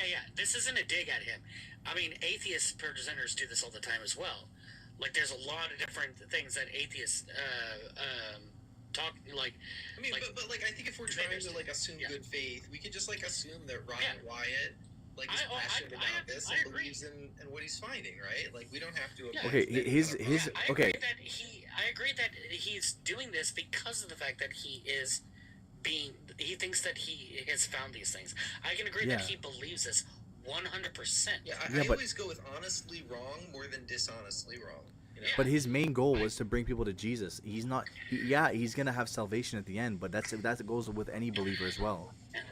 And so, if he sits there and he does that, even if it's not what he claims it to be, like if he sits there and believes that it's Noah's Ark, and he claims that it's Noah's Ark, even though other people have sat there and said, no, this isn't Noah's Ark, guess what? All of the creationist people had heard him claim this is Noah's Ark. So they share that with all their creationist friends, who then shares it with their non-believer friends, and then he creates more Christians. Because they're like, oh, these stories are correct. No, you don't just become a Christian because you believe in one guy's discovery. Thanks for coming up. Oh, I'm so sorry, Corey. I gotta run. I'm so sorry for talking so much.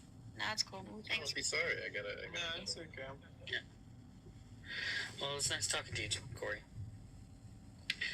But yeah, no. So he what he's doing is he's giving believers the evidence for their faith, and if these believers show the evidence that says, see, that I believe, and this helps back up why I believe, then on people who don't actually look into it, they could possibly then change their minds or change their positions and become believers. Yeah, if you do listen to what Jesus tells you, you can only become a better person.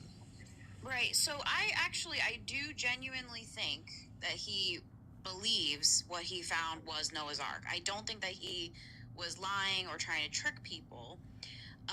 And I think that there's enough people on the earth that are also Christian that would want that to be true, and they would go out there and corroborate what he discovered. That's just not happening. And I also think that there's enough people who would go out there to double check, right? Like if he was able to find it with his x-ray or whatever to look into the ground, they're going to do the same thing. They're just not coming up with the same results. And I do think it would be more believable if someone who was not Christian did come to these same results. Right. But that's just not happening. Neither is happening, right? Christians are not coming to the same results, and non-Christians are also not coming to the same results. It's just one guy who is making a claim that cannot be, confirmed. Okay. But like I said, that even if they haven't found Noah's Ark yet, or the Ark of the Covenant, There's still plenty of more evidence to prove like God's real. So Well, these actually, are all these are supporting we evidence. went Honestly. sideways, right? So like the whole reason I brought up Noah's Ark is that regardless of if they found something or not, it's impossible for there to be a worldwide flood. Yeah, there's just Well- no evidence for it ever happening. Well, how do we find like seashells on top of mountains and stuff like that? Oh, because mountains were under the water at one point, and then due to tectonic shifting, they collide. The plates collide together and create a peak. And as they keep colliding in together due to tectonic shifting, that peak gets higher and higher and higher. Yeah, like, are you familiar with Pangea? Yeah. You know, like, Fake and gay. it is fake and gay, isn't it? Do you fuck with Pangea? No, I know there's tectonic movement, right? I know that. Yeah. We can measure that. It's And only micro tectonics. It's not macro tectonics. but like what you're saying is that everything was under the water at some point. You're talking how many millions of years ago though? Right, but like you have salt water and you have fresh water, right? Like those couldn't mix, right? So like all fish. All all fish the would be fish, dead. all the plants would die, all the insect. I mean, how are the insects gonna? No, but survive? how wait, hold on. Prove the seashells on top of mountains again, because how long ago would that be? Do what? The seashells on top of Those mountains. seashells. How long ago would that be? Like you can actually test them, and they are much older than even the flood. Yeah, I know, but so where are you placing them? I mean, at? they're older than how old you think the Earth is. This is kind of like a problem. No. I know, but how old do you think those seashells are? The skeleton fossils of them. It's been a hot minute since I looked it up, but if I had to take a random guess, I think it's about maybe a couple million years. Okay, that's what I'm saying. You know that for certain for millions and millions and millions and years ago, but I'm talking about like thousands. I'm not certain because I haven't looked it up in quite a while, right? So It would depend on the mountain. It's not the same in every place. Yeah, like give us a specific instance. But aside from that, like we know that like the oceans and the freshwater couldn't mix. We know that like two animals couldn't repopulate the earth. So like here's the one thing that I can tell you shows you that at least like even if I could somehow miraculously grant you a worldwide flood, this is why I can't tell you. This is why I can tell you it's not the one from the Bible, because you have the fresh water and the salt water mixing together, creating brackish water all around. And as we agreed, all plants would die. So whenever the ark finally lands, the first thing that Noah does whenever it lands is make a vineyard to make wine, because he becomes a drunkard. So my man. There is no way he could have done that, because not only are all the plants dead, but the ground itself is salted from the salt water, which would mean that you can't plant anything there for quite some time until that goes away. You could not plant it. You're thinking of it from purely a logical perspective. But if you're already talking about the ark, you're already talking about God. Then anything's possible in that realm. Have you considered magic? No, like these questions are a little loaded because you know that it could be a miracle, but whatever you're trying to describe. So the thing is like whenever we bring in whenever we're bringing in miracles to explain away why certain foundational things of our understanding on how things work, then well, fuck it. Why even do that? Why not take it a step further? You know what? God just sat there and poofed everything into existence, like fucking I Dream of Jeannie style. Yeah. Well, that's what the narrative is. Like this is the thing is it's like whenever you're using magic to explain away everything. Magic is not a miracle. This is a miracle. What is the functional distinction between magic and a miracle? Magic is usually associated with the occult and mysticism. Magic is just basically supernatural means for something, right? It's super. Yeah, and also a cult. I mean, not necessarily. Yeah, most times Not it actually is. necessarily. All magicians, mages, and all this stuff. This is all mysticism. They're not real. No, I'm just Okay, so saying. you, I'm just wait, saying. so It's you're what it is. acknowledging that they're the same thing. You're just saying one is of the devil No, and one is of God. Basically. Okay, so they're the same exact thing. So there's no functional distinction between Well, the two. no, but like God, like the devil can't do miracles like God can. God taking clay, making man, and breathing into him is the same thing as a golem spell within Jewish tradition. No, it's not, because that's a creative Yes. miracle versus just a like a curse. Okay, what is a golem? What is a golem within Jewish tradition? They have those in Minecraft. A golem in the Jewish tradition? I'm not sure. A golem is it's a figure that you make out of clay that is humanoid in shape, and usually they put a piece of paper, they write on a piece of paper, and you put it in the golem's mouth, and it becomes a living thing. Yep. So, But it doesn't. God does that with man. The only difference is, instead of writing it down on a piece of paper and sticking it into his mouth, he breathes into the mouth of the dirt man and brings him to life. Yeah. It's the same thing. It's not, because they're making a golem, but nothing ever happens. But at least God made something happen from I that. just told you, in Jewish tradition, the golem comes alive. It doesn't though. Well, it might do. No, that doesn't come alive. That's just a story. Well, I'm rubber and you're. Because we know we can do the same thing and it will never come alive. Dirt will never come alive. It's just a story that your God did this. I think, yeah, like your entire Bible is stories, and It's history. no, because you just described it the exact same way. I did. I really did, didn't I? You did. But they're different. That's what I'm trying to get at. This is called special pleading. It's not though. I believe it. I have 3,000 years of historical evidence in the Bible. You guys have one reference. See the difference here? You don't have 3,000 years Yes, of I historical do. reference, because even the Jewish people will tell you that the great majority of the Old Testament, which is their Bible, a great majority of all the stuff that happened within Genesis, Exodus, Leviticus, well, no, not Leviticus. Leviticus is more law, and same thing with Deuteronomy. But Genesis and Exodus, Okay. these are all made-up stories. No, because they all believe they're descendant of Abraham. What are you talking about? So the thing is that they, like, a lot of Jewish people will tell you that there's only maybe a handful of people within the Old Testament that probably existed, but Adam and Eve didn't exist. Moses didn't exist. What? And there's a reason Bro, behind this. no, that's Because false, man. That's is the the most Hebrew- false what thing is- you've ever said. That is not. This is coming Jewish from people don't rabbis. believe. No, man. No, it's not. This They is coming they from rabbis. Yes, I can call up a rabbi right now and have him up on the panel, He's got him and on he'll tell you speed this. dial.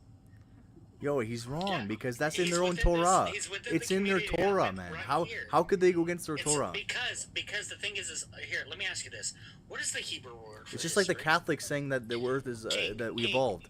King, what It's is the the same thing. Hebrew word for history? I'm not sure. There isn't one. Okay. Because the thing is like whenever it comes to these stories, they aren't meant to be historical because they didn't have a word for this. This isn't something that they ever claimed to do. These are stories that they've created because of the fact that these are people who lived. Listen, these are people who lived after the Jewish exile from Babylon.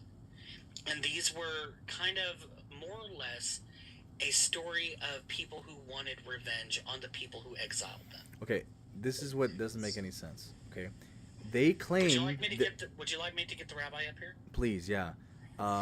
They They claim they're a descendant of Abraham, and that the promised land is to Abraham. But then you're gonna tell me Moses didn't exist? It makes no sense. Their whole claim is the promised land is because of Abraham.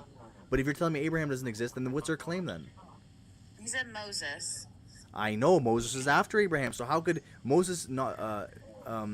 How could Moses not be real, but Abraham is? He was before Moses. Well, I never said that Abraham didn't exist. Yeah, but it's the chain of it's the lineage of the nation. Abraham, Isaac, and Jacob, right? And then it continued on. No, I would love to get you. I would love to get a rabbi up here and ask him this question because he'll be like basically lying. Well, don't worry. I shared it to him. If he is able to come, he will come. And he can tell you this himself. But he will tell you that the Genesis and the Exodus account didn't exist. That these were stories by a hurt people who were exiled from Babylon. What do you mean? How is it a hurt people when it was basically their foundation of the 12 tribes of Israel? Because because they lived in Babylon, and during a great war that Babylon was going through, they exiled all the Jewish people, and the Jewish people called the area in Babylon that they were living in home. If you are living in your house, and all of a sudden your neighbors are going to war, and you are kicked out of your house and forced to move, forced to leave the place you called home, and that your parents called home, and your grandparents called home, and your great-grandparents called home. Okay. Would you not be hurt for losing your ancestral home? Yeah. So, these are hurt people who were kicked out of a place that they called home, and they had basically this is them telling a story of revenge for themselves, and then it gets written down way after. The only problem is that it was revealed through prophets, not just random people writing it down. So the thing is that this is a great majority of what you just said is actually just Christian narrative. This is not according to Jewish tradition. It's not according to the Jewish people. Now, the rabbi that I'm calling, he will frankly tell you that there's certain aspects that he teaches that some Jewish people would call radical. Okay, but before the Babylonian takeover, we got King David, we got King Solomon. Okay, he would attest to everything that came before him. But after that, that's when the new government came through and King Nebuchadnezzar took over. But remember, what happened to King Nebuchadnezzar? After 7 years of going insane, he came back and he actually redacted and said, yeah, I'm wrong. God is the true God of Israel. So. Yeah, again, this is like the thing is like if you actually read these stories and the way that you think that you're reading them, you'll notice that there's a specific narrative that's getting played out. In the Old Testament, you see that it's a narrative where the king of the Jewish people, the God of the Jewish people, which they don't actually say Yahweh's name, but the God of the Jewish people have been telling a story about how they have the one true God, and that every single time, whenever it's time to revolt against, where the Jewish people revolt against people, they succeed. They conquer over these people who had once been their oppressors. And again, that matches kind of a story of a group of people who, during the Babylonian exile, had been hurt and wanted revenge on a group of people that they could not actually take revenge on. And then once the Babylonians were cleared out of the place, they actually rejoiced at this, because they're oppressed. The people who kicked them out are no longer in charge. But then they said, "No, we don't want to go back there." And then they traveled until they found Israel. In which case, God had given them this chosen land for them. Well, the promised land was from Abraham, and then after King Nebuchadnezzar, then it was the Persian Empire, and then it was Alexander the Great. The promised land was from Moses' time, because Moses was leading his people to the promised land. Yeah, but Abraham was at that promised land first. Abraham, according to the story, doesn't happen until years upon years after Moses. Okay, this is where you're wrong. Abraham, Isaac, and Jacob. Okay, after that, You have Joseph went to Egypt, became prime minister. Then everybody came to live there, and then they were enslaved for 400 years, and then Moses came. So what are you saying? Abraham came after Moses? I mean, I could be wrong. You are wrong. You are 100% wrong on this narrative. On the timeline. No, I'm just telling you that you're wrong on this. But I'm just. Yeah, but the thing is it's the way you're going about this, right? Whenever you're getting really, really excited, and that's fine, cool. I'm wrong. If I'm wrong, I'm wrong. That's cool. Okay, but you're here making all these amazing claims, but you don't even know the basis of the story. Because this is basic, like kid stuff. How old are you, King? 30. You're 30? Yeah. Yeah, and I'm pretty sure there's a lot of stuff that you learned in the past that you probably forgot, right? Not this basic stuff. This is basic. Not this basic. What did we get wrong? I got wrong that Abraham or that Moses came after Abraham. No, Abraham came after Moses. Oh yeah, there we go. Yeah, I got wrong. I got that wrong. Okay, there's a book called The Wall Chart of World History. It shows basically from the whole chronology from Adam to Jesus, and it shows every king from every nation, and that's where I've learned the most is from this book. So, you think that Adam and Eve were real people? Yeah, they were. Wait, hang on. Wait. King, are you saying that Abraham came after Moses? No, before. Right. Yeah, I was the one who said it. Oh, okay, right. Yeah. Yeah, Adam and Eve were not real. Yeah. Yeah, but the lineage proves otherwise. What proves otherwise? The lineage of creation. Oh, what lineage? The chronology of the Bible. The Bible's not. The Bible proves. Yeah, the Bible proves that the Bible's real. No, the Bible proves men are real in history. Actually, fun fact, the lineages that we see in the Bible are actually not from the Bible originally.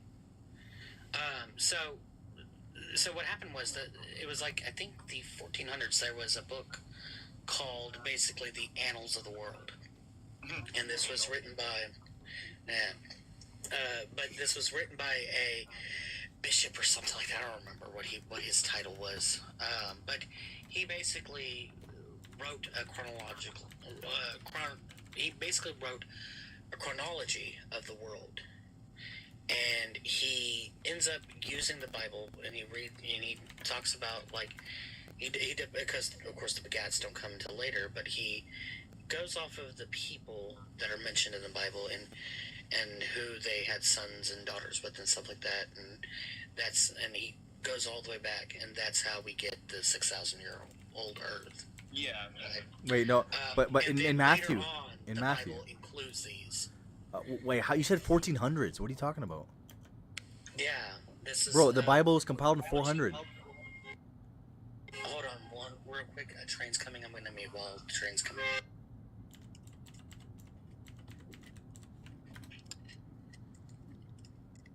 So what were we saying? That's Like the chronology of the Bible that was outlined in Matthew. How could that come after 1300 years? That chronology doesn't actually go all the way back to Adam and Eve. But it gives specific dates of how long they live for.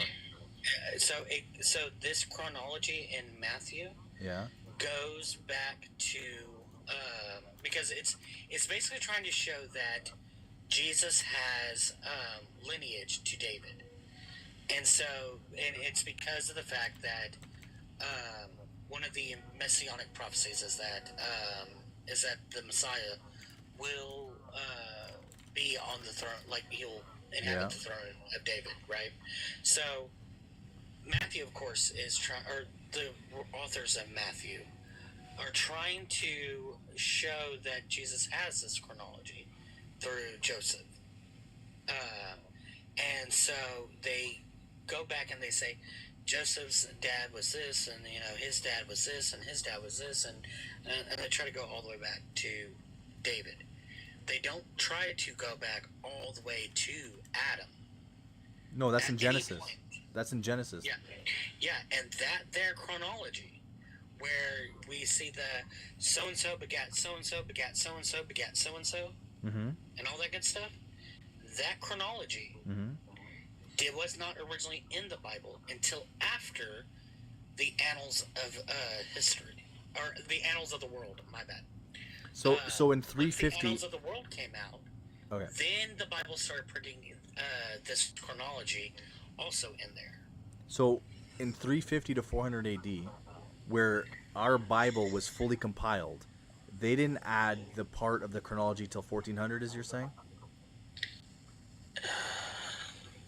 Wait, what time frame did you say that Bible So was made? our Bible that we have today in our hands was compiled between 350 and 400 AD.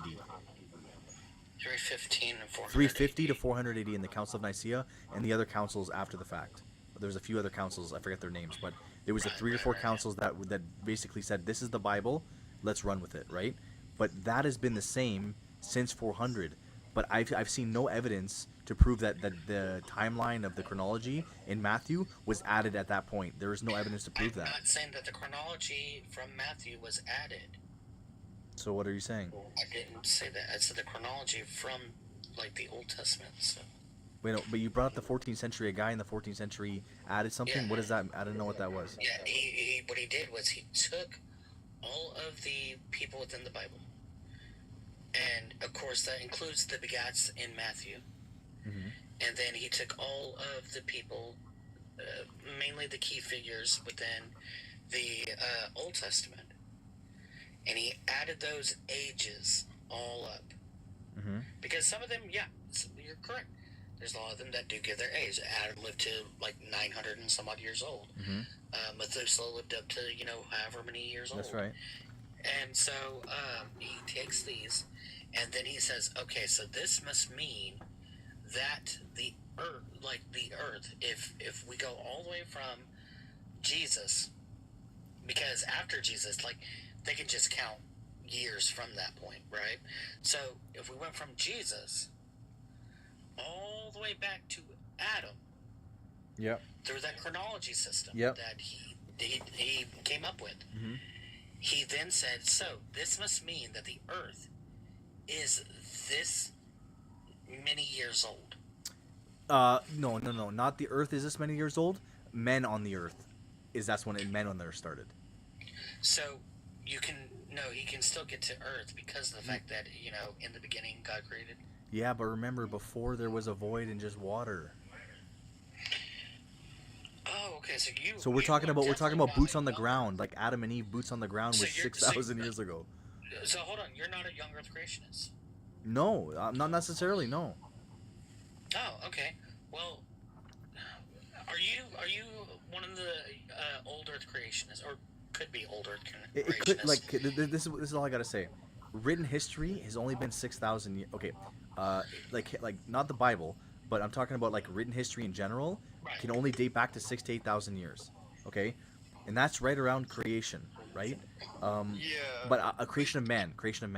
You don't believe that anything was alive before 6,000 to 8,000? That's exactly it. Well, except for water, but yeah. Well, okay. But that's how it's described in the Bible. So we got to use the story and see if it's true. So, not to be mean, that's just as ridiculous as the normal young Earth creationism. It's just like the Rock was here for. So before we get into things being older than that time frame, not necessarily writing, because I freely admit writing is about 6,000 years old. 6 to 10,000 by now. But before we get into the older stuff, Adam and Eve, they had like what, 4 or 5 kids? Well, we know Cain and Abel, but there could have been more, right? This is not mentioned. So, Cain. Yeah. Is one of their children, right? Yeah. And Cain is said to have gotten his wife from the nation around him. Yes, this is a good one. This is a good one. Where do those nations come from? See, that's a good question. It's not explained how there could be more people if it was just them, right? It doesn't really give into explanation. But all I can say is that there was a lot of elapsed time in between those verses. Like, it's not just like this and then this and then this and then this, like in actual order. So, like there could have been a gap of like many people being born, and then it was like you find people. So the thing is, though, is that whenever it comes to this, though, is that means Adam and Eve would have to have a good, big chunk of children. Like, I'm talking like thousands of children. And even if that were the case, even if I can grant you that they did have all of them, that would make Cain marrying his sister, right?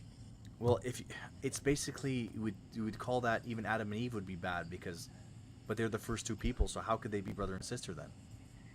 Well, technically, Eve is a clone of Adam because it's funny that we were taken out of the rib of man, and the rib is the only one thing can grow back in the human body that's a bone. It's kind of a fun fact there, but Wait, what? the rib is the only bone in the body that can grow back, and like it's funny how man was taken out of the rib, women was taken out of the rib. It's just like a funny how it lines up. Huh? Google it. Rib is the only bone that grows back. Google it right now. Okay, I'll Google it right It's now. the only bone in the body that can grow back.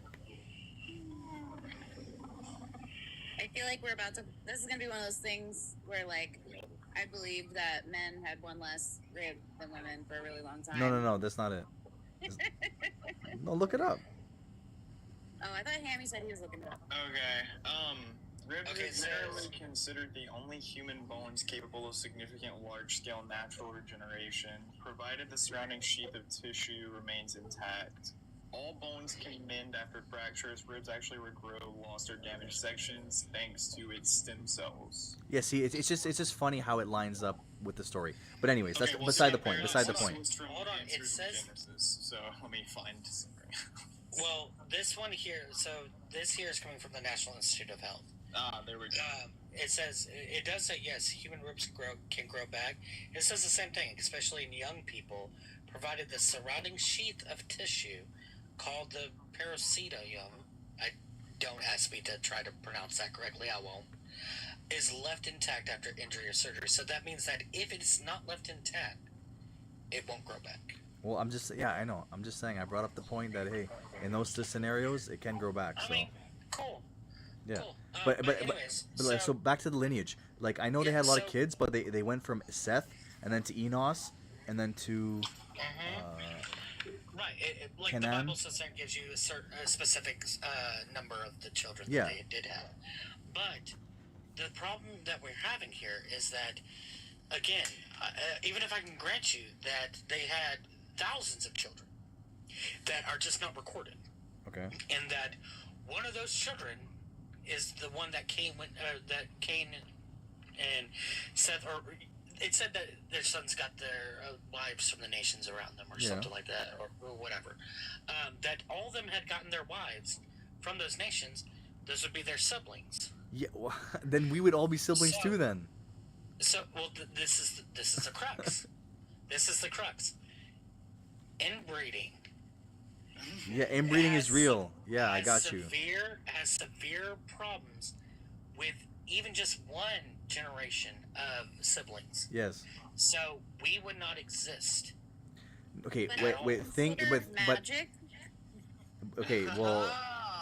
No, yeah, but before the flood, there was something that after the flood happened, where you actually had to like mix up the genes more. I don't know. They used to live longer too. And there's after the flood, we didn't live as long. So there was something that changed. No, it's I think it's in the Bible. Yeah, I think what changed. Yeah, but history reflects what the Bible says, though. No, history does not reflect humans used to live longer. It reflects the exact opposite. Like the exact opposite. Well, it actually says in the Bible that we're about 120. We would like live to. We used to live to the ripe old age of 35 and then die of like every cancer. So like we're doing a lot better now. Yeah, because our medical advancements. Because they used to die from like very very minute things back in the day. So hold on, real quick. Actually, like life expectancy, it's very funny how it's calculated, right? Because you have to take in like infant mortality and all that stuff. So life expectancy, back then, if you made it out of childhood, you were expected to make it to old age. And 9 times out of 10, if you were healthy and all that good stuff, you still lived to be roughly 60 to 80 years old. Yeah.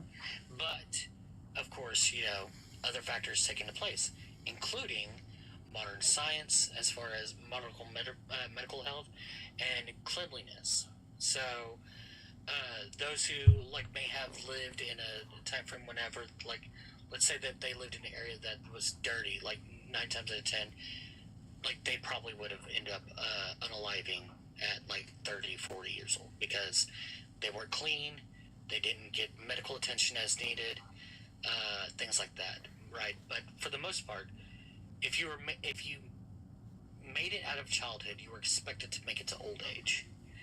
And so the life expectancy is calculated the way it is because it takes all those accounts into factor.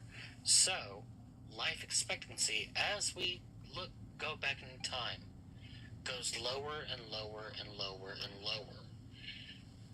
You are proposing that what happened was it starts off high and then goes low, and Yeah, like according to the Bible, that after the flood, that something did happen to our physiology where we wouldn't live as long.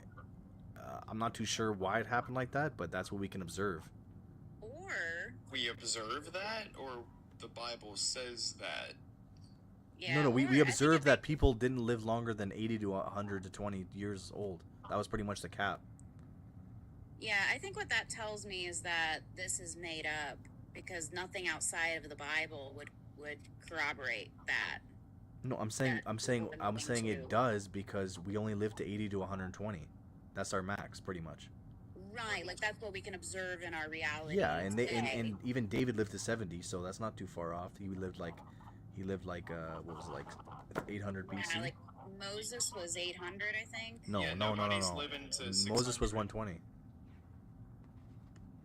Someone lived, what was it, Methuselah lived? Yeah, before the flood. All these big numbers are before pre-flood. Yeah, that never happened. Flood or no, the flood didn't happen, but flood or no flood, no one ever lived to 600 years old.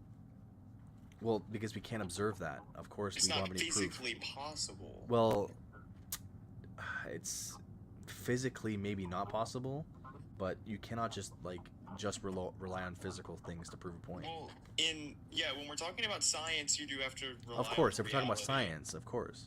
Well, that's what we've been talking about. That's why I'm just this conversation isn't really going anywhere because when we start talking about the flood being impossible and all the plants dying, it's just well, God fixed it, right? Well, obviously there that's not has to be an science aspect of anymore, miracle with God. There has to be an aspect in the Well, equation. yeah, that's fine, but then you're no longer talking about science. You're talking about. But I talked about science, about mathematical precision in the world. He designed that, right? And that was there before we even discovered it. It was always there. Sacred geometry in nature, that's always been there. The seasons, blood moons, solar eclipses, lunar eclipses. These are all things that I add to the table because these things don't just happen out of coincidence. These things are all explained by. Yeah, they're explained, but they don't know why it did that. They know how it does it. They don't know why though. We know why some of those things happen. No, it's because it's some basically some 1 in a billion chance of it lining up like that. Well, even if it's 1 in a billion, there's. Yeah, but there's too many 1 in a billion. It's not just one. We're here. Exactly. There's too many 1 in a billions to say that it's true. That's what I'm trying to say. You have way too many 1 in a billions. If you play the lottery a billion times, you're bound to win at least once, and it only took once to win, right? And now we're here. Yeah, but you only had one chance. But you only had one chance, though. That's the funny part. Not necessarily. Yeah, there was only one chance the Earth to go right, and it did. That's not how that works. Yeah, that's not how odds work. But with the universe being, vast possibly and infinite, right? But chances are, right? We did play the lottery a billion times, and the conditions were just right for us to be here. So we didn't just play once and got it right. We played it a billion times throughout the universe and got it right. Can you explain to me how a T-Rex or a Velociraptor became a chicken? Billions of years. See, that's what I mean. Billions of years. No one knows billions of years, man. Wait. But that's what I'm trying to say. I'm in the realm of thousands. We can talk about that. When we start talking about billions, nobody knows. You're just guessing. You're just making things up. Right, but what you're really saying right now is God of the gaps. You don't. No, I'm God of the miracles. No, God of the gaps, right? So like. No, you have the God of the gaps because I'm talking about billions of years. I'm not. No, we have explanations, right, for certain You have things. theories. We don't have explanations for everything. You got theories. We have scientific theory. Do you know what scientific theory is? Yeah, I know. It's more proven than just a regular theory. Right, and it's more proven than religion by a long shot, right? So, like, we actually have evidence and, like, data backing up this information. Now, there are things we don't know, but there's nothing pointing to, like, a mind or, like, a supernatural being. It's just an easy, lazy answer that, like, if we don't know the answer, it must be God. No, it's not like that. But we observe a building, right? We know a builder built that because there's no way that those atoms and molecules can line up with that infrastructure, with that electrical, with the plumbing, all to come to that. Now that's an inanimate object. Now how much more precision do you need to have a living object? Much more. So well, we know a building was built because that's how buildings are built, right? Okay. We would know that. But like if we just walked into, I don't know, a random universe and we approached some sort of structure, we wouldn't just assume like somebody built it, right? Like a structure could have been. Yeah, but we have encoded DNA. That's something we can observe and test. What do you mean we have encoded DNA? Like we have like in our DNA, it can stretch so long, and there's like mathematical code in it.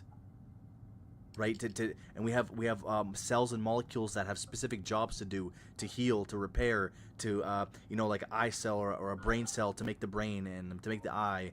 All these all come together in the sperm and the egg, and they start the creation process. This is all not just random chance. But they're also not perfect, right? You do recognize that there's tons of flaws, and it is extremely left up to chance, right? All of those things on average, do not always work on average, the way they're supposed to. Yeah, but on average it does. No, but you're claiming that there's a intelligent design creator behind it. Yeah. But when I point out the flaws, you're like, oh, well, that just like kind what? of happens. Like what flaws? Like birth defects?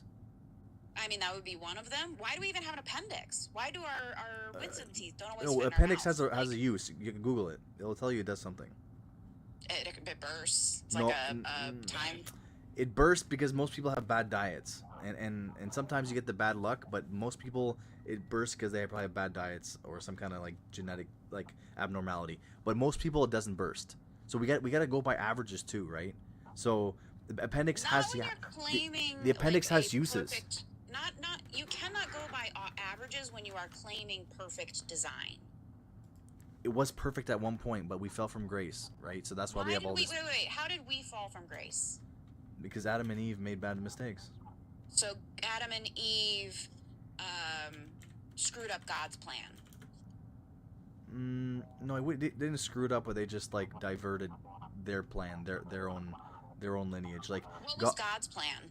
God's plan was to have no death, no bad things, but He also gave us free will to choose. So at the end of the day, we have no excuse. Or you can't have it both ways. Yeah. So like God's plan was that He wanted us to have paradise. Yes. In essence. So why did He put the tree in the paradise to begin with, and why did He allow the serpent in to trick, not just like give information and let her make a choice? Why did He allow him in there? He allowed it, but He didn't make anybody make a decision. He just allowed it to happen because it's free will. It's free will. It's not free will. It is free will. That's how it all makes sense. It doesn't though, right? It does. So if like my kids have free will, and they have the choice at some point. Actually, let me take it back. My children do not have free will. They get to do what I tell them to do. But when they're 18, they have free will. They have the choice. They can, move away. They can live close. They can talk to me every day. They can never talk to me again. That is free will. Now, if I said, you have the choice to talk to me every day or stop talking to me, but if you choose to not talk to me, I'm going to lock you in the basement and, torture you. That would no longer be free will choice. That would be coercion. So the choice between, believe in God or be cast into, turmoil is no longer a free will choice. It's coercion. So we are not talking about free will. We are talking about, assuming this story is true, we are talking about God putting Adam and Eve into the Garden of Eden, giving them no knowledge of good and evil, putting a tree in the garden, giving a command of, you know, obey me or else, and then allowing a serpent who is a magical being who knows what good and evil are to come in and convince, not just convince, but trick Eve into eating from this tree. And then God comes in and says, oh, well, you fucked up my plan, and now you have to be cast out. Yeah, but he did tell him don't eat from it, though. You gotta remember that. That's okay. Like, Yeah, but I if God's not gonna make robots, so you can just follow what he says, or that's called a dictator. But you just said his intention was that they would be in this paradise. Exactly. He gave the option of, hey, do you want to live forever and have peace in life, or you want to go test the waters and see what's gonna happen? He gave him the free will choice. So they could only have free will if they were tempted. It wouldn't be free will if they weren't tempted. They would be robots if they had never been tempted. Well, if you say it like that, I would say kind of. Why? How kind of? It's because there was an option to choose right or wrong, just like Satan had an option to choose right and wrong as well. Well, that's not the question, though. It is. It's one and the same, because Satan came from there, and then a whole started chain of events and all this. But why did God allow the serpent in to begin with? Good question. I can't give you that answer because I don't know. It's a crazy story. Like, I know it is. It sounds pretty made up, honestly. But yeah, but why is the world all corrupted with Satan stuff and evil music? All Satanist. It is, man. A Super Bowl commercials, music, everything is, man. No, none of this is the devil. It's none all. Of this is yeah, but it's all magic. Satan though. It's all Satan no, it's though. Not. It's not. What? Super Bowl commercial is Satan. Super Bowl halftime shows, all this Satan cult stuff. It's Yeah, all pushed in our faces in movies and shows. Yeah, What do you mean? It's not Satan. It is. They say it's Satan, man. Mr. Satan in Dragon Ball Z. The devil fruit in One Piece. Show had to be satanic. Bro, everything is devil or Satan or demon, bro. A lot of the things are. It's not. It's just. It is. What do you mean it's not? What do you mean it's not? I mean, it's not. But it is. The devil is also not real. Yeah, but I'm just saying they still use the same verbiage. What was the verbiage? Like, can you give an example? Like, what was satanic about the halftime show? Well, not the recent one, the past ones. Like, I'm saying it's in our face in music and TV. They have like what's that guy, that rapper? He does he was the evil like music video with Satan and stuff, and like what was his Lil Nas X. Yes, that one. Yes. Yeah, you know why though?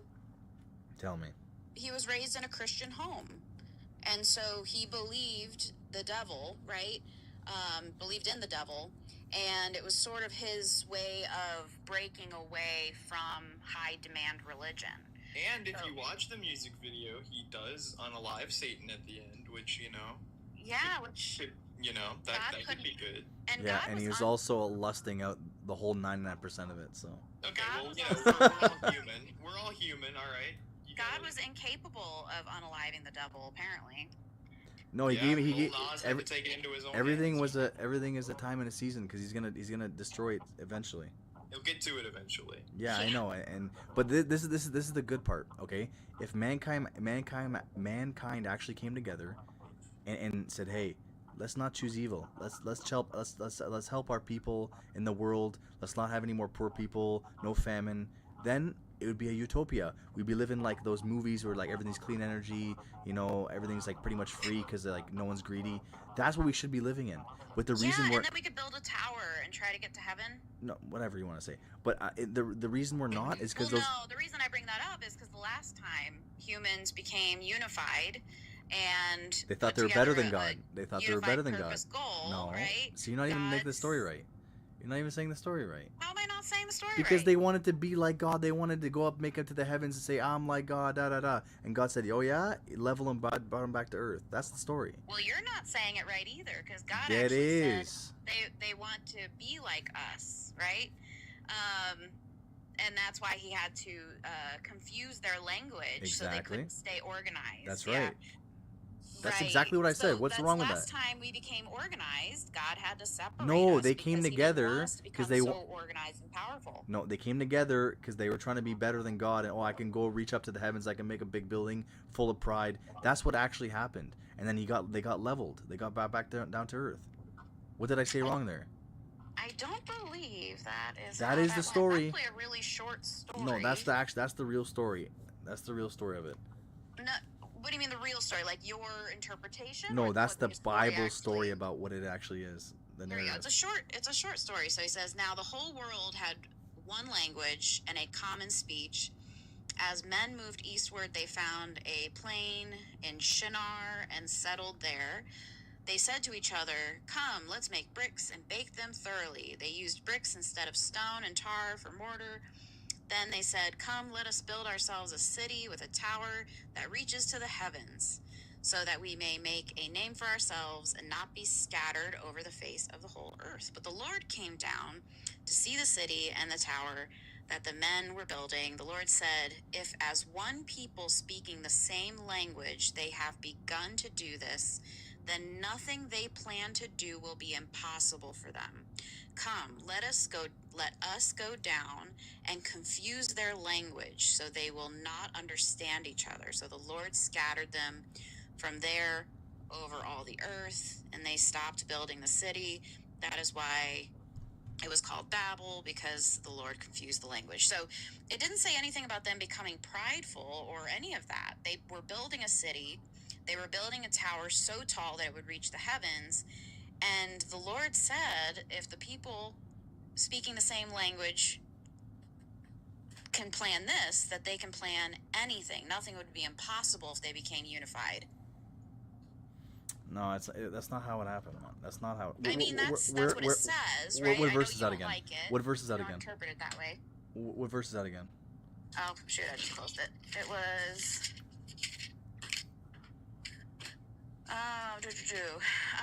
so it's Genesis chapter 11. I just read the whole chapter.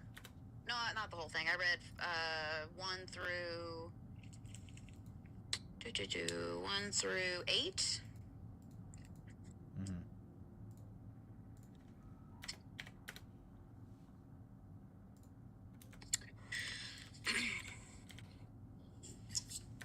Alrighty. Well, it's way past my bedtime, so I'm gonna go to bed. No, Aiden. It's fine. You have a good night. It was good to talk to you. I missed you. Yeah, me too. You sleep tight. I will. Bye-bye. Bye. What? No, you go. Leave. Oh, okay.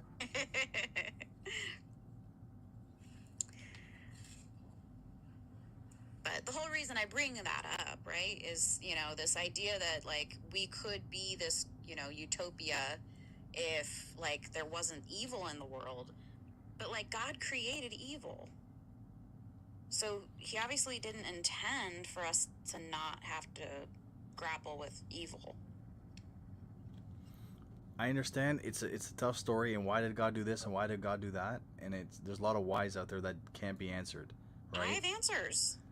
But you don't have an answer to all the questions of why God did this and why God chose to do it that way. I do have an answer. Because it's made up, and it's because men wrote the story, and men are flawed. And then why are they fighting in the Middle East right now then?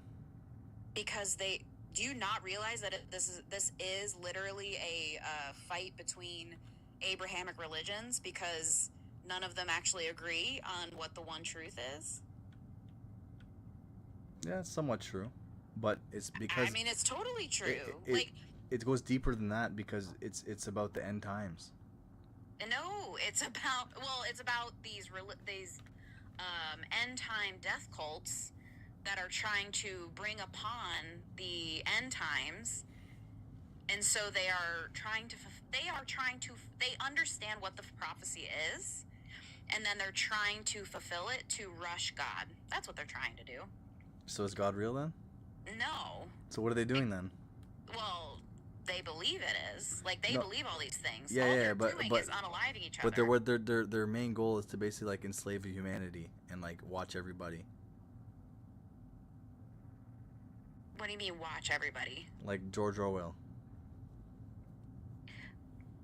Well, they're doing that here with like the tech billionaires. Yeah, but and, like, it's not there yet. It's chill. not to that degree yet. But I'm just saying that's their goal is to basically enslave humanity, to get a mark in their head and their forehead that you can't buy or sell. You know, things like that, right? Digital currency, no more cash, no more gold. Like, it's all moving towards that, right? Financial systems collapsing, ecosystems collapsing. You know, mental health is out of control. Like, people don't have good mental health anymore. Yeah, but this stuff, this is just human nature. This stuff Yeah, but has if we're getting happened more over and advanced, over then why are we again. getting so bad in the mental health and like peace and prosperity? We are. There's way more mental health issues nowadays than there ever was. Do you know why? Why? Because we recognize them. We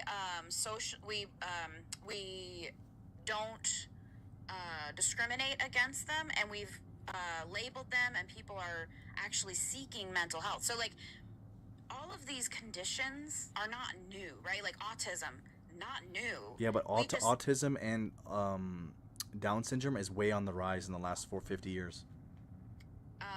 I'd have to look up Down syndrome because that's the first time I've heard that. But autism is on the rise Of course. because we are getting better at identifying it. No, In the past, there's more cases of autism than ever before because all the Yes, poisoning, all the yes. poison stuff. No, the Yes. reason there's more cases is because we are actually identifying it. What? We know what autism looks Let like. me give you an example. So, like, I want to say it was in the 1600s. It was believed that if someone was left-handed, that they were demonic. That's superstition. Come on. No. Yeah, right. But let me finish. That's you can't compare that to autism at all. Can you let me finish? So, it was believed at that time that to be left-handed, you were demonic. And all of a sudden, nobody was left-handed. People were born, and they were all right-handed. Everyone was right-handed. And then, time goes by. I'm not sure exactly how much. And then they realized that no, some people are just born like left-handed. And once it became acceptable, more and more people started identifying as left-handed, right? So all of a sudden it skyrocketed. Not because more people are left-handed, but because the more that we normalize and accept like a certain thing about a person, we're going to basically like check it off. Okay, more so often. I just looked The up. same thing's happening for autism. Okay, I'm looking at the autism rates in the last 26 years. Autism has increased 178%. Yes. Now, why don't you look up when we actually started diagnosing people with autism? Like, women weren't even diagnosed with autism until much later than men. And even then, people were autistic, and you would just call them quirky, or you would just call them, unique. But here they are with their, train collection, right? Like, people have been autistic and they weren't diagnosed. So we are diagnosing more people with autism. So they say charting of autism is mid 1960s. But I'm just talking about from 2000 to now, and it's 178% up. Yes, because we are getting better at diagnosing it. And what about Down syndrome? That I haven't looked into that one. So- I have looked into the autism thing. That's why I'm responding on it. I'll have to look into Down syndrome. I haven't heard about that. It's also on the rise as well. It's following like a same kind of chart that autism is. And there's a lot of mental illnesses nowadays, like there wasn't before. It's because a lot of the food is poisoned, the air and the water, and it's affecting our development. So I'm not going to say it's not, right? But I think that has more to do with capitalism and like the ultra rich trying to Exactly. cut corners and things. But Yeah. that's humans. It's not demons Yeah, or but the if devil. but if you really look it up, all these guys are in bed with each other. Big pharma, big companies, big banks, big government. They're all in bed with each other, and they're all making all this humans. These are all people No, that are in bed it with goes each deeper other. than that. It's all this world And stage. You know what happens? What happens when you demonize people is you dehumanize them, right? So like these people are doing this, and we need to humanize them, and we need to hold them accountable.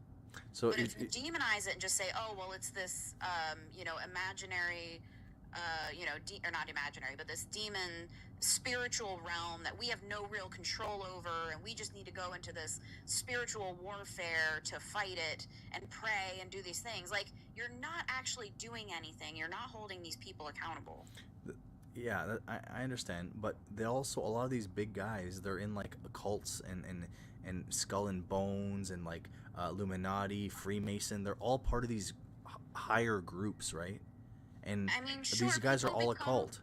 Yeah, so people become organized, and they also tend to become tribal.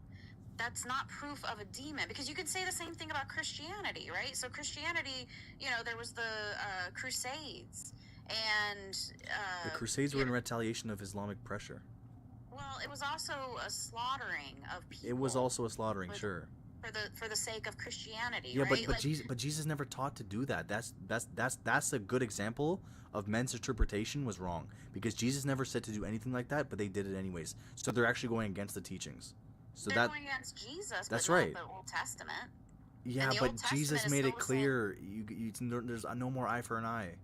Right, I understand that, but it's still the same God, right? It is So, the same like, God, but it's also a new yeah. covenant. Right, but it's the same God. So if it was okay then, right? Like, people can find justification for pretty much anything, right? They can make it fit whatever they Sure, want. of course. I'm just be. saying, like, people want to like make God the bad person, but at the same time, He gave us an earth, right? He gave us all the minerals and the oils to make anything we want to sustain us, but most of the big guys, they just choose to to pollute and to bring people to have no money, to So tax you're them. comparing God to humans? No, I'm just saying that God gave us every opportunity to succeed. It's just that most of the time. How did He, though? He kicked them out of the Garden of Eden so that they would have to. Well, they sinned. Hmm? They sinned ultimately. Sure, but so Adam and Eve, they ate from the tree and God cast them out. The devil tricked them, but he didn't get, punished. Well, I guess he got his feet taken away. But the devil keeps foiling God's plans, but he never really actually just unalives the devil, right? He will though. Okay, but he punishes and unalives people all the time. Most of the time in the Bible that God brings down the judgment is because it's pretty deserved. Not every time. Not every time. I think that the devil causing humans to fall forever is pretty deserved of Yeah, but unaliving. ultimately it's our choice if we want to give our willpower to the devil or God. So Why does God keep the devil around?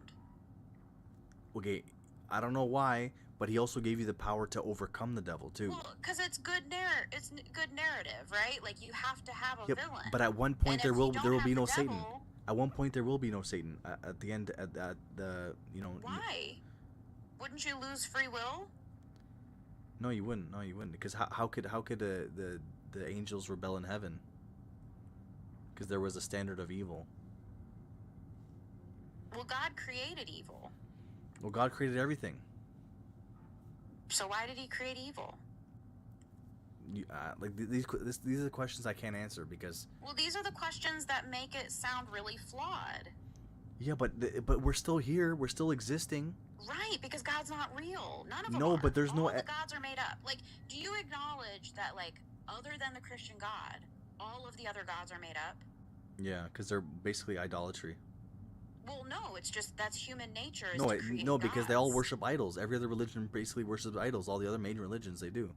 Or yours is also an idol. No, right? we don't. There's no real difference. There's no idolatry in Judaism, and there's no idolatry in Christianity. If you just assume that someone else's God is an idol, then your God is also an idol. No, because we don't worship a physical object as a deity. Oh, well, yeah, there's a lot of religions that don't. Yeah, but I'm talking about the main religions. We got to talk about the big dogs because that's where we're at. No, I'm talking about all the religions. Yeah, right? well, yeah, you can name a one-off religion who doesn't believe in an idol. I'm talking about a majority of religions in the world, Islam, Hinduism, Buddhism. They'll all have some kind of idol. Mecca, the Buddha statue, and also the different gods of Hinduism. Yeah, Christians have the cross. No, we don't. Okay, okay, for starters, no one believes that the cross itself is a deity. And for seconds, we don't have to have a cross. Islam believes the same, like basically the same God. They both came from Abraham. Yes. You guys just vary on some of the prophets. Like, no, they vary on their own prophet, yeah. But they also have new traditions that are not even right. feasible. But we're talking about the deity, right? So they don't have like an idol. Yeah, but like they do. They have Mecca. That's idolatry. They go around in circles and pray on it, and there's a stone in the center that can basically get you on the road to forgive your sins. And how is that different from a cross? Because we don't use the cross in that purpose. Jesus says, "Carry your cross and follow me." It means like on your heart. You don't have to always carry a physical cross. Right, but like a lot of Christians do. Yeah, but people that's fine. Pray around a cross. They have a cross up in their churches. Like the point I'm trying to get at is your view of what they do with their Mecca is the same as how they would view you with the cross. It's not, because the cross is not a object we worship. A cross is a reminder of what Jesus went through. That's all it is. Mecca is a place where they actually actively pray towards and worship and believe that the stone can somewhat forgive their sins. So if a religion doesn't have a idol, is it really made up? It would have to do more research on it to see what kind of credibility it has. Because this is another interesting thing about the Bible. The Bible and the God of Abraham and the books of the Bible is the only book that has been revealed over a thousand years of revelation over many prophets. Every other religion was a one-time guy and a one-time book. There was no adding on. No, that is not true. I'm talking about the main religions. Buddhism is always Buddhism. No, I'm talking about the main religions: Hinduism, Buddhism, Paganism is one Islam, of the biggest Christianity. religions. Paganism is just believing in whatever you want to believe in. No, it's not. Okay, you're talking about things you don't understand or Okay, know. let's Google what paganism is. Let's quick Google. What is paganism? Is a diverse, nature-based, and often polytheistic spiritual movement that reverses the earth and its natural cycles. It's a diverse and polytheistic. It's a polytheistic religion. They believe in multiple gods. Okay, exactly. You can believe whatever you want. That's exactly what I said. What? I just said paganism is believe whatever you want, and no, that's it's what not it whatever is. You want. They actually have holy books and doctrine, and like it's not just believe whatever. Like it's an actual religion that like people follow. And what's your point? So my point is, like, my whole point in bringing this up is that you recognize that gods are made up. And you would probably agree with me that all the other gods are made up. They're not real gods. Yeah. Okay. So my point is, I just also think your God is made up. But you know exactly what that means. You know exactly what it's like to think someone else's God is made up. Of course. And so you also have to acknowledge that, like, but you know what? Nature to make up gods. Another thing that's funny is that every main religion, okay? I'm talking about Hinduism. Well, what do you mean by main? Hinduism. Because paganism is a main religion.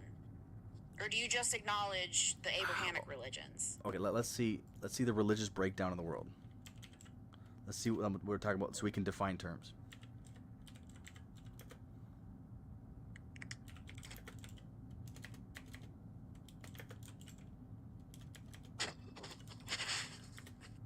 Because only 33% of the world is Christian. Okay, we got Muslim at 21, Hindu at 13, Buddha's 5, okay, Catholic, Protestant, Orthodox, Christian would be like, what, 30 something, right? Okay. And then you got other religions at 10, non-religions at 11, atheists at 2.2. So when I say main, I'm talking Buddhists, Hindus, Muslims, Christians, and any other denomination of Christianity. That takes up 75% of the world, religious belief. Actually, of the world in total. So that's what I say when I say main, right?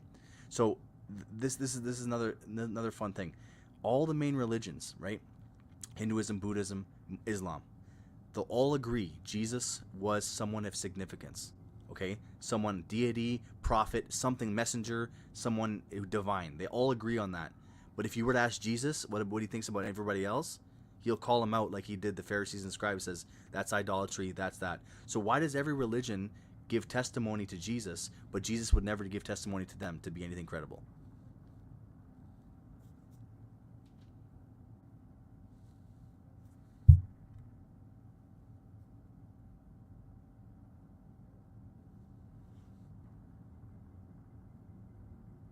Okay, so I just did a quick search. I don't have time to go deep in it, but the only religions that acknowledge Jesus are the Abrahamic ones, not Hinduism.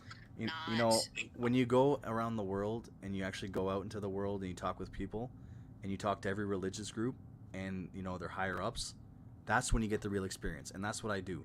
I've talked to all the higher ups in Buddhism, in Hinduism, in Islam. All the higher ups, what's their names? I don't know their names. I'm saying they're high-ranking people in their religion. And they'll all agree that Jesus was someone who is enlightened, someone who is a prophet, someone who is a messenger. This is what they'll all teach. So your only evidence is anecdotal.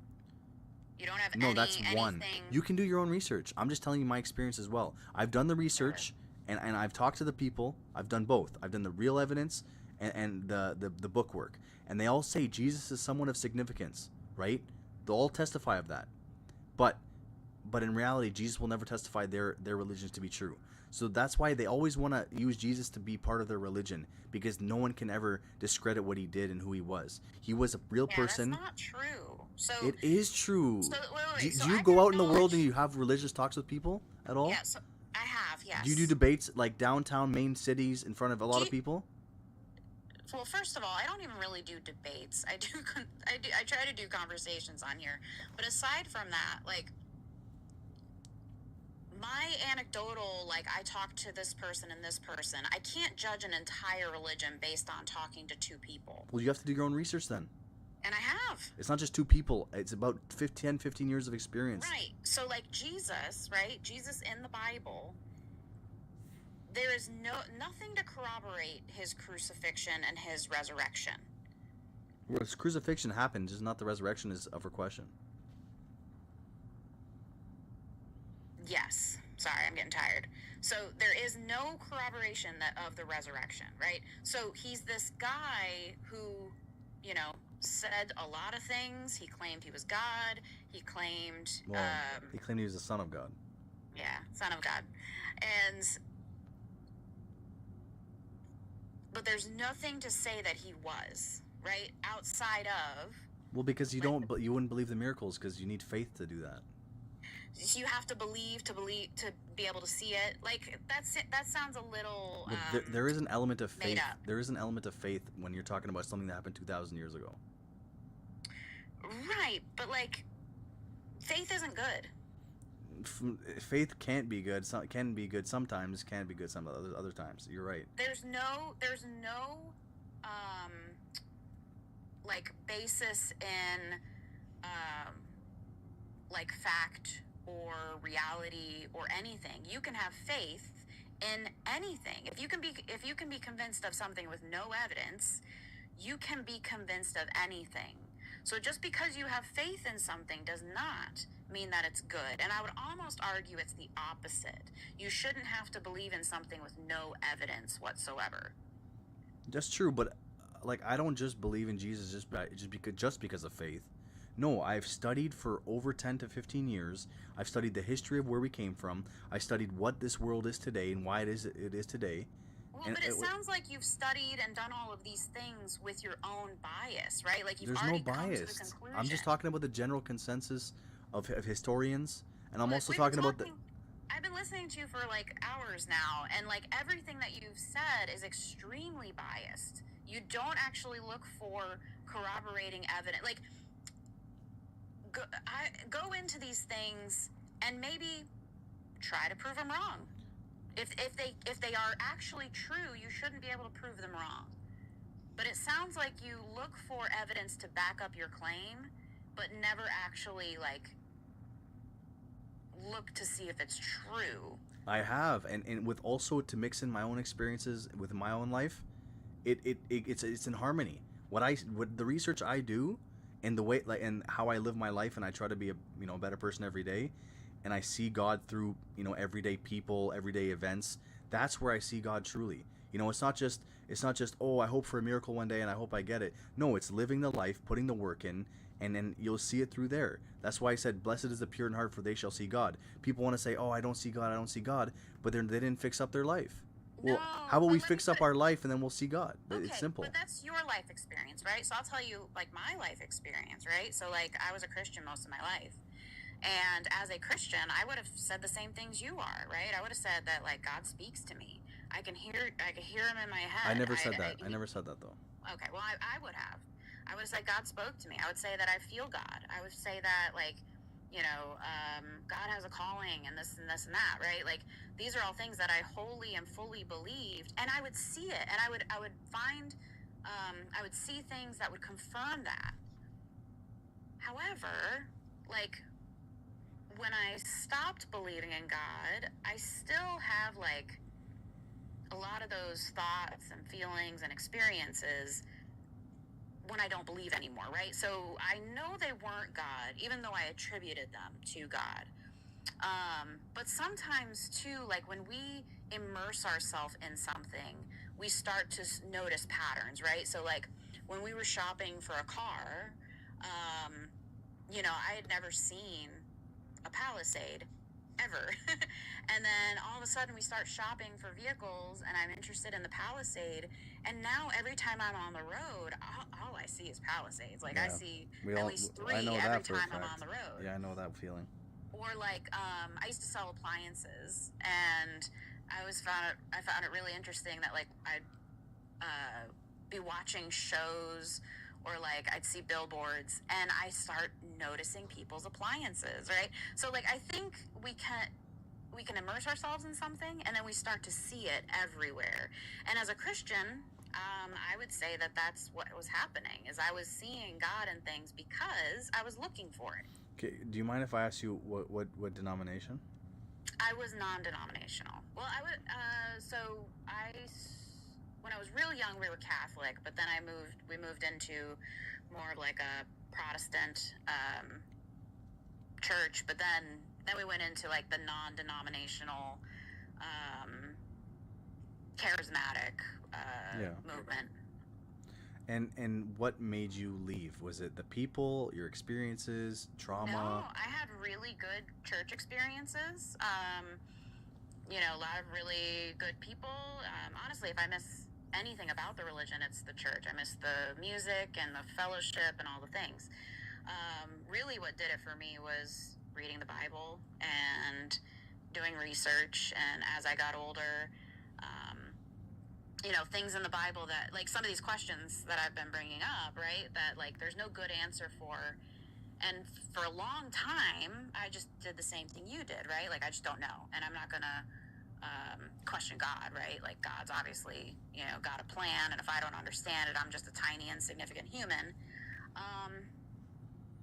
But eventually I got to a point where I believed in God. I still believed in Jesus, but, like, I was pretty convinced that the Bible had been corrupt. I had gotten to a point where I was like, there's no way that the God described in the Bible is the all-loving, all-good God. He just does such terrible things, and it's so flawed, clearly written by men with their flaws, and, it couldn't have been inspired by the one true, all-knowing God, or whatever. And eventually, and it took a really long time. Like, I deconstructed for over a decade before I finally got to a point where I was like, okay, who am I praying to if it's not the God of the Bible? And if it is the God of the Bible, I don't want to pray to that guy anymore. Yeah, and that's when it hit me. It was almost like an epiphany. Like, it hit me. I was like, oh, it's because this one's made up too. Okay, but like, what did Jesus do that was so wrong? So Jesus is God, right? God No. is the same yesterday, Jesus today, is the Son of God, the Messiah. So you don't believe in the Trinity? No, I believe in the Trinity, the Father, Son, Holy Spirit, and baptism, of course. So but they are the same. they're the same Godhead, yes. Okay, It's a so new I covenant, so that's why it's new covenant. Right, but when we're talking about character, right? So the covenant part has to do with the laws and the rules of the Old Testament. Yeah. That's the covenant part. Yeah. But when we're talking about God's character doesn't change with the new covenant. That's right. So God's character in the Old Testament is terrible, and even though he gets this like rebranding with the Jesus character, it doesn't change that they're the same God. God's not terrible in the Old Testament. It's just that people made bad decisions and then God punished them. So so God had to drown everyone, right? So back to that Noah story. Yeah. Like even if I could get behind the idea, right, that like humans continue to foil God's plans, and even though he intended for us to be in paradise, and then we had to get kicked out, and then everybody became so wicked that he then had to wipe the slate clean, right? Start over with this, holy family of, Noah's family.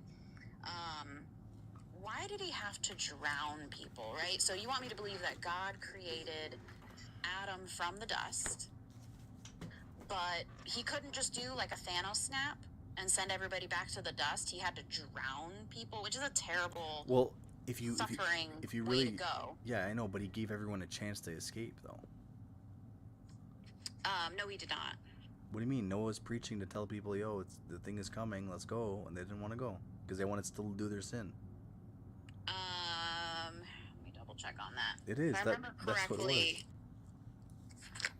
if I remember correctly, that did not. They didn't have a chance to not get drowned. He was preaching the word while he was building it. It took time to build. It wasn't just like a one-day thing. No, I understand that. Yeah, so but like the the whole intention, but God's intention was it was only going to be Noah and his family. No, He was very no, specific it wasn't. on who would be allowed on the boat. It wasn't. He was telling people to come on the ark, but no one wanted to. Bring it up, and it will say the same.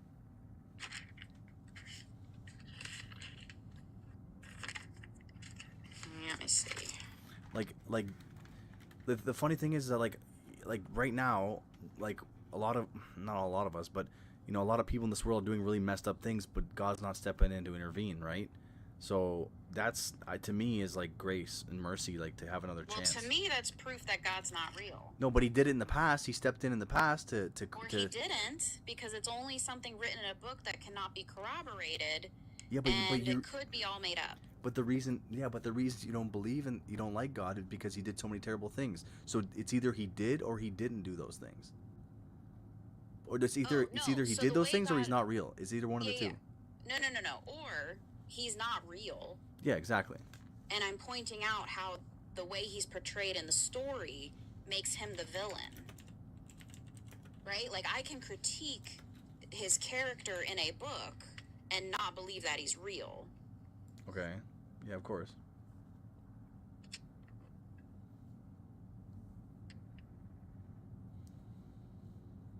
Let's see. The flood. I'm trying to find where he was building it. In Genesis 6, it's like wickedness in the world is the title. Also the giants too, right? So that comes into play as well. The Nephilim. Yeah. Well, yeah, and so that's my whole thing is like I can get behind this idea that people had to go, right? Like that the Nephilim and the wickedness and all the different things. But what I'm saying is that if God is good and powerful, then there should have been a way to unalive everyone without them having to drown, which is a terrible way to go. What's the difference? They're done anyways. They're suffering. Yeah, but it doesn't matter because they're dead anyways. But it matters because they have to suffer, right? So like you're kind of making my argument. The whole thing is, why did God have to make them suffer when he could have just snapped his fingers and they could have just ceased to exist? Okay, that's again another question. Why did he choose it that way? I don't know. Because in other stories he did it other ways, like Sodom and Gomorrah. He got that hellfire on him. So sure, and then there was like he sends fairs to maul children for making fun of the bald guy. Yeah, that one I'll give you that one. That one I can't really explain that, but that's one out of like the whole Isaac. book. That's one of the whole book. Abraham and Isaac, like. But he knew that he wasn't gonna really do it. That one's really Right. that one's really is explainable. So, yeah, so that it's psychological torture, right? It was just testing his faith, basically. Yeah, so like you can understand, right? Like if I flip. But remember, that's a one-time like incident with like a one-time person. Like he never really did that ever again. It was just like it was that time, and he just did it that one time. So if he does something evil one time, no, it's not okay. evil. He didn't. Nothing happened though. Evil Yeah, can only be classified as evil if it happens, like something bad happens. Well, yeah. So what happened was psychological torture, right? So like, if I wanted to test my husband, and I said, if you truly love me, you will unalive our children. And my intentions are good. I'm not going to let him go through with it. I really want to test his loyalty. Yeah, but that's to make sure he loves me more than them, and that he would, do anything for me. And my husband's like, oh man, I really like the kids. I'd hate to have to do this, but I do love you more, so I will do it. And then last minute, I'm like, no, don't do it. I was just testing you. Would you say that I'm a good wife or an abusive wife? Well, in that scenario, bad. Why? Why is it bad? But you can't compare yourself to God. That's why you can't. You can't do that. You can't compare yourself to God. No, I'm gonna hold God to the same standard. If something is wrong for a human to do, it's also wrong. And it's not just wrong because a human is doing it, right? It's the outcome. The outcome that my husband has to go through this turmoil of proving loyalty to me and also unaliving kids. It's almost a double standard for God. It is a double standard. I know. Because you don't hold God. Yeah. So like that, and that's the flaw. Is that? But it's not though, because he does only that stuff most of the time, like 99% of the time. There's one-off stories that I can't explain, but like 99% of the time, it's because people were wicked, violent, ungodly, and then he had to step in and intervene. That's majority of the Old Testament. All the bad stuff that happened is because of that. So my husband is a great man. Most of the 99% of the time, he's great. Every now and then, he hits me. No, but we have standards and laws for us, right? God, he made everything, so he can technically do whatever he wants. Right, so God We're can not do on the same level, though. things. God can do bad and evil things, and we just say, "Oh, it's God. God can do it." Yeah, but he doesn't just do evil things for no reason. There's always a reason for everything. And the reasons you are giving me for those two, for the flood, and for some reasons I say I don't know. Some reasons say I don't know. Okay, and that's fine. And I no longer want to say I don't know. I have acknowledged that it sounds evil. It sounds bad. And I'm not going to just say I don't understand it. I now just say it's evil and bad, and I'm not going to believe it. Or I'm not going to worship the guy who did it. Yeah, but it almost sounds like cognitive dissonance, because you might know these things are true. It is cognitive dissonance to believe that he is both good and does bad things.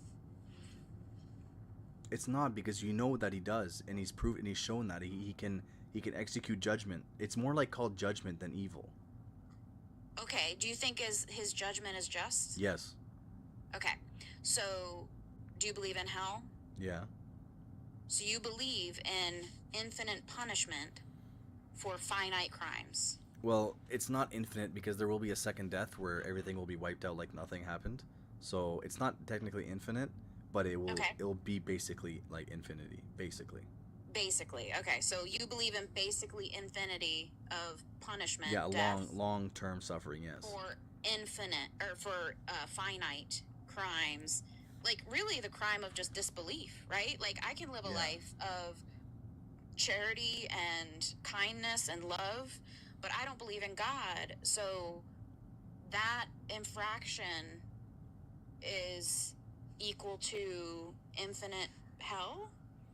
That doesn't sound like justice to me. Well, God will judge everyone accordingly to their actions, right? So you're not going to be judged falsely, right? So I cannot say what God will say heaven or hell to, but if you live that good, healthy, happy life, you're a family person, you help everybody, he's gonna see that, he's gonna acknowledge that, right? Is that biblical? Like, is there a verse that says that? Well, you know, love is in there. Love your neighbor as yourself, and love God with all your mind, soul, and strength. Right?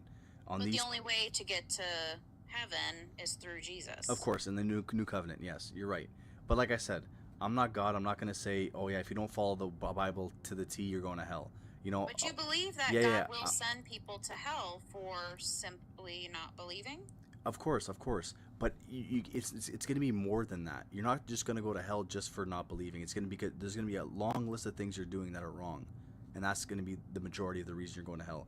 Okay. Well, but Christians do things that are wrong too, and they're still going to go to heaven because they believe in Jesus. Because we repent and we try to get better every day. That's what he sees. He sees in your heart if you actually want to get better or not. And if any person in the world who genuinely wants to get better and wants to help people and level up in that sense, they're gonna it's almost like automatically you're gonna find God.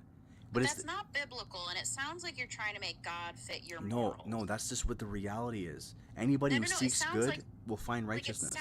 It sounds like the right thing, but it sounds like you are twisting the word to fit your moral system, which I think is great. No, I'm just throwing like a different spin on what the Bible says and adding to it, because, you know, the Bible is the framework, right? We got to work from that.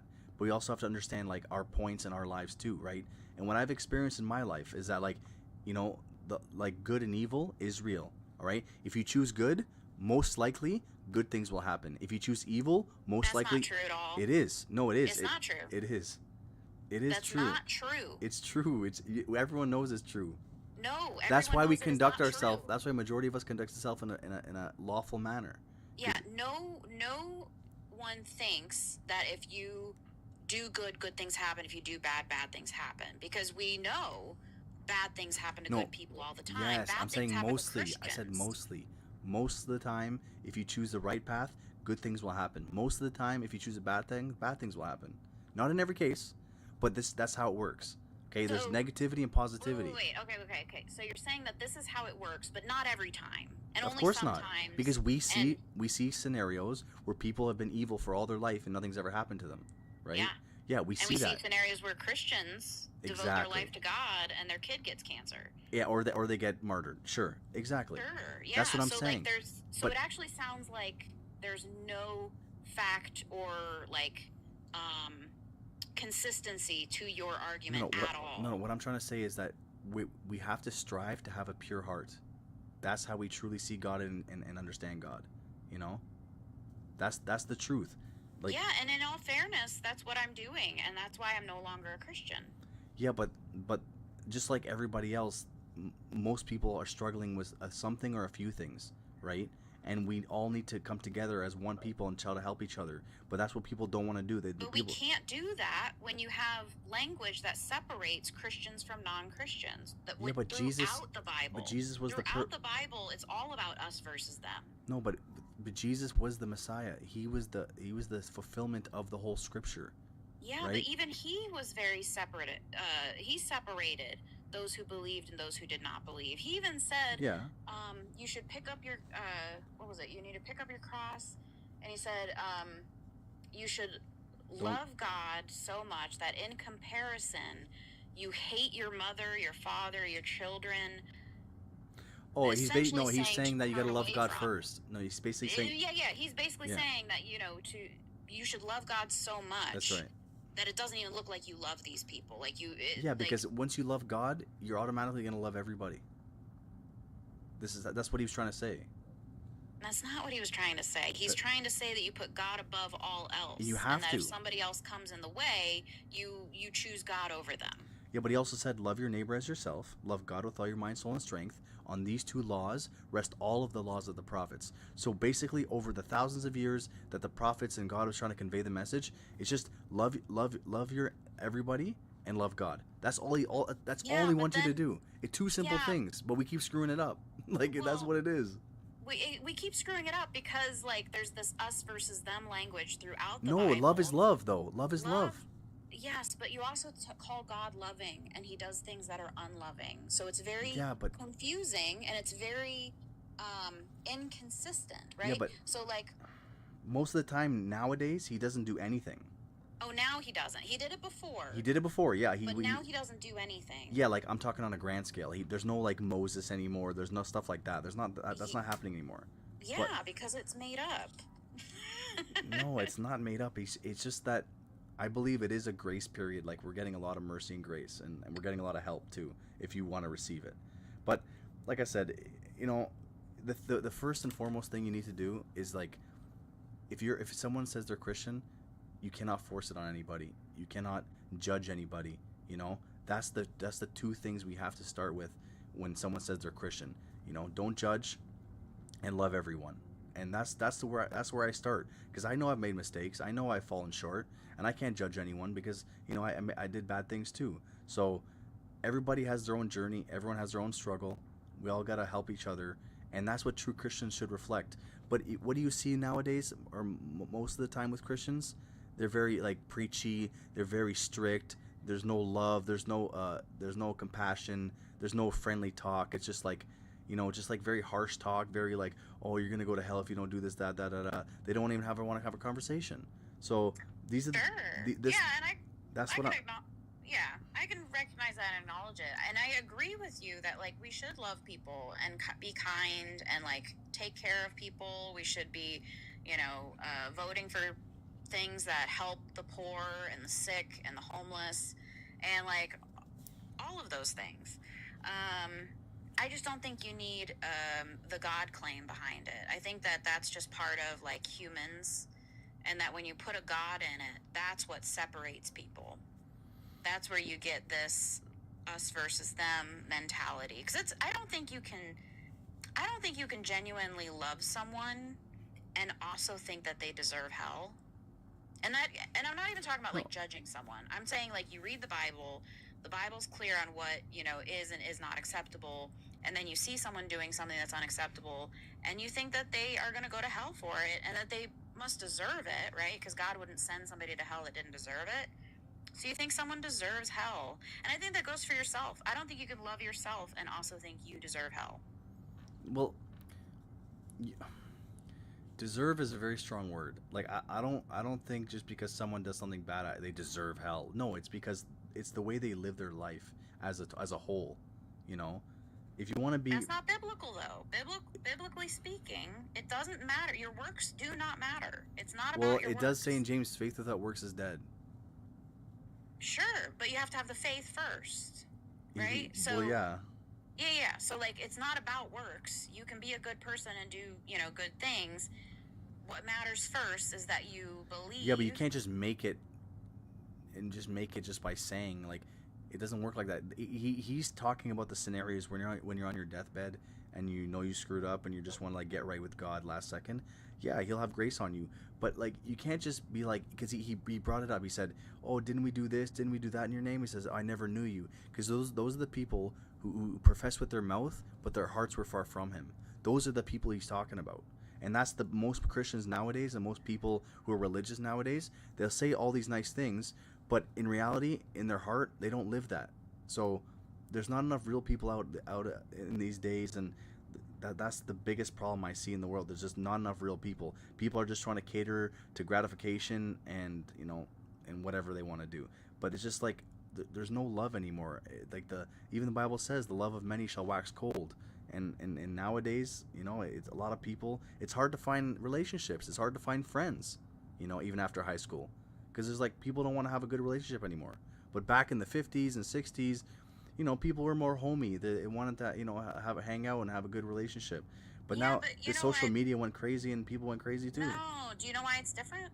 Why? Because back in the 50s and 60s, well, maybe not 56, 40s and 50s, the rich, the ultra rich, were taxed at 90%. So there was much more wealth in the middle and lower classes. And so people were not working 80 plus hours and unable to afford, you know, basic necessities. Whereas now in our, you know, late stage capitalistic state, nobody has any energy or time to have relationships. And on top of that, there's no longer any third places. So you have your home, you have work, And back in the, 50s, 60s, you would have third places, right? Where people like community centers, going to smoke clubs, different things, but places you would go when you weren't working and you weren't at home so that you could have and cultivate those relationships. We don't have that any longer. Yeah, we do. Not to the extent. Yeah, we have even more than before. Not really. You have How? to pay for everything. You had to pay for it back then, but afford the difference was that they made more money because the economy wasn't messed up and the world wasn't as corrupt, because the world couldn't be as corrupt because people were still wholesome and good. But as time progressed, I would say people were more corrupt. No, back they then. weren't. They weren't. You know why? Because people stood. No. People stood on morals back then. Okay. Segregation. No. That's not what I'm saying. Women could not vote. Women I couldn't understand. even get That's credit cards. Yeah, I understand. I'm not talking about that. I'm talking about You're talking about corruption, though. No, that was the government. That was the government. I'm talking about people, like everyday people. Everyday people who were voting for this stuff. Yeah, well, the governments were messed up. They had a lot of work to do. People were also messed up back then. Sure, they were. They've been messed up since the beginning of time. But I'm saying. But I would say that we, as a whole, right, are better than we were then. If you're talking corruption. We're not. I'm saying in Canada and the United States, okay, in this side of the world, okay, there was, how should I say it? There was more emphasis on family. There was more emphasis on, being good to your neighbor. People left their doors unlocked and stuff like that. But as time progressed, and more drugs and more social media and TV kept corrupting the people, that's when people started getting worse and worse and worse. No, we just are more aware of those things. Everything was more wholesome back then. It was. Now you got everything. The kids nowadays have no respect for the elders anymore. So you're recognizing problems, but I disagree with why those things are happening. And I'm giving you examples. Everybody says it, no matter who you meet. The older generation, the kids don't have respect. The kids don't have respect. I hear it everyday life. Everybody does too. No, but everybody hears the same story no matter where you live in this side of the world. It's that these kids are getting too crazy because of social media and because of basically of what they call it, helicopter parenting, where you just hover. You don't really really do much. You do some, but you don't do too much like back in the day. So like I said. Yeah, so crime went down significantly. I want to say, I gotta look up my actual dates. But our jails are too full now. Well, yeah, there's a few things going on there. So, yeah, I disagree. I don't think that people are more corrupt now. I think that in the past, right, if we're going to talk about the 40s and the 50s, right, you're really focused in on white people, first off. No, I'm not. I'm not yes. at all. No, I'm not.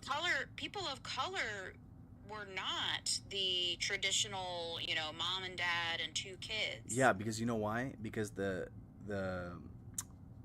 laws were kind of against them until the why were those Martin laws Luther in place? King and Malcolm X. That's when why were those laws in place? Was it because people were voting for it?